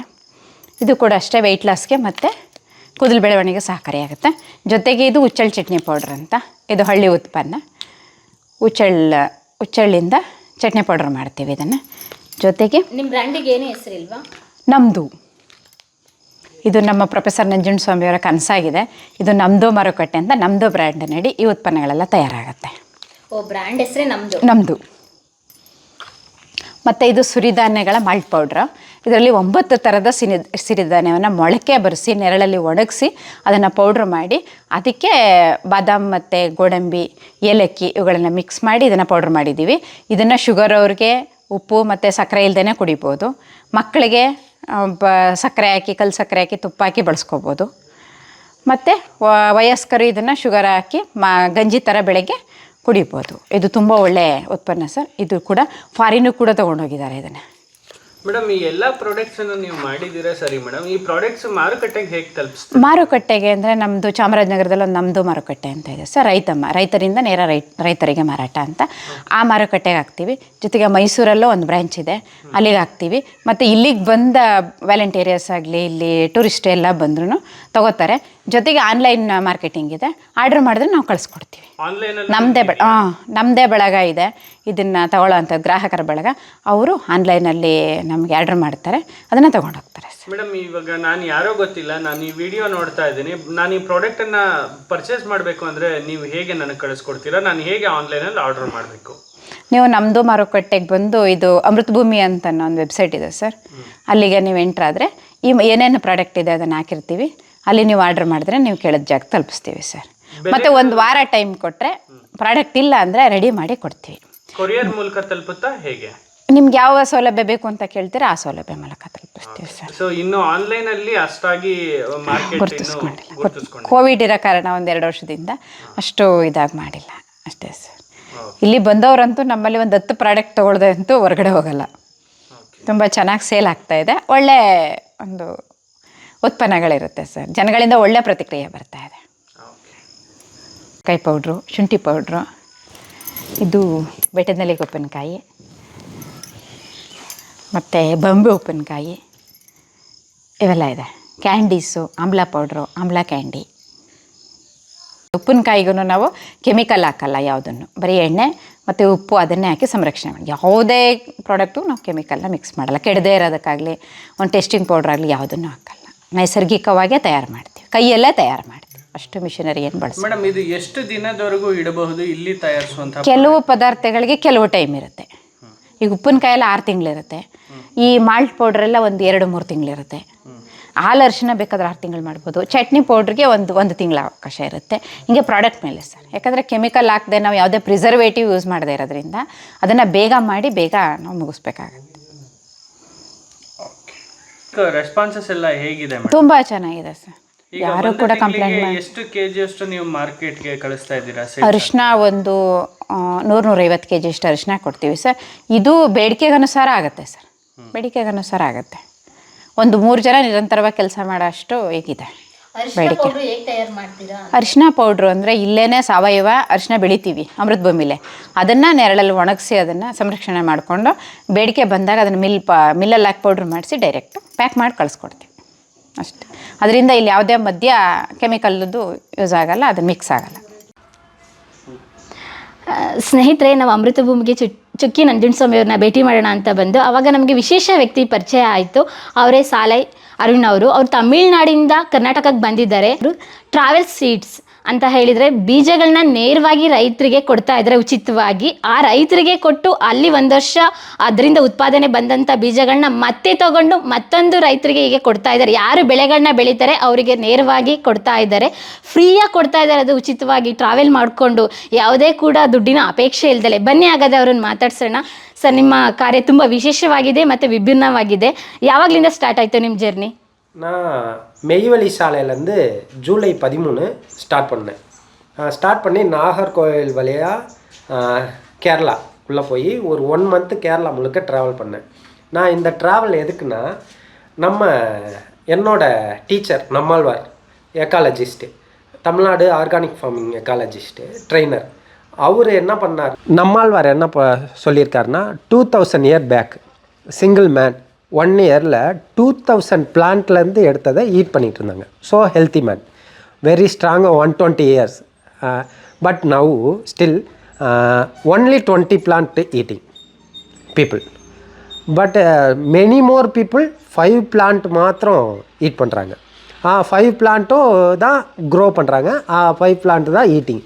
So people is health spoil. So very good health வேணும்னா 2000 பிளான்ட்லேருந்து வர்ற ஃபுட்டை நம்ம ஈட் பண்ணணும். அப்போது தமிழ்நாட்டில் 4 yearsஆக ட்ராவல் பண்ணி ஒரு 500 வெரைட்டி சீட்ஸாக கலெக்ட் பண்ணி, நேச்சுரல் சீட்ஸாக கலெக்ட் பண்ணி ஷேர் பண்ணியிருக்கேன். திரும்ப அவங்ககிட்டருந்து கலெக்ட் பண்ண வெரைட்டி எல்லாத்தையும் நான் இந்தியா முழுக்க ஒரு ட்ராவல் போய் 2000 வெரைட்டியாக அதை சேஞ்ச் பண்ணணுன்னு, கலெக்ட் பண்ணணுன்னு ஒரு ட்ரீம். அதுக்காக தமிழ்நாடு ஃபார்மர்ஸ்கிட்டையும் ஃப்ரெண்ட்ஸுக்கிட்டையும் நான் சொன்னேன். அவங்க ஹெல்ப் பண்ணுறேன்னு சொன்னாங்க. அவங்க ஹெல்ப் மூலிமா ஒரு பைக்கு, ராயல் என்ஃபீல்டு பைக்கு வாங்கிட்டு, அந்த பைக்கில் இப்போ 13ஆம் தேதி 13th ஜூலை 13th மெய்வழி சபாலேருந்து ஸ்டார்ட் பண்ணேன். இப்போ கேரளா முழுக்க 1 month ட்ராவல் பண்ணேன். மெனி மோர் வெரைட்டிஸ் இன் கேரளா. கேரளாவில் 300 வெரைட்டி கிழங்கு ஒரு ஆள் க்ரோ பண்ணுறாரு. 130 வெரைட்டி டர்மரிக், அதில் பிளாக் டர்மரிக்கு 30 வெரைட்டி. அப்புறம் சில்லியில் சிங்கிள் உமன் வந்து 30 வெரைட்டி. ಅಷ್ಟೊಂದು ವೆರೈಟಿ ಇದೆ. Hostel variety. ಒಂದು ನ್ಯೂಸ್ ಕೇಳ್ಪಟ್ಟೆ, ಒಂದು ಯೂನಿವರ್ಸಿಟಿயில் 1200 வெரைட்டி பெண்டி யூனிவர்சிட்டியில், கேரளா யூனிவர்சிட்டியில் க்ரோ பண்ணிகிட்டு இருக்காங்க வெரைட்டி. இதெல்லாம் கேரளாவில் கேள்விப்பட்ட விஷயம். இதெல்லாத்தையும் நான் மக்கள்கிட்ட normal organic farming seed grow பண்ணி டெவலப் பண்ணுற ஃபார்மர்ஸை மீட் பண்ணி ஃப்ரீயாக கொடுக்குறேன். மறுபடியும் அவங்ககிட்டருந்து வாங்கி அவங்ககிட்ட உள்ள வெரைட்டியும் வாங்கிட்டு என்கிட்ட உள்ள வெரைட்டியும் கிவ் அண்ட் டெக் பாலிசி மாதிரி கொடுத்துக்கிட்டு நான் ட்ராவல் போயிட்டுருக்கேன். இப்போ கர்நாடகா இங்கே அமிர்த் பூமிக்கு வந்திருக்கேன். ಫಸ್ಟ್ ಟೈಮ್ ಅಮೃತ್ ಭೂಮಿಗೆ ಬಂದೆ. ಫಸ್ಟ್ ಟೈಮ್ என்னோடய ஃப்ரெண்ட்ஸ் இங்கே வந்திருக்காங்க. நான் இப்போ தான் ஃபஸ்ட் டைம் வந்திருக்கேன். ಅದೇ ಕರ್ನಾಟಕದಲ್ಲಿ ಇದೇ ಪ್ಲೇಸಿಗೆ ಫಸ್ಟ್ ಟೈಮ್ ಅಥವಾ ಆಲ್ರೆಡಿ ಹೋಗಿದ್ದೀರಾ? கேரளாவில் வந்து ஒரு ஃப்ரெண்டு இங்கே விவசாயம் பண்ணுறாரு, நிஷாந்த்னு. அவரோட ஃபார்முக்கு போயிட்டு நெக்ஸ்ட்டு தான் இங்கே வந்திருக்கேன். ಸ್ನೇಹಿತರೆ, ಇವರು ಹೇಳ್ತಾ ಇದ್ದಾರೆ, ಫಸ್ಟ್ ಟ್ರಾವೆಲಿಂಗ್ ಹೆಂಗೆ ಸ್ಟಾರ್ಟ್ ಮಾಡಿದೆ ಅಂತ ಹೇಳಿದರೆ, ಫಸ್ಟು ಅಂದಾನದ್ದು ಕಾಲದಲ್ಲಿ 2000 ವರ್ಷಗಳ ಹಿಂದೆ ಯಾವುದೇ ರೀತಿ ಹೈಬ್ರಿಡ್ ತಳಿಗಳಿರಲಿಲ್ಲ. ನಮ್ಮಲ್ಲೇ ಬೆಳೆದು ಅದೇ ಬೀಜ ಮತ್ತು ಮರ ಆಗಿ ಅದರಿಂದ ಹಣ್ಣು ಬಿಟ್ಟು ಮತ್ತು ನೆಲಕ್ಕೆ ಭೂಮಿಗೆ ಬೀಜ ಉದ್ರಿ ಮತ್ತೆ ಇನ್ನೊಂದು ಸಸ್ಯಾಗಿ ಇರೋದು, ಅದು ಮತ್ತೆ ಜಾಸ್ತಿ ಉತ್ಪನ್ನಗಳು ಕೊಡೋದು. ಇವಾಗ ಹೆಂಗಾಗಿದೆ ಅಂತ ಹೇಳಿದರೆ, ಯಾವುದೋ ಒಂದು ಬೀಜಗಳನ್ನ ನಾವು ತಂದು ಅಂತಾರಾಷ್ಟ್ರೀಯ ಕಂಪ್ನಿಗಳಿಂದ ಅದು ಬರುತ್ತೋ ಇಲ್ವಾ ಗೊತ್ತಿಲ್ಲ, ಅದನ್ನು ಭೂಮಿಗೆ ಹಾಕ್ತೀವಿ, ಅದಕ್ಕೆ ಸಾಕಷ್ಟು ಗೊಬ್ಬರಗಳನ್ನ ಹಾಕ್ತೀವಿ, ಅದು ಎಷ್ಟು ಸರಿ ಇರುತ್ತೆ ಏನೋ ಗೊತ್ತಿಲ್ಲ, ಅದನ್ನೇ ಬಂದಂಥ ಉತ್ಪನ್ನಗಳನ್ನ ನಾವು ಆಹಾರ ಪದಾರ್ಥಗಳಿಗೆ ಸೇವನೆ ಮಾಡ್ತೀವಿ, ಅವಾಗ ಆರೋಗ್ಯ ಕೆಡುತ್ತೆ. ಅದು ಆಗಬಾರ್ದು ಅಂತ ಹೇಳಿ ನಂದು ಹೊಸ ಕಾನ್ಸೆಪ್ಟಲ್ಲಿ ಬೀಜಗಳನ್ನ ಕೊಳ್ಳುವಿಕೆಯನ್ನು ಮಾಡೋಣ ಅಂತ ಹೇಳಿ ಕೇರಳದಲ್ಲಿ ಫಸ್ಟು ಟ್ರಾವೆಲ್ ಮಾಡೋಕ್ಕೆ ಸ್ಟಾರ್ಟ್ ಮಾಡಿ ಅಲ್ಲಿಗೆ ಹೋದಾಗ ಅಲ್ಲಿ ಒಂದು ಯೂನಿವರ್ಸಿಟಿಲಿ ನನಗೆ ಗೊತ್ತಾಯಿತು ಮೆಣಸಿನ ಬೀಜದಲ್ಲಿ 30 ತಳಿಗಳಿದೆ. ಅದೇ ಬೆಂಡೆಕಾಯಿ ಬೀಜದಲ್ಲಿನೇ 1000 ತಳಿಗಳಿದೆ. ಅದ್ರ ಜೊತೆಗೆ ಅರಿಶಿಣದಲ್ಲಿ ನಾವು ನೋಡ್ತಾ ಇದ್ದೀವಿ, ಸಾಂಬಾರಿಗೆಲ್ಲ ಹಾಕ್ತೀವಲ್ಲ ಟರ್ಮೆರಿಕ್ ಪೌಡರ್, ಅದರಲ್ಲಿ ನಾವು ಒಂದೇ ಒಂದನ್ನು ಕಾಣ್ತೀವಿ, ಅದರಲ್ಲೇ 30ಕ್ಕಿಂತ 40 ವೆರೈಟಿ ಇದೆ. ಆ ಥರ ನಾನು ಕಲೆಕ್ಟ್ ಮಾಡಿ ಅವರಿಗೆ ಕೊಡೋಕ್ಕೆ ಸ್ಟಾರ್ಟ್ ಮಾಡಿದೆ. ಅಲ್ಲಿಂದ ಕಲೆಕ್ಟ್ ಮಾಡಿ ಬೇರೆ ಕಡೆ ಕೇರಳಾದ್ಯಂತ ನಾನು ಟ್ರಾವೆಲ್ ಮಾಡಿ ಜರ್ನಿ ಮಾಡಿ ಯಾರು ರೈತರಿದ್ದಾರೆ, ಯಾವ ಕೃಷಿ ವಿಶ್ವವಿದ್ಯಾಲಯಕ್ಕೆ ಫಸ್ಟ್ ಹೋಗಿ ನೋಡಿದೆ. ಅಲ್ಲಿ ವಿಭಿನ್ನ ತಳಿಗಳನ್ನ ಬೆಳೀತಾ ಇದ್ರು. ಈ ಬೀಜಗಳು ಇಲ್ಲೇ ಇರಬಾರ್ದು, ಬೇರೆ ಕಡೆನೇ ಹೋಗಿ ಬೇರೆ ಭೂಮಿಲಿ ಬೆಳಿಬೇಕು ಅಂತ ಹೇಳಿ ಅಲ್ಲೆಲ್ಲ ಮಾಡಿದಾಗ ಅಲ್ಲಿ ಸುಮಾರು 2000 ತಳಿಗಳನ್ನ ನಾನು ಕಲೆಕ್ಟ್ ಮಾಡಬೇಕು ಬೀಜಗಳನ್ನ. ಅದನ್ನು ಬೇರೆ ರಾಜ್ಯಗಳಿಗೂ ಕೂಡ ಬೇರೆ ರೈತರಿಗೂ ಭೂಮಿಯವ್ರಿಗೂ ಕೂಡ ಅಲ್ಲಿ ಬೆಳೆಸೋದಕ್ಕೆ ನಾನು ಸಹಾಯ ಮಾಡಬೇಕನ್ನೋ ಉದ್ದೇಶ ಇಟ್ಕೊಂಡು ಹೀಗೆ ಟ್ರಾವೆಲ್ ಮಾಡ್ತಾ ಇದ್ದೀನಿ. ಕರ್ನಾಟಕಕ್ಕೆ ಬರೋ ಉದ್ದೇಶ, ನಾನು ಅಲ್ಲಿ ಕೇರಳದಲ್ಲಿ ಒಂದು ಮನೆಗೆ ಹೋದಾಗ, ಫಾರ್ಮ್ ಹೌಸಿಗೆ ಹೋದಾಗ ಅಲ್ಲಿ ಅಮೃತ ಭೂಮಿನ ಕಾಂಟ್ಯಾಕ್ಟ್ ಮಾಡಿ ನನ್ನ ಫ್ರೆಂಡ್ ಒಬ್ಬರು ಕೊಟ್ಟರು. ಅದಕ್ಕೋಸ್ಕರ ನಾನು ಇಲ್ಲಿಗೆ ಬಂದಿದ್ದೀನಿ. ಇಲ್ಲಿ ಕೂಡ ಅದೇ ರೀತಿ ಕಾನ್ಸೆಪ್ಟ್ ಆಗಿರೋದ್ರಿಂದ ರೈತರ ಭೂಮಿಲಿ ಉತ್ತಮ ಬೆಳೆಗಳನ್ನ ಬೆಳೆಯಬೇಕು ಮತ್ತು ಕೊಳ್ಳಿಕೆ ಆಗಬೇಕು ಅಂತ ಹೇಳಿ ಫ್ರೀಯಾಗಿ ಬೀಜಗಳನ್ನ ಕೊಡ್ತಾ ಇದ್ದಾರೆ. ಇಲ್ಲಿ ನೋಡಿ, ಇಲ್ಲಿ ನೋಡ್ಬೋದು ಎಷ್ಟೊಂದು ಇಟ್ಕೊಂಡಿದ್ದಾರೆ ಅಂತ ಹೇಳಿದರೆ. Actually what is this seeds? இது yellow chilli. We know yellow ಈ ಚಿಲ್ಲಿல ஒரு 20 வெரைட்டி உண்டு. Yellow chilli, yeah we saw only red chilli. அது ட்ரை ஆனால் ಈ கலரில் சேஞ்ச் ஆகும். ஃப்ரெஷ்ஷாக இருக்கும் போது எல்லோ கலரில் இருக்கும். இது கஸ்தூரி வெண்டி. ಓ, ಕಸ್ತೂರಿ ಬೆಂಡೆ ಬೀಜ. கஸ்தூரி மீன்ஸ் ஸ்மெல், குட் ஸ்மெல். கஸ்தூரி டர்மரிக் உண்டு, அது குட் ஸ்மெல், மெடிசினல். கஸ்தூரினா மெடிசினல், குட் ஸ்மெல்னு அர்த்தம். பீச்சல், மெனி மோர் வெரைட்டி. ಪೀಚಲ್ಲ ஒரு 30 ವೆರೈಟಿ ಉಂಟು. ಇಲ್ಲಿ ನೋಡಿ, ನಾನು ಹೇಳಿದ್ನೆಲ್ಲ ಮೆಣಸಿನ ಬೀಜದಲ್ಲಿ ಎಷ್ಟೊಂದು ವೆರೈಟಿ ಇದೆ ಅಂತ ಅದನ್ನು ಕಲೆಕ್ಟ್ ಮಾಡಿ ಇಟ್ಕೊಂಡಿದ್ದಾರೆ. ಅದ್ರ ಜೊತೆಗೆ ಸೋರೆ ಬೀಜದ್ದು, ಕುಂಬಳ ಬೀಜದ್ದು, ಬೆಂಡೆ ಬೀಜದ್ದು ಎಲ್ಲ ವೆರೈಟಿ ಬೀಜಗಳನ್ನ ಇಲ್ಲಿ ಕಲೆಕ್ಟ್ ಮಾಡಿ ಇಟ್ಕೊಂಡಿದ್ದಾರೆ. ಇದೆಲ್ಲ ಕೇರಳದ್ದೇನಾ? இது கேரளா, இது தமிழ்நாடு. இது இலவம்பாடி முள் கத்திரி, முள் பிரிஞ்சால். ಇದು ಗುಂಡು, ರಾಮನಾಡ್ ಗುಂಡು ಬ್ರಿಂಜಾಲ್. ಓ, ಬದನೆಕಾಯಿ ಬೀಜ ಇದೆಲ್ಲ. ಇದು ಪೀಚಲ್ ವೆರೈಟಿ. ಪೀಕಂಗಾன்னு പറയും. Sponge card variety. ಇದು ನೋ ಲೈನ್ ಸ್ಪಾಂಜ್ ಕಾರ್ಡ್. ಇಷ್ಟೊಂದು ವೆರೈಟಿ ಇದೆಯಾ? ಇದು ಇದೆಲ್ಲ ಪಂಪ್ಕಿನ್ ವೆರೈಟಿ. இது பிக் பம்கின், ஒரு 30லேருந்து 25 kg வரையும் வரும் ஈல்டு. இது வெண்டி வெரைட்டி. இது அசாம் மரவெண்டா. இது ஹைட்டு தமிழ்நாட்டில் ஒரு 14-15 ஃபீட் வரைக்கும் போகும். ಇದ್ರ ಬೆಂಡೆಕಾಯಿ ಎಷ್ಟು ಫೀಟ್ ಬರುತ್ತೆ ಅಂದರೆ 40 ಅಡಿಯಷ್ಟು ಎತ್ತರವಾಗಿ ಬೆಳೆಯುತ್ತೆ. ಅಸ್ಸಾಮಿಂದ ತಂದಿರೋದಂತ ಹೇಳ್ತಾ ಇದ್ದಾರೆ. இது இங்கே விங்டு பீன்ஸ், சிறகவரைன்னு பறையும். ಬೀನ್ಸ್ ಬೀಜ. இது ஜாப் டியர் மணி, பாசியாக கோத்து போட்டுக்கலாம். பாசி இது ஒரு மில்லட், ஒன் ಆಫ್ ದ ಮಿல்லಟ್. ಓ, ಇದು ಒಂದು ಸಿರಿಧಾನ್ಯನ ಓಪನ್ ಮಾಡಿ ಮಣಿ ಥರ ಇದೆ. மணி இது பிளான்டிங், இது பிளான்ட், ஒரு சிங்கிள் பிளான்ட்டு. இதை ஃப்ரை பண்ணி டீ போடலாம், டீ காஃபி போடலாம், அப்புறம் கஞ்சி, அப்புறம் பாப்கார்ன் மாதிரி சாப்பிட்லாம். ಓ, ಹೌದಾ? ஆனால் வெரி ஸ்ட்ராங் சீடு. ஸோ பாசி, ஜிமிக்கி, கம்மல், அப்புறம் பிரேஸ்லெட்டு, இது எல்லாத்தையும் மேக் ஈஸிலி. 30 days நீரில் 20 days ನೀರಿல் ಇಟ್ಟು அதுக்கப்புறம் பிளான்டிங் பண்ணால் தான் க்ரோ ஆகும். ಓಹೋ, 20 ದಿನ ನೀರಲ್ಲಿ ನೆನೆಸಿ ಆಮೇಲೆ ಭೂಮಿಗೆ ನೆಡಬೇಕು. 20 ದಿನ ನೀರಲ್ಲಿ ನೆನೆಸಿದ್ರೆ ಮಾತ್ರ ಇದು ಗಿಡ ಬರೋಕ್ಕೆ ಸಾಧ್ಯ. ಇಲ್ಲ ಅಂದ್ರೆ ತುಂಬ ಲೇಟ್ ಆಗುತ್ತೆ. ಬೀಜ 20 ದಿನ ನೆನೆಸಿದ್ರು ಅದು ತುಂಬ ಗಟ್ಟಿ ಇರುತ್ತೆ. ಆಮೇಲೆ ಮಣ್ಣಿಗೆ ಹಾಕಿದಾಗ ಅಲ್ಲಿಂದ 10 days ಗ್ರೋತ್ ಆಗುತ್ತೆ. Okay, very nice. ಕೇರಳದಿಂದ, ತಮಿಳ್ನಾಡಿಂದ ಕೇರಳಕ್ಕೆ ಹೋದ್ರಿ, ಕೇರಳದಿಂದ ಕರ್ನಾಟಕ ಬಂದ್ರಿ. ನಿಮ್ಮ ಜರ್ನಿಗೆಲ್ಲ ದುಡ್ಡು? இது வந்து தமிழ்நாடு ஃபார்மர்ஸு ஃப்ரெண்ட்ஸுக்கு ஹெல்ப் பண்ணுறாங்க. ನಿಮಗೆ? என்னோட பைக்கு, என்னோட பைசா வந்து 300 ஒன்லி. மற்ற பைசா ஒரு 200 பீப்புள் ஹெல்ப் பண்ணி, ஃப்ரெண்ட்ஸு, ஃபார்மர்ஸு எல்லாம் ஹெல்ப் பண்ணி ட்ராவலுக்கு அரேஞ்ச் பண்ணி கொடுத்தாங்க. அப்புறம் ஃபேஸ்புக் ஃப்ரெண்ட்ஸ் ಫೇಸ್ಬುಕ್ ಇಂದಲೇ ಹೆಲ್ಪ್ ಮಾಡ್ತಾರೆ. ನಿಮ್ಮ ಟ್ರಾವೆಲ್ಗೆಲ್ಲ ಅವರೇ ದುಡ್ಡು ಕೊಡೋದು, ನಿಮ್ಮ ಫ್ರೆಂಡ್ಸ್ ಫಾರ್ಮರ್ ಫ್ರೆಂಡ್ಸ್ ಇದಾರಲ್ಲ ಅವರೆಲ್ಲ ದುಡ್ಡು ಕೊಡ್ತಾರೆ. ಈ ಉದ್ದೇಶ ಹೇಗೆ ಈಡೇರಿಸಬೇಕು ಅಂತ ಹೇಳಿದಾಗ ರೈತರ ಫ್ರೆಂಡ್ಸ್ ಕೂಡ ಇವರಿಗೆ ಕೇವಲ ಇವ್ರ ಹತ್ರ 200 ರೂಪಾಯಿ ದುಡ್ಡಿತ್ತು ಅಷ್ಟೇ. ಅವರೆಲ್ಲ ಸೇರ್ಕೊಂಡು ದುಡ್ಡು ಹಾಕಿ ರಾಯಲ್ ಎನ್ಫೀಲ್ಡ್ ಬೈಕ್ ಕೊಡಿಸ್ತಾರೆ. ಆ ಬೈಕಿಂದ ಅಲ್ಲಿಂದ ಟ್ರಾವೆಲ್ ಮಾಡ್ಕೊಂಡು ಊರೂರು ಸುತ್ತಾ ಇದ್ದಾರೆ, ಬೀಜಗಳನ್ನ ಕೊಡ್ತಾ ಇದ್ದಾರೆ, ಕೊಡುಕೊಳ್ಳುವಿಕೆನ ಮಾಡ್ತಾ ಇದ್ದಾರೆ. ನೋಡಿ ಎಂಥ ಒಳ್ಳೆ ಸ್ನೇಹಿತರಿದ್ದಾರೆ, ರೈತರಿಗೂ ಕೂಡ ಸಹಾಯ ಮಾಡ್ತಾ ಇದ್ದಾರೆ ಅಂದರೆ ಗ್ರೇಟ್. ನೋಡ್ರಿ, ಯಾವ ಫಾರ್ಮಿಂಗ್ ನೋಡಿದ್ರು ಕೃಷಿ ಮಾಡ್ತೀನಿ ಅಂತಂದರೆ ಎಲ್ಲ ಕೆಮಿಕಲ್ ಬೀಜ. ಸೊ ಅದೆಲ್ಲ ಈಗ ನಮ್ಮ ದೇಶದಲ್ಲಿನೇ ಸುಮಾರು ಭತ್ತದ ತಳಿಗಳೇ 2 ಲಕ್ಷ ವೆರೈಟಿ ಭತ್ತ ತಳಿ ಇದ್ದಿದ್ದು. ಇವತ್ತು ಹಬ್ಬ ಅಂತ ಎಲ್ಲೋ ನೋಡ್ತೀನಿ ಅಂದರೆ 1,000 ಭತ್ತದ ತಳಿಗಳು ಮಾತ್ರ ಸಿಗ್ತಾಯಿದೆ. ಸೊ ಈ ಥರ ಬಿಟ್ಬಿಟ್ರೆ ನಾವು ಹೈಬ್ರಿಡ್ಗಳೆಲ್ಲ ಬಂದು ನಮ್ಮ ದೇಸಿ ಬಿತ್ತನೆ ಬೀಜಗಳೆಲ್ಲ ಕಣ್ಮರೆ ಆಗ್ತಾ ಇದೆ. ಅದರಿಂದ ಇವ್ರ ನಿಟ್ಟು ಏನಂತಂದರೆ ದೇಸಿ ಬಿತ್ತನೆ ಬೀಜಗಳನ್ನ ಉಳಿಸ್ಬೇಕು, ಬೆಳೆಸಬೇಕು ಅನ್ನೋ ಒಂದು ಕಾನ್ಸೆಪ್ಟ್ ಇಟ್ಕೊಂಡು ಈ ಥರ ರೈತರುಗಳಿಗೆಲ್ಲ ಕೊಟ್ಕೊಂಡು ಅದನ್ನ ಉಳಿಸಿ ಡೆವಲಪ್ ಮಾಡಿ ಮತ್ತೆ ಇನ್ನೊಬ್ಬ ರೈತರಿಗೆ ನೀವು ಹಂಚಿ, ಅವರಿಂದ 100 ಜನ ರೈತರಿಗೆ ಹಂಚಿ ಬೀಜಗಳನ್ನ ಉಳಿಸೋಣ ಅಂತ ಇವರು ಒಂದು ರೌಂಡ್ ಆಗ್ತಾ ಇದ್ದಾರೆ. ನೀವು ಸರ್ ಇವ್ರ ಫ್ರೆಂಡ್ ಅಥವಾ ಇಲ್ಲ, ನಾನು ಇಲ್ಲಿ ಕೆಲಸ ಮಾಡೋದೆ. ನಾನು ಇಲ್ಲಿ ಬೀಜ ಸಂರಕ್ಷಣೆ ಕ್ಷೇತ್ರದಲ್ಲಿ ಕೆಲಸ ಮಾಡ್ತಾ ಇದ್ದೀನಿ. ನಾವು ದೇಸಿ ಬಿತ್ತನೆ ಬೀಜಗಳನ್ನ ಸೀಡ್ ಪ್ರೊಡಕ್ಷನ್ ಮಾಡ್ತೀನಿ.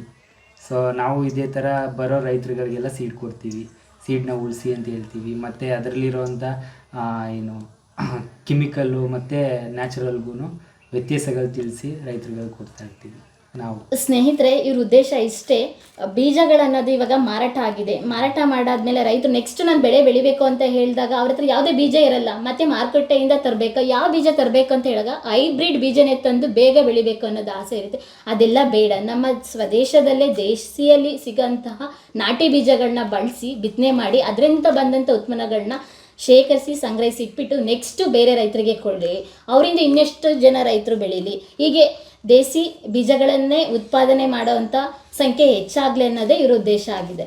ಸ್ನೇಹಿತರೆ, ಅಮೃತ ಭೂಮಿಲಿ ಮತ್ತೊಂದು ತೋಟಕ್ಕೆ ರವಿಯವ್ರು ಕರ್ಕೊಬಂದಿದ್ದಾರೆ. ಅದು ಏನು ತೋಟ, ಹೇಗೆ, ಎಲ್ಲಿ ಕರ್ಕೊಂಡು ಹೋಗ್ತಾರೆ ಅಂತ ರವಿಯವ್ರನ್ನೇ ಕೇಳೋಣ. ರವಿಯವ್ರು ಎಲ್ಲಿ ಕರ್ಕೊಂಡು ಹೋಗ್ತಾ ಇದ್ದೀರಾ ನಮ್ಮನ್ನು? ನಮಸ್ಕಾರ ಮೇಡಮ್. ನಾನು ಇವಾಗ ತೋರಿಸೋ ತೋಟ ಏನಂತಂದರೆ, ಇಲ್ಲಿ ನಾವು ಒಣಭೂಮಿ ಪ್ರದೇಶದಲ್ಲಿ ವಿವಿಧ ತಳಿಯ ಹಣ್ಣಿನ ಗಿಡಗಳನ್ನ ಬೆಳೆಸ್ತಾ ಇದ್ದೀವಿ.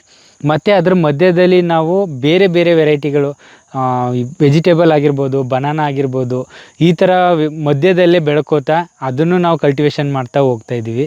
ಅದ್ರ ಬಗ್ಗೆ ಇವತ್ತು ನಾನು ತೋಟನೆಲ್ಲ ತೋರಿಸ್ಕೊಡ್ತೀನಿ ನಾನು ನಿಮಗೆ. ಒಣಭೂಮಿ ಅಂದರೆ ಇಲ್ಲಿ ನೀರಿಲ್ಲ, ಬೋರ್ ಇಲ್ಲ?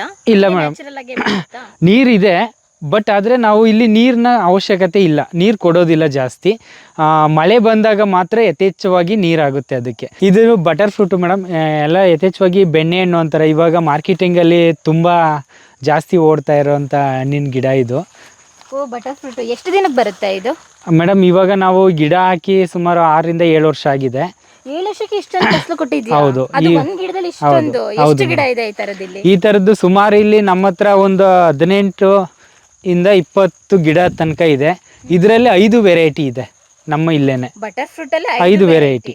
ಇದು ಒಂದು ವೆರೈಟಿ ಆದರೆ ಇದಕ್ಕಿಂತ ಸೈಜ್ ಆಗಿ ಒಂದು ವೆರೈಟಿ ಬರುತ್ತೆ. ಮತ್ತು ಅದಕ್ಕಿಂತ ವಿಭಿನ್ನವಾಗಿ ಉದ್ದವಾಗಿ ಮತ್ತು ದಪ್ಪವಾಗಿ ಒಂದು ಹಣ್ಣನ್ನೇ 1 kg ಬರೋವಂಥ ಗಿಡನೂ ಇದೆ. ಮತ್ತು ಇದಕ್ಕೂ ಈ ಗಿಡಕ್ಕೂ ಹೋಲಿಸ್ಕೊಂಡ್ರೆ ಅದ್ರ ವೆರೈಟಿನೇ ಬೇರೆ, ಇದ್ರದ್ದು ವೆರೈಟಿನೇ ಬೇರೆ. ಅದು ಬಟರ್ ಫ್ರೂಟು. ಮತ್ತು ಇದು ಬಂದು ವಾಟರ್ ಆಪಲ್, ಒಂಥರ ಆಪಲ್ ಥರ ಬರುತ್ತೆ ಮೇಡಮ್, ನೀರು ಸೇಬು ಅಂತ ಹೇಳ್ತಾರೆ ಇದನ್ನು. ಇದು ಮಳೆಗಾಲ ಸ್ಟಾರ್ಟ್ ಆಯಿತು ಅಂದರೆ ಶುರುವಾಗುತ್ತೆ ನೋಡಿ ಈ ಥರ. ಇದು ವಾಟರ್ ಆಪಲ್. ನೋಡಿದೀವಿ ಹಣ್ಣು ಇದು. ಓಕೆ ಓಕೆ ಓಕೆ ಓಕೆ ಸ್ವಲ್ಪ ಗೇರಣ್ಣು ಥರನೇ ಇದೆ. ಮೇಡಮ್, ಹೌದು. ಇದು ಬರೀ ನೀರಿನಂಶ ಜಾಸ್ತಿ ಇದೆ. ತಿನ್ಬೋದು ಮೇಡಮ್, ನೀರಿನಂಶ ತುಂಬ ಜಾಸ್ತಿ ಇದರಲ್ಲಿ. ಇದು ಇದೆ ನಮ್ಮಲ್ಲಿ. ಮತ್ತೆ ಹೋಗ್ತಾ ಹೋಗ್ತಾ ಬೇರೆ ಬೇರೆ ವೆರೈಟಿಗಳೆಲ್ಲ ಹಾಕಿದ್ದೀವಿ ನಾವು ಈ ಜಾಗದಲ್ಲಿ. ಎಷ್ಟು ವೆರೈಟಿ ಗಿಡ ಇದೆ ಇಲ್ಲಿ ಅಂದ್ರೆ ಮೇಡಮ್? ನೋಡ್ದು ಮತ್ತೆ ವಾಟರ್ ಆಪಲ್ ನೋಡ್ದು. ಹೌದು, ಹಿಂಗೇನೆ ಬೇರೆ ಬೇರೆ ಅಂದರೆ ಅಂಜೂರ ಇದೆ, ಮತ್ತೆ ಲೆಮನ್ ಇದೆ, ಮತ್ತೆ ರೆಡ್ ಸೀತಾಫಲ ಇದೆ, ರಾಮಫಲ ಇದೆ, ಲಕ್ಷ್ಮಣ್ ಫಲ ಇದೆ, ಹಲ್ಸಿದೆ, ಮಾವಿದೆ. ಮತ್ತೆ ಹಂಗೆ ಹೋಗ್ತಾ ಇದ್ರೆ ದಾಳಿಂಬೆ ಸಿಗುತ್ತೆ, ಮತ್ತೆ ನೇರಳೆ ಸಿಗುತ್ತೆ. ತುಂಬ ವೆರೈಟಿಗಳನ್ನ ಹಾಕಿದ್ದೀವಿ ಮೇಡಮ್ ಇಲ್ಲಿ. ಓಕೆ, ಅಂದರೆ ಇದೆಲ್ಲ ಮಾರ್ತೀರಾ ನೀವು? ಹೌದು, ನಾವು ನೇರ ಮಾರ್ಕೆಟೇ ಮಾಡ್ತೀವಿ. ನೇರ ರೈತರಿಂದ ನೇರ ಗ್ರಾಹಕರಿಗೆ ಅನ್ನೋ ಒಂದು ಕಾನ್ಸೆಪ್ಟ್ ಇಟ್ಕೊಂಡು ನಮ್ಮಿಂದ ಡೈರೆಕ್ಟಾಗಿ ಗ್ರಾಹಕರಿಗೆ ತಲುಪಿಸುವಂಥ ಕೆಲಸನೂ ಮಾಡ್ತೀವಿ ನಾವು ಇದರಿಂದ. ಇದೇನು ಗಿಡ? ಇದು ವಾಟರ್ ಆಪಲ್ ಮೇಡಮ್. ಪೂರ್ತಿ ಲೈನ್ ಎಲ್ಲ ವಾಟರ್ ಆಪಲ್. ಇದರಲ್ಲಿ 3 ವೆರೈಟಿ ಇದೆ ವಾಟರ್ ಆಪಲಲ್ಲೇ. ಈಗ ನೋಡಿದ್ರೆ ನೀವು ಇದ್ರ, ಹೌದು, ಇದರಲ್ಲಿ ರೆಡ್ ಇದೆ, ವೈಟ್ ಇದೆ ಮತ್ತು ಗ್ರೀನ್ ಇದೆ. 3 ವೆರೈಟಿ ಗಿಡ ಇಲ್ಲೇ ಇದೆ. ಇದೊಂದೇ ಲೈನಲ್ಲಿ. ಇದು ಬಿಡೋದು ಸೀಸನ್ ಈಗ ಕ್ಲೋಸ್ ಆಗಿದೆ ಮೇಡಮ್. ಇದ್ರ ಸೀಸನ್ ಮುಗೀತು ಇವಾಗ.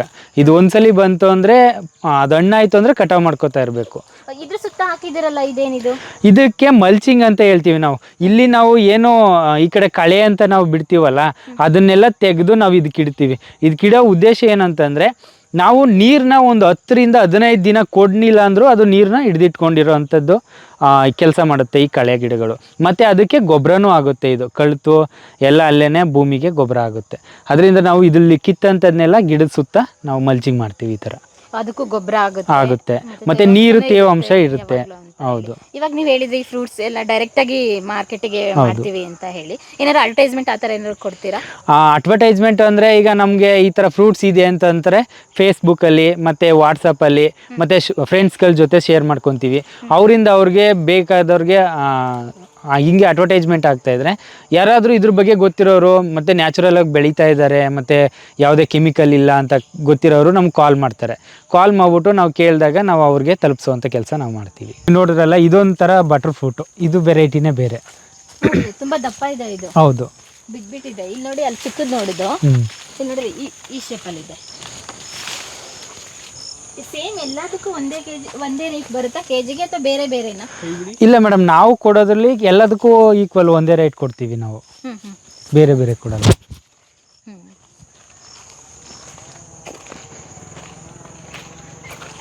ಈ ಥರ ಫ್ರೂಟ್ಸ್ ಗಿಡಗಳು ಹಾಕ್ಕೊಂಡ್ರೆ ಒಳ್ಳೆ ದುಡ್ಡು. ಈ ಪ್ರದೇಶದಲ್ಲಿ ಜಾಸ್ತಿ ಕೆಲಸ ಇಲ್ಲ, ಕಡಿಮೆ. ಒಂದು ಟೈಮಲ್ಲಿ ನಾವು ಈ ಥರ ಕಳೆ ಬಂದರೆ ಕಳೆ ತೆಗೆಸ್ಕೋತೀವಿ.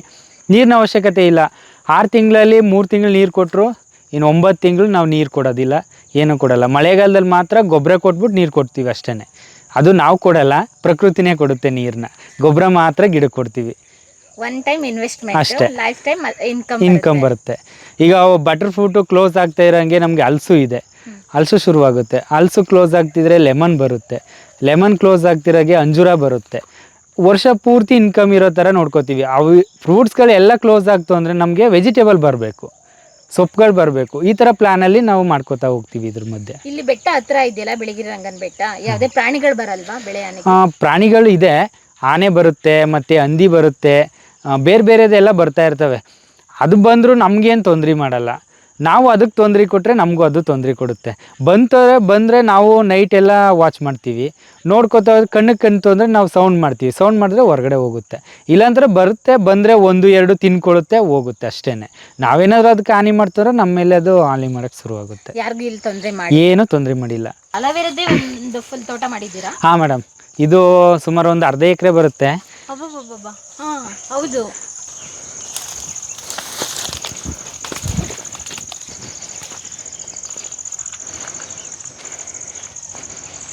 ಇದು ಅಲೋವೆರಾ ತೋಟ ನಮ್ಮದು. ಅರ್ಧ ಎಕರೆ ಫುಲ್ ಅಲೋವೆರಾ ಹಾಕಿದ್ದೀವಿ. ಇದನ್ನ ಯಾವ ರೀತಿ ಮಾರ್ತೀರಾ ಮೇಡಮ್? ಇದನ್ನು ನಾವಂತಂದರೆ ಇವಾಗ ಡೈರೆಕ್ಟು ಕೇಳಿದವ್ರಿಗೆ ಡೈರೆಕ್ಟ್ KG ಗಟ್ಟಲೆ ಕೊಡ್ತೀವಿ ನಾವು. ಇವಾಗ ನಮ್ಮಲ್ಲಿ ಏನು ಅಂತಂದರೆ ನಾವೇ ವ್ಯಾಲ್ಯುವೇಷನ್ ಮಾಡ್ತಾಯಿದ್ದೀವಿ. ಅದರಲ್ಲಿ ಜೆಲ್ ಮಾಡ್ತೀವಿ, ಮತ್ತು ಅಲೋವೆರಾ ಸೋಪ್ ಮಾಡ್ತಾಯಿದ್ದೀವಿ. ನಾವೇನೇ ವ್ಯಾಲ್ಯುವೇಟ್ ಪ್ರಾಡಕ್ಟ್ಗಳನ್ನ ಶುರು ಮಾಡ್ತಾಯಿದ್ದೀವಿ. ಅದಕ್ಕೋಸ್ಕರ ನಾವಿಲ್ಲಿ ಹಾಕಿದ್ದೀವಿ. ಮತ್ತು ಯಾರಿಗೂ ನಾವು ಹೊರಗಡೆ ಕೊಟ್ಟಿಲ್ಲ. ಇನ್ನು ನಾವೇ ಇಲ್ಲಿ ಡೆವಲಪ್ ಮಾಡಿಕೊಂಡು ನಮ್ಮಲ್ಲೇ ಈಗ ವ್ಯಾಲ್ಯುವೇಷನ್ ಶುರು ಆಗೋದ್ರಿಂದ ನಾವೇ ಬಳಸ್ಕೊಳ್ಳೋದು ಅಂತ ಅಂದ್ಬಿಟ್ಟು ಇದನ್ನು ಹಾಕೊಂಡಿದ್ದೀವಿ. ಇವಾಗ ಸ್ಮಾಲ್ ಅಂದರೆ 1-2ರಲ್ಲಿ ಸೋಪ್ ಮಾಡ್ಕೊಂಡು ನಾವೇ ಯೂಸ್ ಮಾಡ್ತಾಯಿದ್ದೀವಿ. ಅದು ಯಾವ ಥರ ರಿಸಲ್ಟ್ ಕೊಡುತ್ತೆ, ಚೆನ್ನಾಗಿದೆಯಾ ಅಥವಾ ನಾವು ಮಾರ್ಕೆಟಿಂಗ್ ಮಾಡೋಕ್ಕೆ ಚೆನ್ನಾಗಿದೆಯಾ, ಇದ್ರ ಬಗ್ಗೆ ನಾವೇ 1-2ರಲ್ಲಿ ಮಾಡಿಕೊಂಡು ಈಗ ನಾವು ಅಪ್ಲೈ ಮಾಡ್ಕೋತಾ ಇದ್ದೀವಿ. ಅಲೋವೆರಾ ಎಷ್ಟು ದಿನಕ್ಕೆ ಬರುತ್ತೆ, ಎಷ್ಟು ದಿನಕ್ಕೆ ಫಸಲು ಕೊಡುತ್ತೆ ಮೇಡಮ್? ಇದು ಚೆನ್ನಾಗಿ ಗೊಬ್ಬರ ಕೊಟ್ಬಿಟ್ರೆ ನಮಗೆ 6-7 ತಿಂಗಳಿಗೆಲ್ಲ ದಪ್ಪ ಆಗುತ್ತೆ. ಅದನ್ನು ನಾವೀಗ ಇದನ್ನೆಲ್ಲ ಕಟಾವು ಮಾಡ್ಬೋದು. ಕಟಾವು ಮಾಡ್ತು ಅಂದರೆ ಇದು ಒನ್ ಟೈಮ್ ಇನ್ವೆಸ್ಟ್ಮೆಂಟ್ ಅಷ್ಟೇ. ಇದ್ರ ರೂಟ್ ತಗೊಂಡ್ರೆ ಅದ್ರ ಪಕ್ಕದಲ್ಲೇ ಸ್ಮಾಲ್ ರೂಟ್ಗಳು ಬರ್ತವೆ. ಇದನ್ನ ಬಿಟ್ಕೋತಾ ಹೋಗೋದು, ಇದನ್ನ ತೆಗಿತಾ ಹೋಗೋದು ಅಷ್ಟೇ. ಅದು ಒನ್ ಟೈಮ್ ಇನ್ವೆಸ್ಟ್ಮೆಂಟ್ ಮಾಡಿದ್ರೆ ಪ್ರತಿ ವರ್ಷ ಸುಮ್ಮನೆ ಇನ್ಕಮ್ ಇರುತ್ತೆ ಇದರಲ್ಲೂ. ಇವಾಗ ನಾನು ಫಾರ್ ಎಕ್ಸಾಂಪಲ್ ಒಂದು ಅರ್ಧ ಎಕರೆಗೆ ಅಲೋವೆರಾ ಹಾಕ್ತೀನಿ. ಹೌದು. ನಾನು ಮಾರಬೇಕು, ಹೇಗೆ ಮಾರೋದು? ನೀವು ಮಾರ್ಕೆಟಿಂಗ್ ಅದೇ ನಾನು ಹೇಳಿದ್ನಲ್ಲ, ಈಗ ಕೆಲವರು ಹೊರಗಡೆ ಜ್ಯೂಸ್ಗಳು ಮಾಡ್ತಾಯಿದ್ದಾರೆ, ಮತ್ತು ಜೆಲ್ಗಳು ಮಾಡ್ತಾಯಿದ್ದಾರೆ. ಅಂಥ ಒಂದು ಫ್ಯಾಕ್ಟ್ರಿಗಳನ್ನ ಇಟ್ಕೊಂಡು ನಾವು ಮಾರ್ತೀವಿ ಅಂತಂದರೆ ಮಾರಾಟ ಮಾಡ್ಬೋದು. ಹೇಗೆ ಕಟ್ ಮಾಡೋದು? ಫುಲ್ ಎಲ್ಲ ಕಟ್ ಮಾಡೋಕ್ಕಾಗುತ್ತೆ? ಅದು ನಾವೆಲ್ಲ ಈಗ ಮುರ್ಕೊಳ್ತೀವಿ? ಇಲ್ಲ ನಾ ಈಗ ಮಾರ್ಕೆಟ್ ಮಾಡಬೇಕು ಅಂದರೆ ಫುಲ್ನೇ ತೆಗಿತೀವಿ ನಾವು, ಹಿಂಗೆ ಕಟ್ ಮಾಡ್ತೀವಿ ಇಲ್ಲಿಗೆ. ಓಕೆ. ಇಲ್ಲಿ ಕಟ್ ಮಾಡಿದಾಗ ಇದು ರೂಟೇ ಬರುತ್ತೆ, ಹಿಂಗೆ ಬಂದ ಅಂದರೆ ಇದನ್ನು ಬಿಟ್ಬಿಡ್ತೀವಿ ನಾವು. ಇದು ಮತ್ತೆ ಇದೇ ಸೈಜ್ ಆಗುತ್ತೆ, ಇನ್ನೊಂದು 3 ರಿಂದ 6 ತಿಂಗಳು ಬಿಟ್ಟರೆ ಇದೇ ಸೈಜ್ ಬರುತ್ತೆ. ಅವಾಗ ಇದನ್ನು ಕಟ್ ಮಾಡ್ತಾ ಇದ್ರೆ ಇದ್ರ ಪಕ್ಕದಲ್ಲಿ ಹಿಂಗೆ ಬರ್ತಾ ಇರುತ್ತೆ, ಇದನ್ನು ಬಿಡ್ತೀವಿ ನಾವು. ಅದು ಆ ಥರ ಬರ್ತದೆ. ಎಷ್ಟು ದಿನ ಇಡ್ಬೋದು ಈ ಥರ ಬೇರ್ ಸಮೇತ ಕಟ್ ಮಾಡಿ? ಮಾರ್ಕೆಟಿಗೆ ತಗೊಂಡೋಗೋರ್ಗು ಎಷ್ಟು ಸಮಯ ಇಟ್ಟರು ನಡೀತಾ ಕೆಡ್ದಂಗೆ? ಬೇರ್ ಸಮೇತ ತಗೊಂಡ್ರೆ ಮೇಡಮ್ 15 ರಿಂದ 20 ದಿನ ಇಡ್ಬೋದು. ಓ, 15 ರಿಂದ 20 ದಿನ ಇಡ್ಬೋದು. ನಾವು ಇದು ರೆಕ್ಕೆಗಳನ್ನ ಕಟ್ ಮಾಡ್ಕೋತು ಅಂದರೆ ಅಷ್ಟು ದಿನ ಇಡೋಕ್ಕಾಗಲ್ಲ, ಹೌದು. ಅದು ಕೆಟ್ಟೋಗುತ್ತೆ, ಮತ್ತು ಅದು ಪೂರ್ತಿ ಜೆಲ್ಲೆಲ್ಲ ಹಾಳಾಗುತ್ತೆ. ನಾವು ಬೇರ್ ಸಮೇತ ತಗೊಂಡ್ರೆ ಅದರಲ್ಲಿರೋಂಥ ನೀರಿನ ಅಂಶ ಬಿಟ್ಕೊಡಲ್ಲ, ಅದು ಹಂಗೆ ಹಿಡಿದಿಟ್ಕೊಂಡಿರುತ್ತೆ, ಒಂದು 15 ದಿನ ಇಟ್ಕೊಬೋದು. ಇದೇನು ಬೀಜ ಹಾಕೋದ ಅಥವಾ ಗಿಡನೇ ನಾಟಿ ಮಾಡ್ತೀವಿ ಮೇಡಮ್. ಗಿಡನೇ ಈ ಥರ ಚಿಕ್ಕ ಗಿಡ ಇದ್ದದನ್ನ ನಾವು ತೆಕ್ಕೋತೀವಿ, ಇದನ್ನು ಗುದ್ಲಿನಲ್ಲಿ ಅಗ್ದು ತೆಕ್ಕೊಂಡು ನಾಟಿ ಮಾಡ್ಕೊತೀವಿ ಅಷ್ಟೇ. ಅಲೋವೆರಾ ಬೆಳೆಯೋದಕ್ಕೆ ತುಂಬ ಖರ್ಚಾಗುತ್ತಾ? ಇಲ್ಲ ಮೇಡಮ್, ಆ ಥರದ್ದೇನಿಲ್ಲ. ತುಂಬ ನೀರು ಬೇಕಾ? ತುಂಬ ನೀರಿನ ಅಂಶ ಬೇಕು ಇದಕ್ಕೆ. ತುಂಬ ನೀರು ಅಂತಂದರೆ ಯಥೇಚ್ಛವಾಗಿ ನೀರೇನು ಬೇಕಾಗಿಲ್ಲ. ನಾವು ಭೂಮಿಲಿ ತೇವಾಂಶ ನೋಡ್ಕೊಂಡು ನೀರು ಕೊಟ್ಟರೆ ಸಾಕು, ಇದಕ್ಕೇನು ಯಥೇಚ್ಛವಾಗಿ ನೀರೇನು ಬೇಕಾಗಿಲ್ಲ. ನಾವು ಭೂಮಿ ಒಣಗಿದಾಗ ನೋಡ್ಕೊಂಡು ಭೂಮಿ ಒಣಗಿದೆ ಅಂತಂದರೆ ಆ ಟೈಮಲ್ಲಿ ನೀರು ಕೊಟ್ಟರೆ ಸಾಕು. ಇವಾಗ ಅರ್ಧ ಎಕರೆಗೆ ನಾನು ಎಷ್ಟು ಇನ್ವೆಸ್ಟ್ ಮಾಡಬೇಕು ಅಲೋವೆರಾ ಬೆಳಿಬೇಕಂತ ಹೇಳಿದೆ? ಮೇಡಮ್ ಇದಕ್ಕೆ ನಾವು ಸ್ಟಾರ್ಟಿಂಗಲ್ಲಿ ಗಿಡ ತೊಗೊಬಂದ್ವಿ ಅಷ್ಟೇ, ಅದಕ್ಕೆ ಇನ್ವೆಸ್ಟ್ಮೆಂಟ್ ಮಾಡಿದ್ವಿ, ನಾಟಿ ಮಾಡಿದ್ವಿ, ಮುಗೀತು. ಏನೋ 1,000 ಗಿಡ ತಗೊಬಂದರೆ ಒಂದು 50,000 ರೂಪಾಯಿನ ಒಳಗಡೆ ಮುಗಿದೋಗುತ್ತೆ. ಅದನ್ನು ಇನ್ವೆಸ್ಟ್ಮೆಂಟ್ ಮಾಡ್ತಂದ್ರೆ ನಮಗೆ ನೆಕ್ಸ್ಟ್ ಇನ್ನು ಬರೋದೆಲ್ಲ ಇನ್ಕಮ್ಮೆ. ಅದು ಕಟ್ ಮಾಡಿ ಮಾರ್ತೀವಿ, ಮತ್ತೆ ಅದು ರೂಟ್ ಬರ್ತಾ ಇರುತ್ತೆ, ಕಟ್ ಮಾಡಿ ಮಾರ್ತೀವಿ, ರೂಟ್ ಬರ್ತಾ ಇರುತ್ತೆ. ನೀವೇನಾದರೂ ಮಾರಾಟ, ನಾವು ಗಿಡ ಮಾರಾಟ ಮಾಡ್ತೀವಿ ಅಂದರೆ ಇದನ್ನೇ ಪ್ಲಾಂಟ್ ತಗೊಂಡು ನರ್ಸರಿ ಮಾಡಿ ಮಾರಾಟ ಮಾಡ್ಬೋದು, ಅದರಲ್ಲೂ ಒಳ್ಳೆ ದುಡ್ಡು ಮಾಡ್ಬೋದು. ಈ ಥರ ಬೇರೆದ್ರಲ್ಲೆಲ್ಲ ಮಾಡ್ಕೋತಾ ಹೋಗ್ಬೋದು.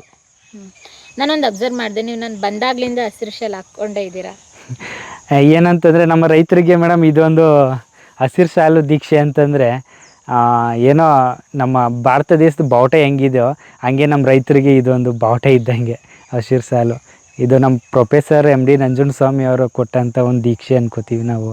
ಏಕೆಂದರೆ ಅವರಿಂದ ರೈತ ಸಂಘ ಇವತ್ತು ಇದ್ರ ಮಟ್ಟಿಗೆ ಬೆಳೆದಿದೆ ಅಂತಂದರೆ ಅದಕ್ಕೆ ಮೂಲ ಕಾರಣ ನಮ್ಮ ಪ್ರೊಫೆಸರ್ MD ನಂಜುಂಡಸ್ವಾಮಿ ಅವರೇ.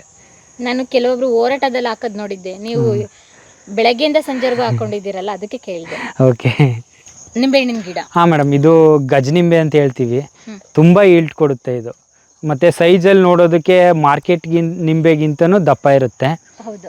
ಇದರಲ್ಲಿ ಉಪ್ಪಿನಕಾಯಿ ಮಾಡಿದ್ರೆ ತುಂಬ ರುಚಿಯಾಗಿರುತ್ತೆ. ಉಪ್ಪಿನಕಾಯಿಗಳಿಗೆ ಯಥೇಚ್ಛವಾಗಿ ಉಪ್ಪಿನಕಾಯಿಗೆ ಬಳಸೋದು. ಇದರಲ್ಲಿ ಜ್ಯೂಸ್ ಕಡಿಮೆ ಬರುತ್ತೆ. ಮಾರ್ಕೆಟಲ್ಲಿ ಸಿಗುವಂಥ ನಿಂಬೆಗೂ ಇದಕ್ಕೆ ಹೋಲಿಸ್ಕೊಂಡ್ರೆ ಜ್ಯೂಸ್ ಕಡಿಮೆ ಇದರಲ್ಲಿ. ಅದಕ್ಕೋಸ್ಕರ ಜಾಸ್ತಿ ಇದನ್ನು ಉಪ್ಪಿನಕಾಯಿಗೆ ಬಳಸ್ತೀವಿ ನಾವು. ಇದರಲ್ಲಿ ಎಷ್ಟು ಗಿಡಗಳಿದೆ? ಒಂದು ತೋಟ ಮಾಡಿದ್ದೀರಾ ಫುಲ್ಲು? ಇಲ್ಲ ಮೇಡಮ್, ಇದ್ರ ಮಧ್ಯದಲ್ಲೇ ನಾವು ತೋಟ ಮಾಡ್ಕೊಂಡಿದ್ದೀವಿ. ಈ ಒಣಭೂಮಿ ಪ್ರದೇಶದಲ್ಲಿ ನಾವು ಏನೇನು ಮಾಡಿದ್ದೀವೋ ಅದ್ರ ಮಧ್ಯದಲ್ಲಿ ನಿಂಬೆನೂ ಒಂದು ಬರುತ್ತೆ. ಮಿಶ್ರ ಹಣ್ಣಿನ ಬೆಳೆಗಳು ಹೌದು, ವಿವಿಧ ತಳಿಯ ಮಿಶ್ರ ಹಣ್ಣಿನ ಬೆಳೆಗಳು ಮಾಡಿದ್ದೀವಿ.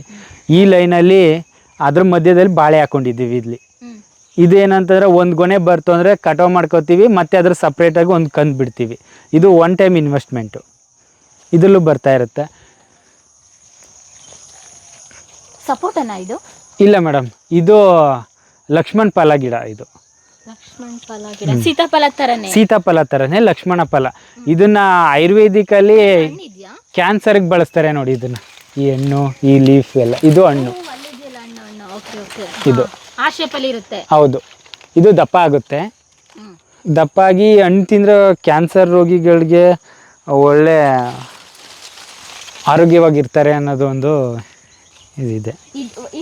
ಒಂದೊಂದೇ ಹಾಕಿದಿರಲ್ಲ, ಇಷ್ಟನ್ನೇ ಮಾರ್ತೀರಾ ನೀವು? ಹೌದು ಮೇಡಮ್, ಇಷ್ಟನ್ನೇ ಮಾಡ್ತೀವಿ. ಇದ್ರ ಮಧ್ಯದಲ್ಲಿ ನುಗ್ಗೆ ಹಾಕಿದ್ದೀವಿ. ನುಗ್ಗೆ? ಹಾಂ, ಅಲ್ಲ ನೋಡಿ, ಆ ಲೈನಲ್ಲಿ ಫುಲ್ಲು ನೀವು ಇದನ್ನ ಹಾಕಿದ್ರ, ನಿಂಬೆ? ಹೌದು, ಗಜನಿಂಬೆ. ಅದೊಂದು ಲೈನ್ ಪೂರ್ತಿ ಗಜನಿಂಬೆ ಇದೆ. ಇದರಲ್ಲಿ ಇವೆರಡು ಲಕ್ಷ್ಮಣ ಫಲ, ಇದು ರೆಡ್ ಸೀತಾಫಲ. ಯಾವುದು ಸರ್ ಇದು? ಓ, ಬಿಟ್ಟಿದೆ ಹಣ್ಣು? ಹಾಂ ಮೇಡಮ್. ಓ, ಇಲ್ಲೇ ಇದೆಯಲ್ಲ ರೆಡ್ ಸೀತಾ? ಹೌದು, ಇದು ರೆಡ್ ಸೀತಾಫಲ.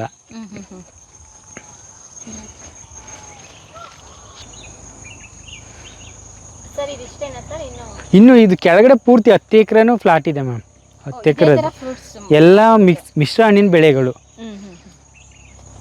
ಇದು ಚೆರಿ ಗಿಡ. ಇದು ಚೆರಿ ಗಿಡ ಯಾವುದು? ಇದು ಕರ್ವಂದ ಅಂತ ಹೇಳ್ತಾರೆ. ಮತ್ತೆ ಇದು ಮಾರ್ಕೆಟಲ್ಲಿ ಸಿಗುತ್ತಲ್ಲ? ಹೌದು, ಈ ಕೇಕ್ ಮೇಲೆಲ್ಲ ಹಾಕ್ತಾರಲ್ಲ ನೋಡಿ ಒಂದು, ಅದು ಅದರ ಗಿಡ. ಇದು ಯಾವ ತರ ಬಿಡುತ್ತೆ ಅದು? ಕೇಕ್ ಮೇಲೆ ಬರೀ ಶೈನ್ ತರ ಇರುತ್ತೆ. ಹೌದು, ರೆಡ್ಗಿರುತ್ತೆ ನೋಡಿ ಮೇಲ್ಗಡೆ. ಗೊತ್ತು ನನಗೆ. ಅದು ಇದೇ ಗಿಡ ಬಿಡೋದು. ಆದರೆ ಇದರಲ್ಲಿ ಏನು ಅಂತಂದ್ರೆ ಹುಳಿ ಇರುತ್ತೆ, ಇದು ತುಂಬ ಹುಳಿ ಬರುತ್ತೆ. ಅದನ್ನ ಕಟ್ ಮಾಡಿ ಒಳಗಡೆ ಇರೋ ಬೀಜ ತೆಗೆದು ಚೆನ್ನಾಗಿ ಬೇಯಿಸಿ ಸಕ್ಕರೆ ಪಾಕದೊಳಗಡೆ ಅದ್ದಿ ಆಮೇಲೆ ಕೇಕ್ ಮೇಲೆ ಹಾಕ್ತಾರೆ, ಅದು ಸ್ವೀಟ್ ಆಗುತ್ತೆ. ಹಾಗಾದ್ರೆ ಡೈರೆಕ್ಟ್ ತಿನ್ನಕ್ಕಾಗಲ್ಲ. ಡೈರೆಕ್ಟಿಗೆ ತಿನ್ನೋಕ್ಕಾಗಲ್ಲ, ಹುಳಿ ಇರುತ್ತೆ, ಅದರಿಂದ ಡೈರೆಕ್ಟಿಗೆ ತಿನ್ನೋಕ್ಕಾಗಲ್ಲ. ಮತ್ತು ಇದನ್ನು ಉಪ್ಪಿನಕಾಯಿನಲ್ಲಿ ಮಾಡ್ತಾರೆ, ಇದರಲ್ಲಿ ಚೆರಿ ಉಪ್ಪಿನಕಾಯಿ ಮಾಡ್ತಾರೆ, ಅದು ತುಂಬ ಚೆನ್ನಾಗಿದೆ. ಇದೇನಾ ಚೆರಿ? ಹೌದು ಮೇಡಮ್, ಇದೆ. ಓ, ಇದು ಎಳೆದು ಇದು ಹಣ್ಣಾಗಿದೆ. ಇದನ್ನ ಬೀಜ ಇರುತ್ತಲ್ಲ ಅದನ್ನ ಬೇಯಿಸಿ ಬೀಜ ತೆಗೆದು ಪಾಕದಲ್ಲಿ ಅದ್ದಿ ಆಮೇಲೆ ಕೇಕ್ ಮೇಲೆ ಹಾಕ್ಕೊಡ್ತಾರೆ ತಿನ್ನೋದಕ್ಕೆ, ಆವಾಗ ಸ್ವೀಟ್ ಇರುತ್ತೆ ಅದು. ಈ ಲೈನ್ ಪೂರ್ತಿ ಸೀಬೆ ಹಾಕಿದ್ದೀವಿ. ಇದೇನು ಅಂತಂದ್ರೆ ಮೇಡಮ್, ಅಲ್ಲ ನಮ್ಮ ತೋಟದಲ್ಲಿ ವಿಶೇಷವಾದಂಥ ಒಂದು ಹಣ್ಣಿನ ಗಿಡ ಅಂತಂದರೆ ಇದನ್ನ ಏನಂತ ಹೇಳ್ತಾರೆ ಅಂದರೆ ಇಸ್ಲೇರಿ ಲೆಮನ್ ಅಂತ ಹೇಳ್ತೀವಿ. ಇದು ಲೆಮನ್ ಅಷ್ಟೇ, ಇದು ಬಿಡೋದೇ ಇಷ್ಟೇ ದಪ್ಪ.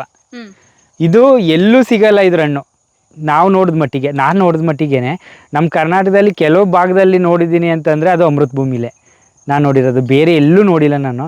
ಇದ್ರದ್ದು ಏನು ಅಂತಂದರೆ ಇದಿಷ್ಟೇ ದಪ್ಪಕ್ಕೆ ಹಣ್ಣಾಗುತ್ತೆ, ಇದನ್ನು ಹಿಂಗೆ ತಿನ್ನೋದಷ್ಟೇ. ಹುಳಿ ಇರಲ್ವಾ? ಅಂದರೆ ಲೈಕ್ ಸ್ಮೆಲ್ ಮಾತ್ರ ಕಿಡ್ಲೆಣ್ಣಿನ ಥರ ಬರ್ತಾ ಇದೆ. ಹೌದು, ಇದು ಲೆಮನ್ ಅನ್ನೋದೇ ಅದಕ್ಕೆ, ಹಂಗೆ ತಿನ್ನೋದು.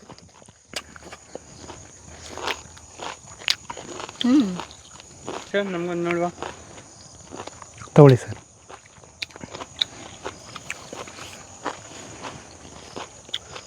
ಸಿಪ್ಪೆ ಸಮೇತ ತಿನ್ನೋದಾ? ಹಂಗೆ ಸರ್, ಸಿಪ್ಪೆ ಸಮೇತನೇ. ತುಂಬಾ ಟೇಸ್ಟ್ ಆಗಿದೆ ಸರ್. ಹೌದು ಮೇಡಮ್. ಎಲ್ಲಿಂದ ತಂದಿದ್ದು? ಇದು ಎಲ್ಲಿಂದ ತಂತೋ ಗೊತ್ತಿಲ್ಲ ಮೇಡಮ್ ಇದ್ರದ್ದು, ಬಟ್ ಅವಾಗ ತಂದು ಹಾಕಿದ್ವಿ ಅಷ್ಟೇ. ಇವಾಗ ಫ್ರೂಟ್ ಬಿಡ್ತಾ ಇದೆ, ಅದನ್ನು ನಾವು ತಿಂದಮೇಲೆ ನಮಗೆ ಗೊತ್ತಾಗಿದ್ದು, ಬೇರೆಯವ್ರಿಗೆ ಹೇಳಬೇಕು ಈ ಗಿಡ ಹಾಕ್ಲಿ ಅಂತ. ಒಂದ್ಸಲ ನಾವು ಬೆಂಗಳೂರಲ್ಲಿ ಒಂದು ಮೇಳಕ್ಕೆ ಬಂದಿದ್ವಿ. ಮೇಳಕ್ಕೆ ಬಂದಾಗ ಇದನ್ನು ತಂದು ಕೊಟ್ಟಾಗ ಇದನ್ನು ಪೇಪರ್ನಲ್ಲಿ ಅಡ್ವರ್ಟೈಸ್ಮೆಂಟ್ ಕೊಟ್ಟಿದ್ವಿ ನಾವು ಇದ್ರ ಬಗ್ಗೆ. ಬೇರೆ ಎಲ್ಲೂ ಸಿಗ್ತಾ ಇಲ್ಲ ಇದು, ಇಲ್ಲಿ ನಮ್ಮ ಅಮೃತ ಭೂಮಿಲಿ ಮಾತ್ರ ಸಿಗ್ತಾ ಇದೆ. ಈ ಥರದ್ದು ಒಂದು 5 ರಿಂದ 6 ಗಿಡ ಇದೆ ಅಷ್ಟೇ, ಒಂದು ಲೈನ್ ಅಷ್ಟೇ ಸರ್. ಇದು ಮೂಸಂಬೆ ಗಿಡ. ಇದು ಯಥೇಚ್ಛವಾಗಿ ನಮ್ಮಲ್ಲಿ ಪೂರ್ತಿ ಜಾಸ್ತಿ ಹಣ್ಣು ಬಿಡುತ್ತೆ ಅಂತಂದರೆ ಅದೊಂದು ಮೂಸಂಬೆ ಬಂದು. ಇದರಲ್ಲಿ ತುಂಬ ಈಲ್ಡ್ ಬರ್ತಾ ಇದೆ, ಆದರೆ ಸ್ವಲ್ಪ ಹುಳಿ ಬರುತ್ತೆ. ಇದು ನಮ್ಮದು ತುಂಬ ಚೆನ್ನಾಗಿರುತ್ತೆ ತಿನ್ನೋದಕ್ಕೆ, ಯಾವುದೇ ರೋಗಗಳಿಲ್ಲ, ಏನಿಲ್ಲ. ನಾವು ಇದಕ್ಕೆ ಏನು ಸ್ಪ್ರೇ ಮಾಡಲ್ಲ, ನೀರಂತೂ ಮೊದಲೇ ಕೊಡಲ್ಲ ಇದಕ್ಕೆ. ಮಳೆಗಾಲದಲ್ಲಿ ಅಷ್ಟೇ ನೀರು, ಇದಕ್ಕೆ ಇನ್ಯಾವ ಟೈಮಲ್ಲೂ ನೀರಿಲ್ಲ.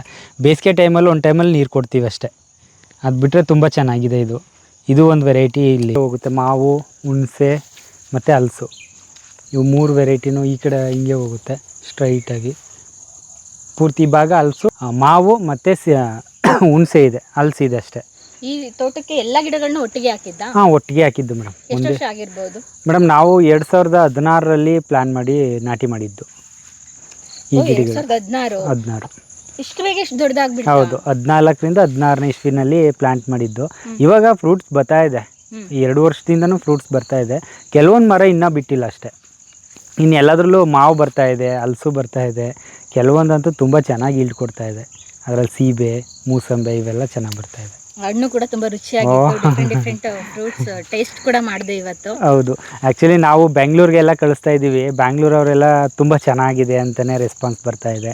ಅದರಲ್ಲೂ ನಮ್ಮಲ್ಲಿ ಕೆಲವೊಂದು ವೆರೈಟಿ ಹಲಸಿದೆ, ಅದಂತೂ ಬಾಯಲ್ಲಿ ನೀರು ಸುರಿಸುತ್ತೆ.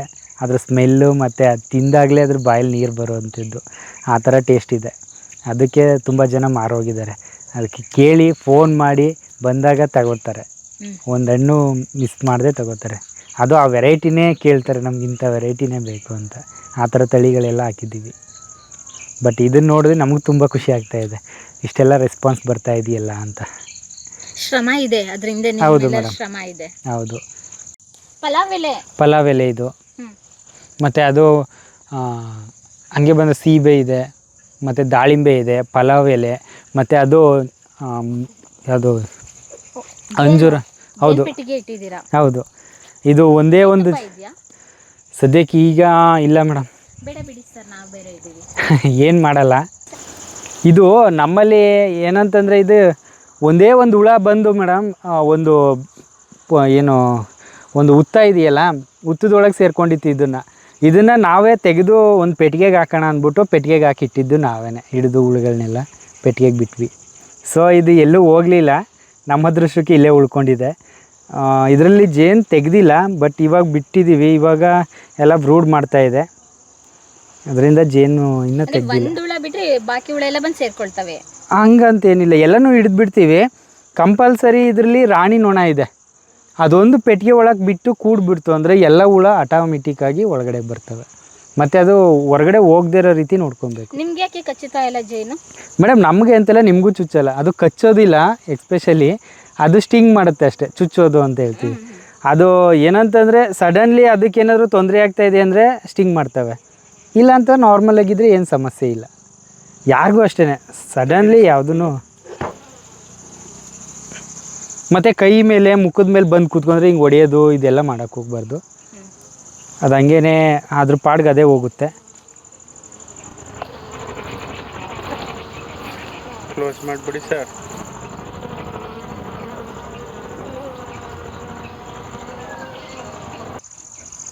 ಡ್ರೈ ಫ್ರೂಟ್ಸಲ್ಲಿ ಬರುತ್ತೆ. ಹೌದು ಮೇಡಮ್. ಈಗ ರಾ ಫ್ರೂಟ್ಸ್ ತಿನ್ನಿ ಮೇಡಮ್, ಹೆಂಗಿದೆ ಅಂತ ಹೇಳಿ. ಹಾಂ ಸರ್, ಇದು ಅಂಜೂರ. ಇಲ್ಲಿ ಇಷ್ಟು ಕೆಳಗಡೆ ಬಿಡುತ್ತಾ? ಹೌದು ಮೇಡಮ್, ಇದು ಪೂರ್ತಿ ರೆಂಬೆ ಕೊಂಬೆಲೆಲ್ಲ ಕಾಯಿ ಆಗುತ್ತೆ. ಇದು ಚಿಕ್ಕ ಗಿಡ ನಮ್ಮಲ್ಲಿ, ಮತ್ತು ಇದು ಒಂದು 2 ವರ್ಷದಿಂದ ಫ್ರೂಟ್ಸ್ ಬರ್ತಾ ಇದೆ. ಈಗ ಸ್ಮಾಲಾಗಿ ಚಿಕ್ಕ ಚಿಕ್ಕದಾಗಿ ಬಿಟ್ಕೊಂಡು ಹೋಗ್ತಾ ಇದೆ. ಇನ್ನೂ ನೀವು ನೋಡ್ತೀವಿ ಅಂದರೆ ಇದರಲ್ಲಿ ಎಲ್ಲ ಇರುತ್ತೆ ಫ್ರೂಟ್ಸು. ಈ ಗಿಡ ಇದರಲ್ಲಿ ಬಳ್ಳಿಗಳು ಎಲ್ಲೆಲ್ಲಿದೆ. ಹಾಂ, ಈ ಲೈನ್ ಪೂರ್ತಿ ಅಂಜೂರನೇ.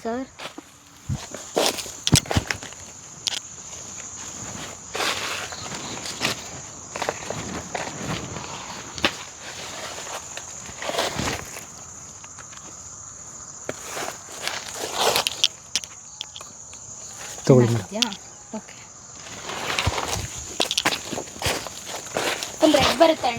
ಹಾಂ ಮೇಡಮ್, ಆ ಥರ ರೆಡ್ ಬರುತ್ತೆ.